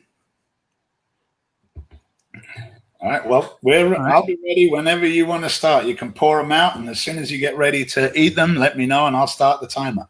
All right, cool. So here I'll just get this going here. And for anyone who hasn't watched, before Mike Jack competed in, I think it was the Spoonfuls of Terror, there was 10 tubes. Mike managed 8 of them, and these are the 2 tubes left over. Excuse me, left over. So he's going to polish them off now. There was only a couple of people, I think. Roger and Dustin and Johnny were the ones that actually finished them. I mean, and Shahina too. She finished hers. Oh yeah, I forgot Shahina too. She finished hers, and I mean, it just blows me away that you guys can eat like 8. Yeah. Oh, it was no easy task. It's pretty tough. Yeah. So, Mike Jack, I got a YouTube channel, Mike Jack's Hot Reviews. If you don't know who I am, I have 3 Guinness World Records for eating ghost peppers, and yeah. Oh, there's Shahina there. Good luck. Thanks, Shahina. Yeah. So if you haven't checked me out on YouTube, do that. I got Facebook and Instagram too. There's Eric Begg. Love the Justin Trudeau hair. Thanks. All right. So I guess, yeah, I got the first ones in the bowl here, and I'm ready. You say go, and I'll give her. All right. Well, what I'll do is I'll do the countdown to 1. You put it in your mouth. As soon as it hits your lips, I'll hit the timer. Okay, cool. So if you're ready, 3, 2, 1, go. And we are away. There we go.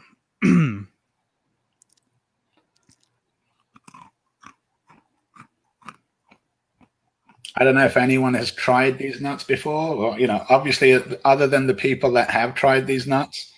I mean, they're a beautiful looking nut. Look, I mean, I have a tube of this at home, and all I do is I look through the plastic, and they look so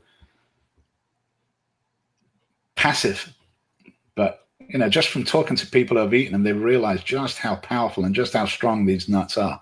And, you know, there's certain, probably, I would say there's various different routines or ways that you could eat them. One of the ways that I've thought of, and I've asked a few people who have eaten the tube of terrors, is, you know, as Mike's doing, taking your time, nice and slow, because most people know that when you keep eating, that burn kind of subsides just for a while you're still eating them. But the minute you stop, it just solidifies tenfold on top of you. So it can come back slowly. So the best way is to, like, do as Mike is doing, just pick away and try and take as much of the 10 minutes as you can before the 5-minute afterburn that comes with it. As you can see, we've gone 1.5 minutes. Mike's chomping away.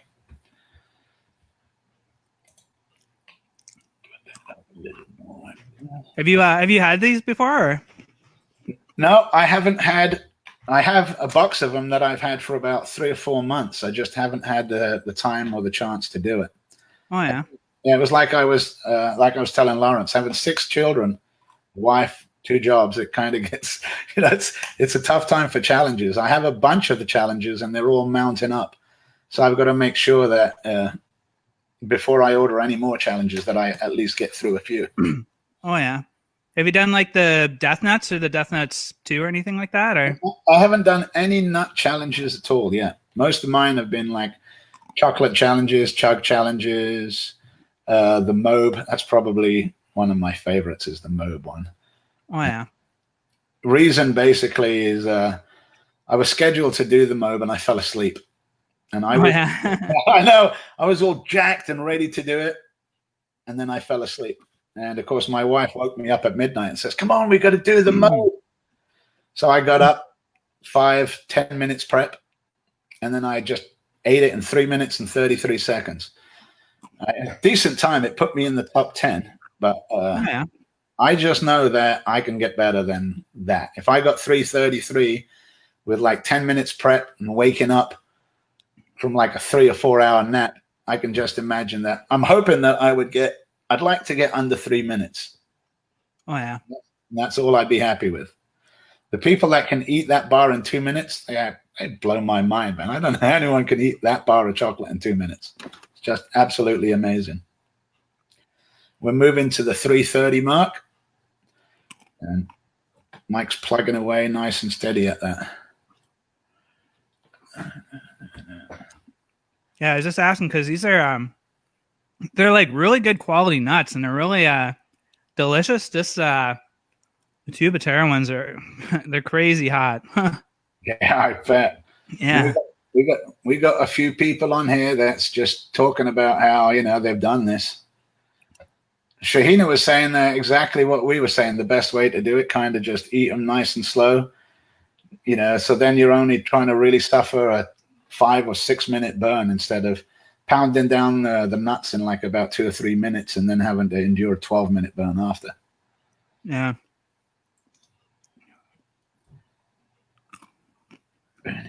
Starting to tear up a little bit here.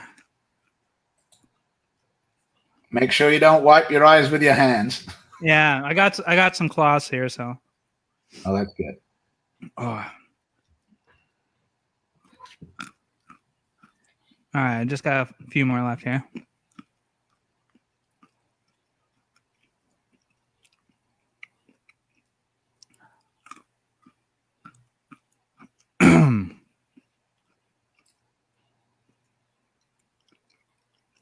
We're coming up on the halfway mark where the nuts need to be completed. We're at basically 5 minutes right about now. There we go. So I still got half my time left, and I got one nut left. Huh. Bombing. Actually, you ate those pretty quick. Yeah, like to be honest, like I had a total different strategy when I did the spoonfuls of tear. I was letting the time like run down as much as I could before I even started, just because I'm pretty fast at eating them. So I knew I didn't need a whole 10 minutes. So I waited. What did I wait till? Till it was like 6 minutes or 5 minutes or something.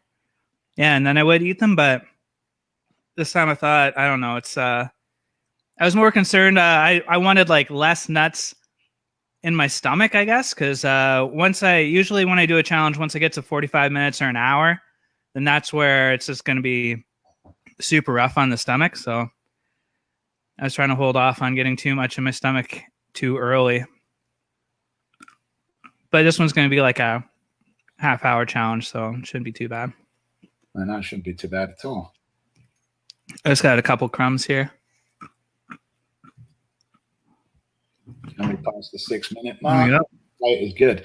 So we'll run this out to the 15, and then we'll start all over again. Yep. Whew.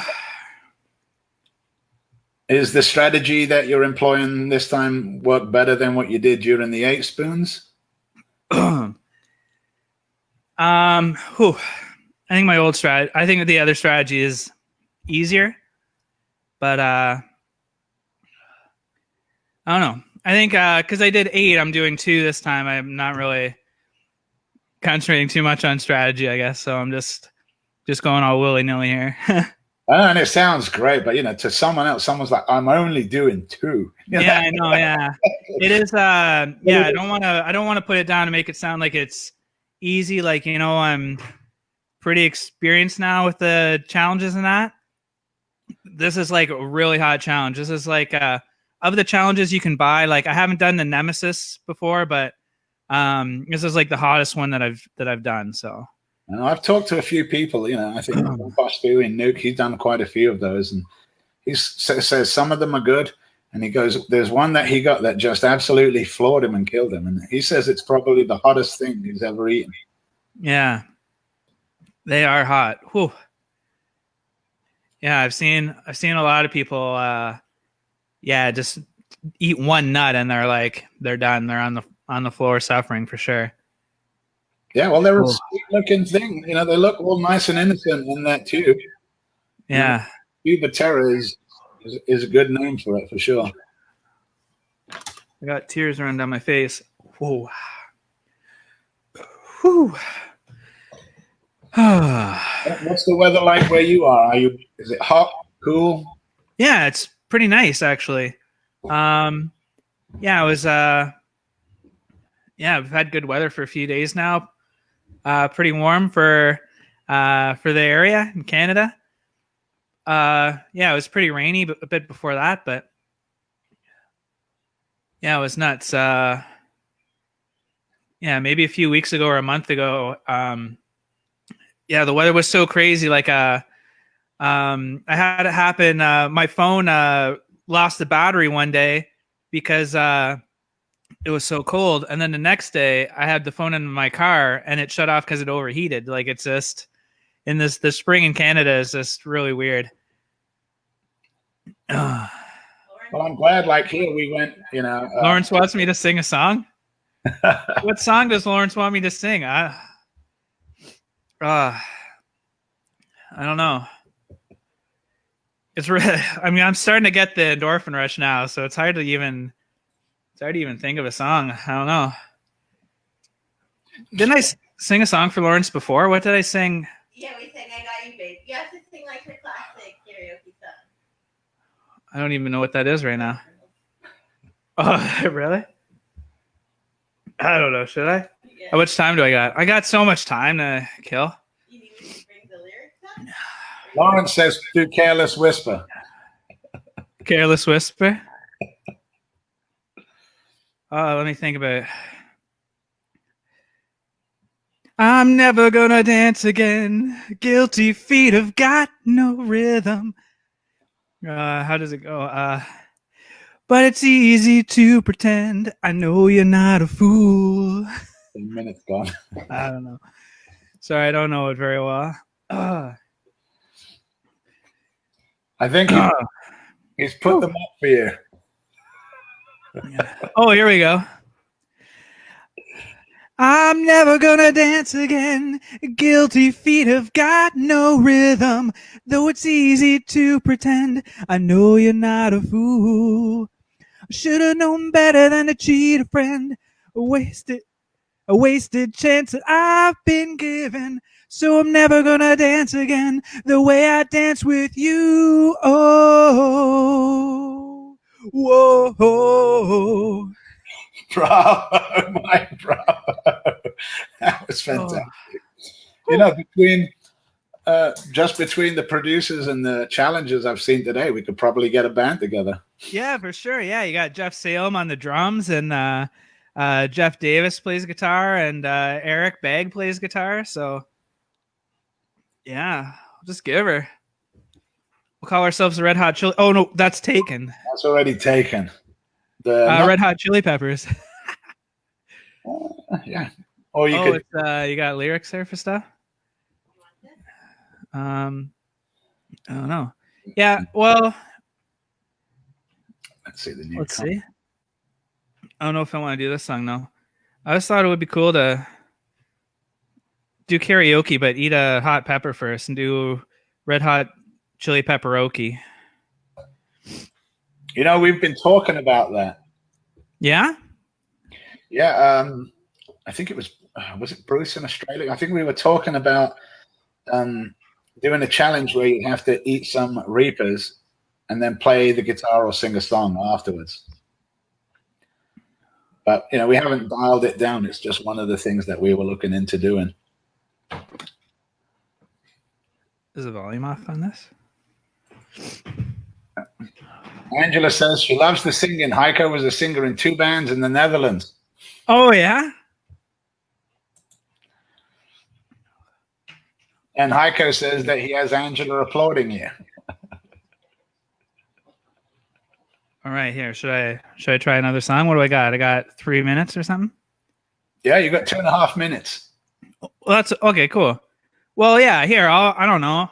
Just to do something, I'll sing another song here, just to make it more challenging. If we get to the 15, just start the 10 for the next one, and I'll just do it. Or here, maybe I'll open this one up first, just so I'm ready.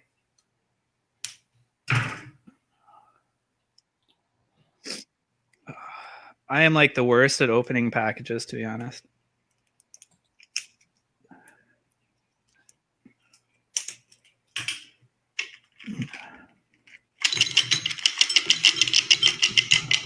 And like Haico's saying, just to make sure, you're just down to tube of terror and you're as cool as a cucumber.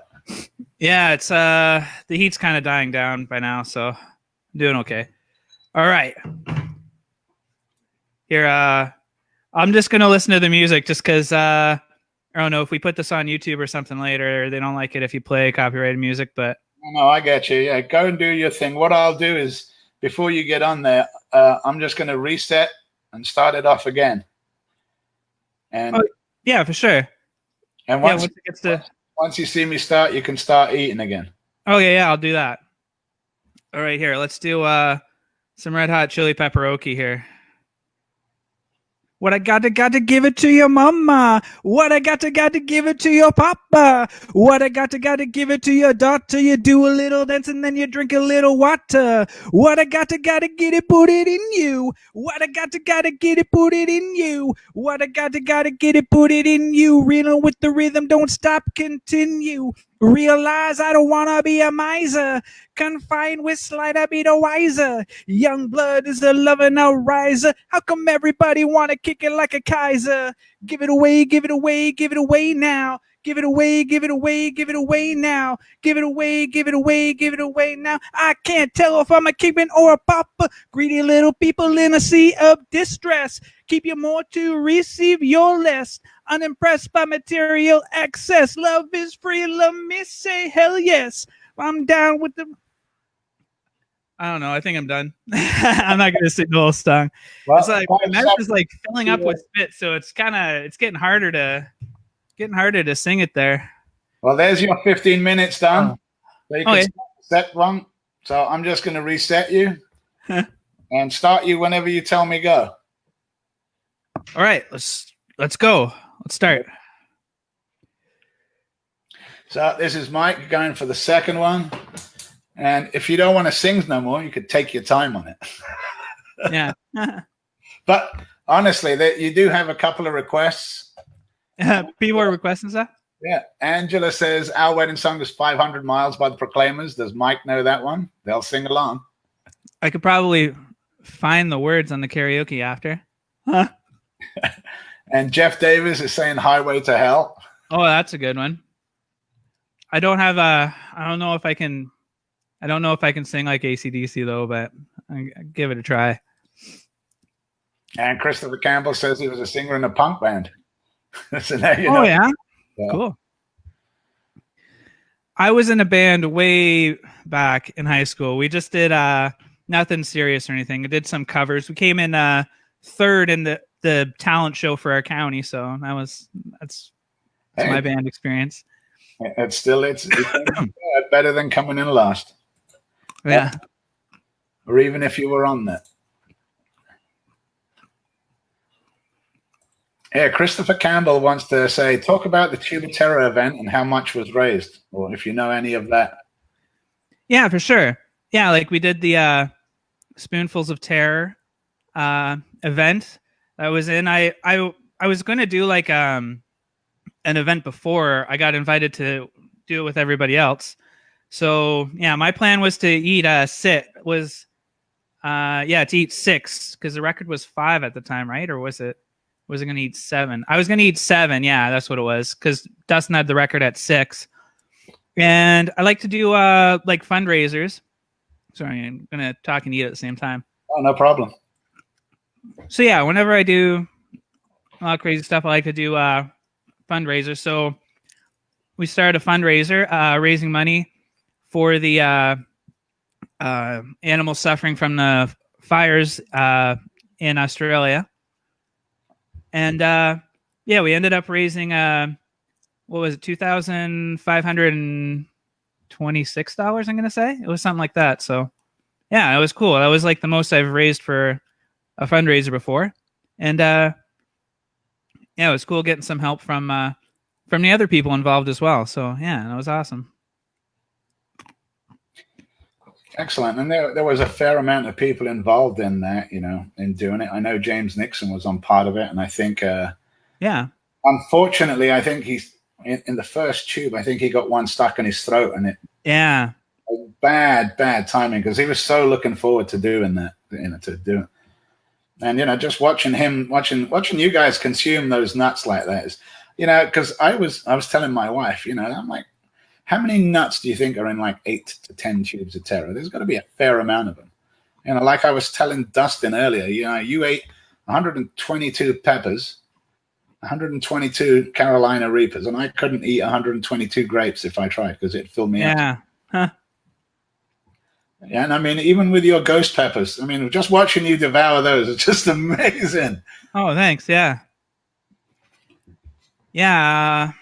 I'm hoping to, I don't know when, because I want to do it at a public place or whatever, but I want to try to, because I've tried a few times to eat as many Reapers as I can. At one time, before everybody was starting to do it, I had like the record. I ate 30 of them, but it's since been, upped a lot, and now Dustin's eating like 120 whatever.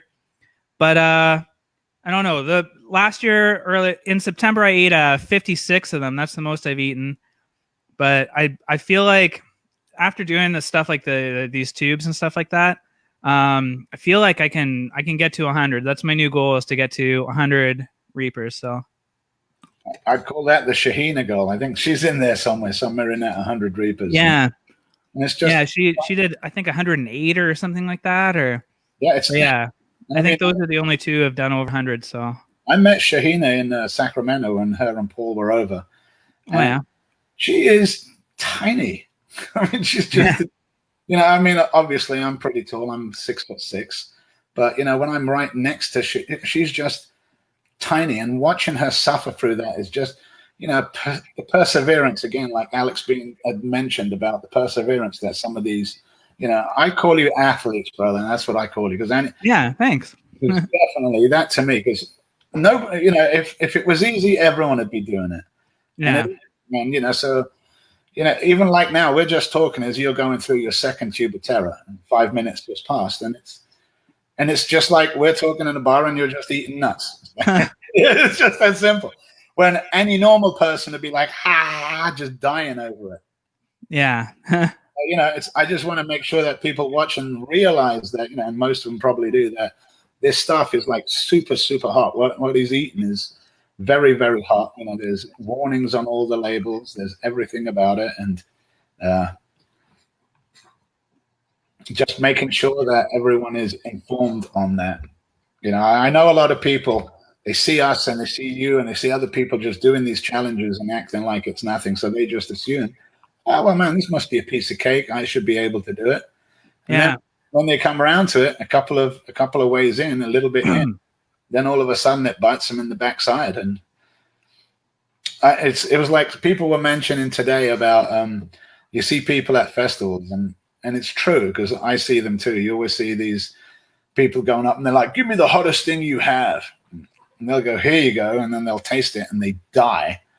And then it's like, so do you want me to give you the hottest thing I have? Because that was the halfway mark. Right? Yeah. Because a true chili head will go, oh, this is not bad. You got anything hotter? Or, but anyone that's not, that doesn't. And I want to say enjoy the pain, because I don't know if I do enjoy the pain, but if I didn't enjoy the pain, why do I keep looking for it? If I don't, yeah. I'm always at it. So we're coming up on the 7-minute mark. How many nuts do you have left? You've been gauging? I still have a few. So. Oh, good. I better, yeah. Out a little bit. I just concentrate on getting these done, so I don't want to mess it up.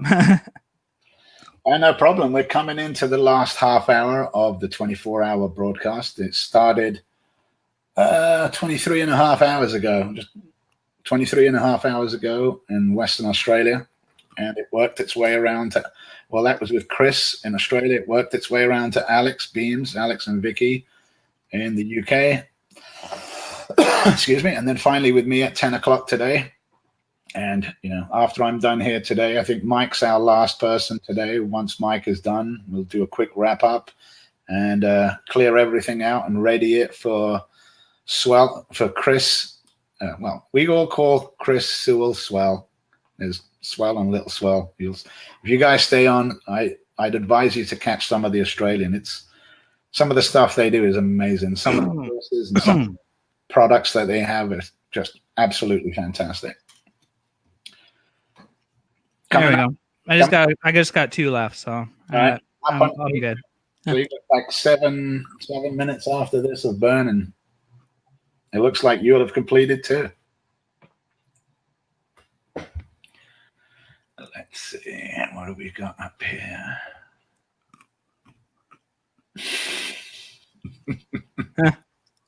Well, I'm pretty sure this is Lawrence, but it might not be, but you never know. I sit on a bicycle. Yeah. Very carefully. Definitely. I guess I got a few little. I guess I'm done, but I'll finish off these little crumbs in here, I guess.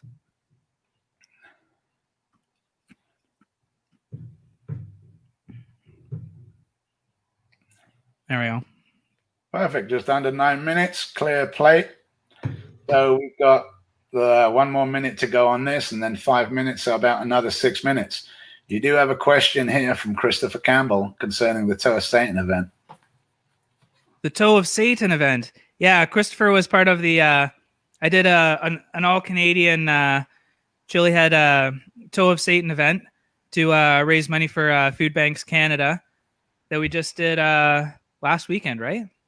Yeah. And yeah, we raised $1,000 for Food Banks Canada. So that's second most I ever raised. And yeah, that's pretty good considering, you know, the hardships people are having right now with COVID and everything. And you know, some people are under financial stress. So I didn't expect to raise as much as we did with the Tuba Fair event. So, but yeah, it was fun times. Christopher Campbell, he when he was done with his Toe of Satan, he to cool down, he stopped a metal fan with his tongue. So it was pretty fun. There's your 10 minutes. We're into burn time now. All right, cool. Claude Dubé, who you mentioned is going to be on tomorrow, he was there doing it with us. He finished 2 Toes of Satan in like 40 minutes, I think it was. So yeah, it was crazy. Finished them right to the stick. My wife Jamie, she did it. It was the best challenge she's ever done. She was practicing a lot. She got a couple extra Toe of Satan's to practice with, and I think her best time practicing was 12 minutes, and she ended up going, was it 43 minutes with Toe of Satan. So that was pretty wild. I went like an hour 15.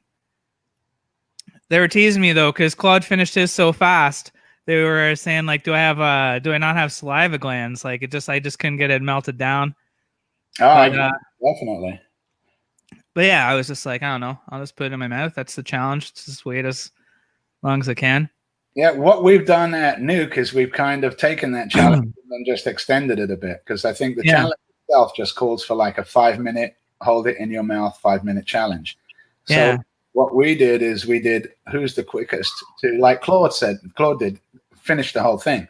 So we had that were holding it and then just rubbing it on their mouth and on their side of their tongue and on their, you know, on the side of their cheek.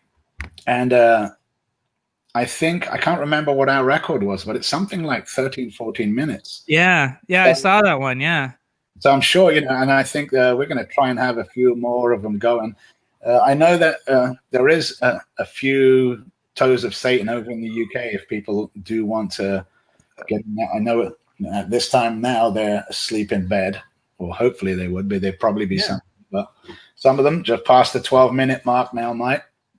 There we go. And like I think Cameron Grennan is our number one guy. He managed finish it off completely. And I think the Podfather Sean Overthrow came in second, and he got it down pretty good. But if Claude was able to knock one out, he might. I'll have to talk to him tomorrow, see if he wants to maybe in the future have a tour Satan off against a few people, because there's a whole bunch of people. Yeah. It scares me because I don't like cinnamon that much. Yeah. When I talked to, I think, Cameron the next day after doing it, and Sean was telling me that he was riding capsaicin waves for ages after that. And of course, the inside of the cheek and the tongue, because of the rubbing on it, I think it's like close to 6 million Scoville. And yeah, it says on the box it's 9 million. Yeah. Oh, it's 9 million. Yeah. Yeah. I ended up finishing mine. Like mine was totally done, but I don't know. Yeah. Like I don't know how Cameron did it. Like he just rubs it so much, I guess, but I couldn't get mine down. Like it took me over an hour to get it finished, and yeah, Claude pounded 2 of them in like 40 minutes. It was so crazy. I think Dustin, Atomic Menace. I don't know. Yeah, he did over 2 hours. Yeah, he was switching multiple. I think he had 3 different ones. I think it was every 45 minutes he put in a different one. But yeah, that's nuts. It may have been 5. Was it? I think it may be every half hour. I think maybe it was something along those lines, or 20 minutes. Yeah. We're coming into the last minute of your burn. Excuse me. Yeah, you were talking about people not understanding how hot things are. I've had that happen a few times because I do like a lot of like public events, eating reapers and stuff for the last few years and that. And yeah, like when somebody sees somebody eating 50 of them, they're like, how hot can it be? Like it can't be that hot. Hey, Greg, how's it going? Greg did the Toe Satans with us too, Greg and Haico. So yeah, and Lay Spice Boys. But yeah, so what I started doing was before I start eating them, I just get like a random person, or sometimes not a random person, but just somebody from the audience to come and like eat one, just to show like how hot it is, or take a bite out of one. And I guess the best one is we got Jamie's dad, who might be watching right now too. We got one time we got him to try one, and he is he's interested in spicy stuff, but he's not really into the spicy stuff. So he took like the smallest bite I've ever seen out of a reaper, and he was throwing up after worse than I was after 30. So that was pretty wild. 15 minutes, 10, just to make sure that you've gone beyond it. There we go. Awesome. Excellent. Fantastic job, Mike. You make it look like it's nothing. Yeah. Whew. How's the mouth feeling? It's like it's cooling down, to be honest. I got a little bit of tears in my eyes. Like I can still feel it just a little bit on my tongue, but it's usually not my tongue that like gets me though. This is gonna come back to hurt me in maybe like another half an hour, 45 minutes or so. And yeah, so that's not gonna be nice. But yeah, luckily for people watching, they're not gonna be able to see that, so that's good. Definitely. Yeah. I don't know. Yeah, I've had this feeling before where you do something crazy and then it just doesn't you don't really feel it anymore, but then you can't get too confident because you know it's going to come back. It's going to come back and it's going to be rough. So yeah. I can't see the comments right now. Anybody saying anything? I'm just going to take a quick look through here in a second. Oh yeah, we've got quite a few here. Let's see if anybody has some questions or anything. What we have is Greg Marcus asked what Mike eat. What did Mike eat? For you? He ate 2 tubes of Terra. Finished that one and 2. This one and this one. Haico says that you rock. Thanks. And then, what's that middle word there? What's this? There's a star in there? I'm just joking. I don't know. I think it's Mike starring rocks. And then this one was Dustin. Dustin is telling Dustin. you basically how he did his fresh sucker. 5 minutes. Okay. Yeah, exactly. And then finished the candy on all 5 after 2 and 5. Wow. Wow. That's again 2 hours. Yeah, that's wild.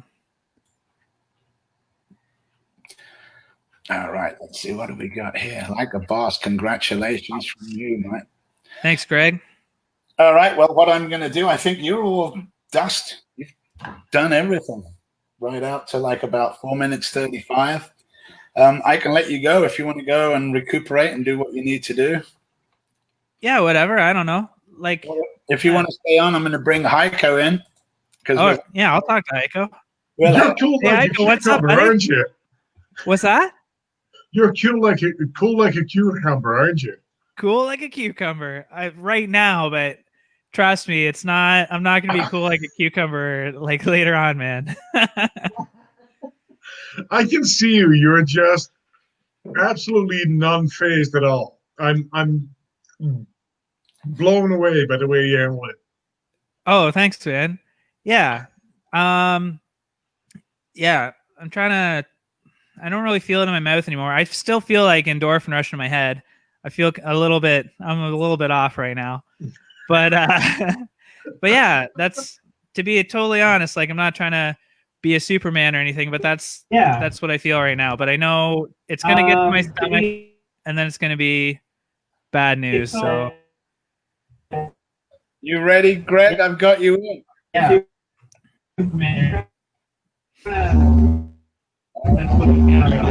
I'll put you out for a second until you get your time figured out. But I've How do got we get the shirt?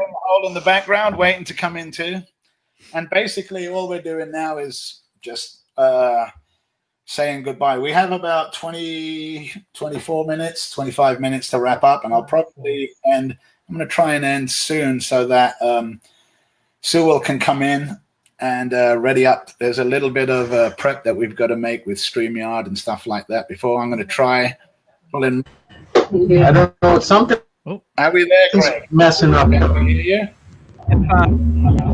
I'll put you out for a second. Yeah. Time figured out. It's because what's the thing? What? All in the background. Is it Teespring? Who's there? What's going on? All right, we have about 20. Oh, right here. What's that? Yeah. Okay. Yes, Good. but something's lagging you. Mm-hmm. Yeah. Haico's lagging. Yep. Oh, everyone good? Yeah, except I'm good. I don't hear anything. I think you sound good right now. You'll hear it from Okay. If somebody was asking about shirts there, this specific shirt, I don't have it for sale, but you can get other hot review shirts through my YouTube channel, Mike Jack's Hot Reviews. Unmuted. If you just open up a video, I forget what it's called. Yeah. Is it Teespring? Something like that. But if you just open up a video, scroll down to the bottom, there's like a merch section there. So if anybody wants one, I don't really pressure people to get T-shirts and stuff, but if you really want one, then give her, I guess. Everyone loves T-shirts. I got a message here from Dustin. He says, "Be sure to invite me to another week or something." Okay, for sure, Dustin. Yeah, I want to. When I tried the last one, I actually got the peppers from Haico there. When he gave me a lot of peppers. I forget how many there was. Was there like 100 and it was like a crazy amount. But I had enough that I could have beat Dustin's record. There was enough peppers there, but my stomach wasn't having it. Or actually, it was more my head that time. I was so messed up eating. Once I got to the 56, I couldn't stand anymore. I was trying to stand and eat them, and Jamie, my coach, was trying to get me to sit in a chair and being like, "Sit down so you can eat some more." And I was just kind of stumbling, and I was like, my head was so messed. I just didn't know what was going on. So yeah, that's what put me out, was just the head rush, which was weird. And then, yeah, but so next time I'm going to try to listen to her a little bit more. Always listen to your wife. It's a good. Do not sit down. Stand up. Stand up. Do not listen to your wife at that point. Yeah. So, but yeah, I'll try again and see if I can do 100 or more, or see, I don't know, see where I can get. I guess whatever. That will be. So I've got a thing I want to answer here from a Facebook user. I'm sure it might be still Lawrence, but he's asking, well, can we watch the videos after? So just to let everyone know, when I'm done with the stream, once I end the broadcast, it will get saved into NEUK. It'll take me a minute or two to put in there. If you check over the schedule that I posted originally, you can see roughly. We stayed pretty close to the times. I think it changed a little bit in the beginning. Ooh. Gathered in like about 20 minutes earlier than we should have. But we should be, anyone who wants to check where they are, anyone that's done a challenge, that's a League of Fire challenge like Mike or anyone, any of the other ones that went in there, I think Jared. It looks like, well, Tracy didn't finish his. Dustin has his own taped. Who else did we have? I don't think that one's in League of Fire yet, is it? The Cully's ramen? That's what Dustin did, right? No, it's not. It's not. But he might have. I think he had it videotaped for his own. I think it's for Kelly's Ramen for them. Yeah, okay. I think we did Justin Waters, but Justin wasn't able to complete the NEMESIS. So basically, try it though. Yeah, man, I mean that bar. If you've done the bites, you guys know that NEMESIS is no bar. Like my hats off to Greg. However, he managed to do that. I'm going to try and pull him in again and ask him. Yeah. Hey. Hi. You alive? There you alive. go. Yeah. Cheers. It looks like we've juice. I was just sitting down to my dinner. I've got this pizza that I put 5 scorpion pods on, and 2 bites in, I'm ready to tap out. I put about a teaspoon of Bumble Eft on it, and wow, it's really hot. I'm gonna go get my That sounds like a hot one. Hey, Angela. I'll be right back. Lost my sidekick. Well, we were talking. We were just discussing the NEMESIS. The coach. Yeah, definitely. We were just discussing the NEMESIS. How did you feel doing the NEMESIS? So if there was no such thing as cap cramps, I could eat 3 of those bars in a row. But because of the cap cramps, I will never ever eat another one again as long as I live. I don't know how Scott's Bonnet has pulled off 3 of them. I don't know. He's some kind of wicked masochist, I guess. I don't know. Yeah. But man, oh man. But the mouth burn was totally doable. I was lit up real good, but I could take that for weeks, that mouth burn. Eric Begg. Yeah, fire in the hole. Absolutely. Yeah, I mean, that's why you eat peanut butter. Yes, I think you could do it again, Greg. Yeah. I think you should try it again. Yeah, but does he? He will. Trust me. He's gonna try it again. Because right now he's in the denial zone, but he'll get back to it. And I know a guy that has some stuff, so he'll be good. Oh, yeah. Fortunately, we know a guy. Yeah. And I mean, you see, that's one of the reasons why it's. Yeah, I'm not afraid of much, but I will admit, NEMESIS scares me a little. It really does. I think what Roger and what they created over there is just like amazing. To me, what I had of it, like I said, was in the bites. And, I think it was the second box of bites that it was after I did that one that it just grabbed my stomach. And I was like, and it was a good 10, 15 minutes after I was done. I was getting ready to go home. And as I was walking, my stomach's like, you stop right now and don't go anywhere. And go into that bathroom. And I obeyed. Roll up in a ball on the floor, cry like a little girl. Yeah. Now I've been there. That's after the cold tiles, diabolical. After Scott's Bonnet does the NEMESIS, that's what he does. Rolls up into a little fetal ball in the shower until the hot water runs out. Yeah. But I think though, right? Like it's there's a tolerance thing, right? Like you build up a tolerance in your mouth for heat. I think you can build up a tolerance in your stomach too, right? Like I can handle a lot more in my stomach than I used to. So maybe I don't know how long, but over a certain amount of time, Greg's gonna be eating 2 NEMESIS. He's gonna be like, I think I can do it now. So right? Here's the punchline to that story. So Haico gave me some pickled peppers, and when I started eating them, they give me cap cramps almost instantly. You eat them and you get the cap cramps. So I thought, this is great. I can train away the cap cramps, right? I can just eat these things, and I'll get a resistance to the cramps, right? But after the Nemesis bar, almost 3 hours, 2:45 of fatal cramps, like I've never imagined in my life. So all that training was for absolutely nothing. That's why you got to turn on like Nemesis. So it was how long after though?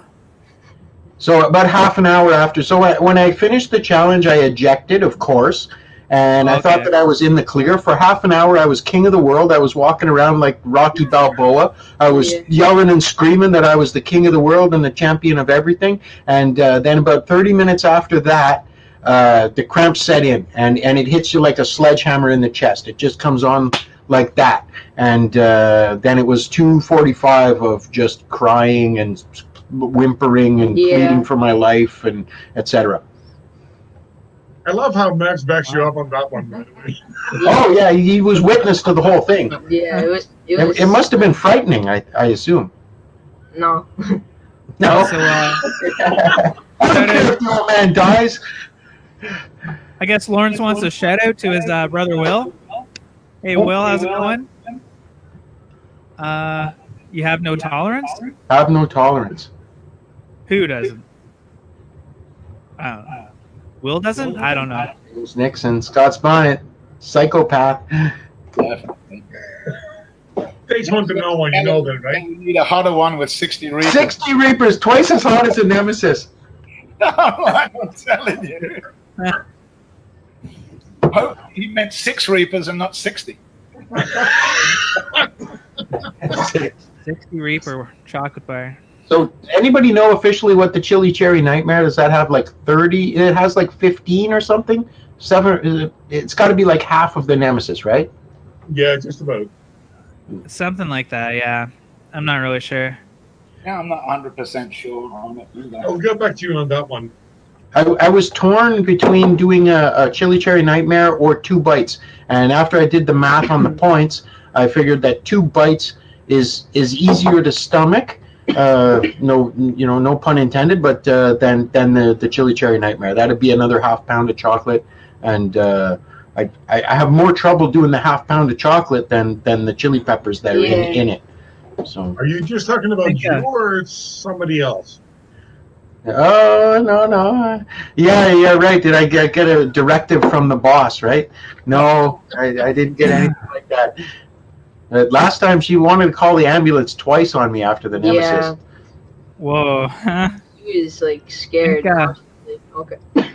Think you'll, seriously, Mike, how are you holding up there? I'm starting to feel it a little bit in my stomach, to be honest, right now. You want to get out of here? Just a little bit. I'm okay right now, but yeah, you'll know when I want to get out of here for sure. I've seen that dance. I know that dance. I'll be gone, so you'll know. If I see you exit screen stage left, I'll remove you. Yeah, for sure. I like the Rush reference, by the way. The Rush reference? A co-worker of mine is putting the photograph on the album cover, believe it or not. It's like Don't Fear the Reaper. That Snagglepuss, like Hanna-Barbera. Exit stage left.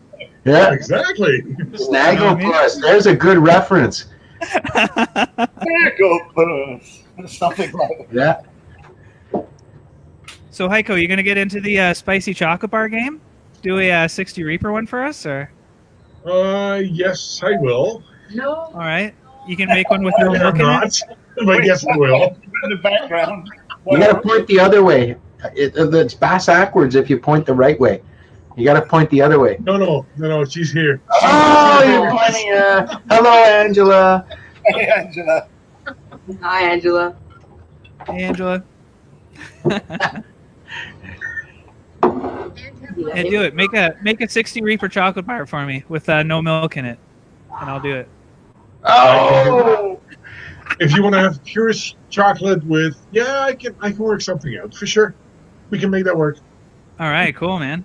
Yep. We still have the standing order for the fire hose sauce, right? Yeah. Oh yeah, the fire hose sauce. Yeah, you can have that for a name. That's a free idea for you. Absolutely. Mike is the most polite. I think a Robbie dropper of tincture is the recipe, correct? Chris did that. It did that. Lit. I was lit. Just Christopher sorry, Campbell, I was lit. I've got one more from Will now. This is Will. Oh, well, there you go. Send it to Lawrence. Yeah, I propose a counter shout out to Lawrence. Lawrence, just so you know, Will, he has a reasonable degree of hot sauce tolerance. Well, Lawrence, great way to start. Yeah. Good job. Christopher Campbell was just mentioning there. I know. Thanks, Eric Begg. I was Love you actually too, just going to bud. mention Eric Begg there. Canadians, you know, he was saying earlier how Canadians are so polite and everything, right? And then Christopher Well, I'm Campbell, he had a sorry. comment up there. Yeah, sorry about that. Sorry. But I did the Chug challenge, the first one with Christopher Campbell, and he just posted a thing about how polite I was, because he had to use the bathroom really bad afterwards, and yeah, I just kind of politely waited and just like, oh, you are you done in there? If you need to use it for longer, that's okay. I need to get in there at some point, but you can should I just go outside or should I wait for you? But the funniest thing, the funniest thing about when I did the Chug challenge was Christopher, okay? Because you guys know Christopher, obviously. He does some pretty Phoenix Fire. Yeah, Phoenix Fire, right? Oh, I'm starting to feel this here now. But anyway, let me get through the story here. But so Christopher, he's in the bathroom, ejecting and everything. And he's rolling around on the ground, holding his belly, saying, it feels like an alien. Like, what do I do? What do I do? And just like, just rolling around. And then suddenly, like, we're trying to help him out, but suddenly, like, he's just, I don't know. There's blood on his face. And I'm like, what is going on? And he's just like, what? Where is it? And he's going like, because we're like, Christopher, you're bleeding. And he's just getting it all everywhere. And we're like, where is it coming from? And I said, I think that it was coming from your eyes. And he was like, Yes. no, Yes. it must be coming from my nose. And he's like, going like, but it's smeared all over his face at this point. You can't really tell what's going on, right? So then he gets his face all cleaned up, and then he's looking in the mirror, and there's blood coming from his eyes. It's coming straight down. And I'm like, what? I've never heard of this happening before. Like, can peppers can it make blood come from your eyes? But then he's explaining like, oh, it must be because, he does those, he puts one of his tricks, he puts like hooks on his like eyelids, right? And he holds weights with them and walks around with the hooks on his eyes. So he had like, he figures that just like the stress or whatever of him like, freaking out and everything just took the scabs off, and that's why he was just bleeding from his eyes. But yeah, it was pretty scary at the time, but I don't know, he was okay. I have a quick story about that. I dated a girl just before I met Kazoo, but I dated a girl who, when she was a little kid, she used to have nosebleeds that used to come out her tear ducts, and her parents were like mortified, right? They thought it was like the poltergeist or the Exorcist or something. The little girl's bleeding from the eyeballs, right? But it was just a nosebleed coming out the front way instead of the back way, as far as I know. But that is possible and can happen. Whoa, that's wild. Well, I'm getting a rush of the sweats here. I had to take the headband off. Well, you do know Chris Campbell. I mean, we know what he can do. And yes, James. Most Canadians are Scottish. We may be kind of Scottish after all. A little bit. My last name, Jack, is a Scottish last name. I'm like an 8th Scottish, I guess. So. Woo! Yeah, there we go. 8th Scottish. Here's something from Lawrence. Teabag? I'm sure it's from him. Teabag. Consider yourself what? Teabag? Teabag. Don't. Don't go there. That was the name of the scotch. It really was the name of the scotch. That Oh yeah. Oh. Look at Haico and I, twinsies today, by accident. Fire. Yeah, maybe. Yep. Jeff, you put on an amazing show. Thank you very much for hosting this all. Yeah, thanks, Jeff. Oh, thank you guys. What I'll probably do is I'll excuse you out. I'll see you, Greg, definitely, and Haico tomorrow. You guys are you're up for your challenge. Like I said, I heard word on the street that Roger's going to be down for that to help you. Mike, you're awesome as always. You just thanks. Blow me away, brother. I mean, just the way you just. Thanks, man. Two tubes of terror. 2 tubes. I'm telling you, you're a beast. Greg, you can friggin' knock out a nemesis. I mean, some work, but there's only a few people that's ever done that. If you get a chance, if you get a chance, once is all you need. Once is all you need. All you can do is say, I did it. So what I'll do, Mike, is I'm going to let you out so you can go recover. Right. You talk to you soon. Greg, I'm going to let you out too. Talk to you soon. Take care. Haico, thank you for everything you've done. I'm going to mention you in the thanks anyway, and I'll see you tomorrow. Absolutely. Oh, sorry, cut you off earlier there. But before I cut out, I want to make sure that I leave in enough time that Chris Swell can come in and log in and get this going. I did start kind of late, so I do have time. I think I'm 5 minutes ahead of time. So all I'm going to do is just a quick rundown of everyone that was in today, and I'm going to say basically thanks to all of them. I want to thank Haico's Hot Sauce specifically for what Haico did. You know, Haico, he's nice behind the scenes and everything, but he did most of the work, getting most of the producers. I tried my best to get producers to come on, but Haico get throwing them like they were nothing. So a lot of this wouldn't have happened without Haico's help. Also, like to thank Mythical Inferno. We have it right here. Bobby Solak with Mythical Inferno. Jared Smith for doing his 13 Fuego boxes. Carmen with Firecracker. Eric Begg with Sorry Sauce. Burning Bob for just coming in and rocking that Chug too. After that, we had Dawson's Hot Sauce with Brody Dawson. Island Sun with Jeff Davis. Just Dustin Johnson, the Atomic Menace, came on and just destroyed that noodle. Tracy Freeman came on and attempted the CCN and he got 3/4 of it, but decent start. Salem's Lott, Jeff Salem came on. Amazing sauce, amazing names. Love that thing. Justin Waters came on with NEMESIS. He tried a NEMESIS and NEMESIS hosted him and he wasn't able to finish it. But man, I mean, just the fact that he gave it a go is good enough. It's just for anyone to try that, as far as I'm concerned, you haven't failed if you've at least started that nemesis. If you get part of the way through it, that's all the more reason. All the more reason. After that, we had Cade Foods with Bruce Pinnock. He has some amazing sounds and stuff with ginger, that jalapenos and stuff. I just want some of that too. And then we had Lawrence. Fantastic fun with his Tevar with Sinai Gourmet, and I hope to talk to you more, Lawrence. And definitely, I want some of that liquid kryptonite, or what looked like liquid kryptonite. Then right up, we had Mike Jack do 2 tubes of terror, and I had help from Haico and Greg to come in and say goodbye. So what I'm going to do, it's a couple of minutes to 6. I'm going to drop out now and say goodbye. Thank you, everyone, for tuning in. Tune in tomorrow. I'll do a quick rundown of what's happening tomorrow. We start at 10 Pacific a.m.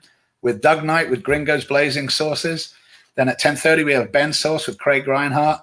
We have a challenge with Jeremy Bell at 11. Gabe De Severio with Spicy Shark will be at 11:30. Anthony Edmonds with Fairy Tale Sauce will be on at 12. At 12:30, we'll have Haico and Greg doing their Bites Challenge, and I hope to have Roger here. I'm sure Roger will be here for that. Then after that, we got Jason Roby with Jay Smallbatch.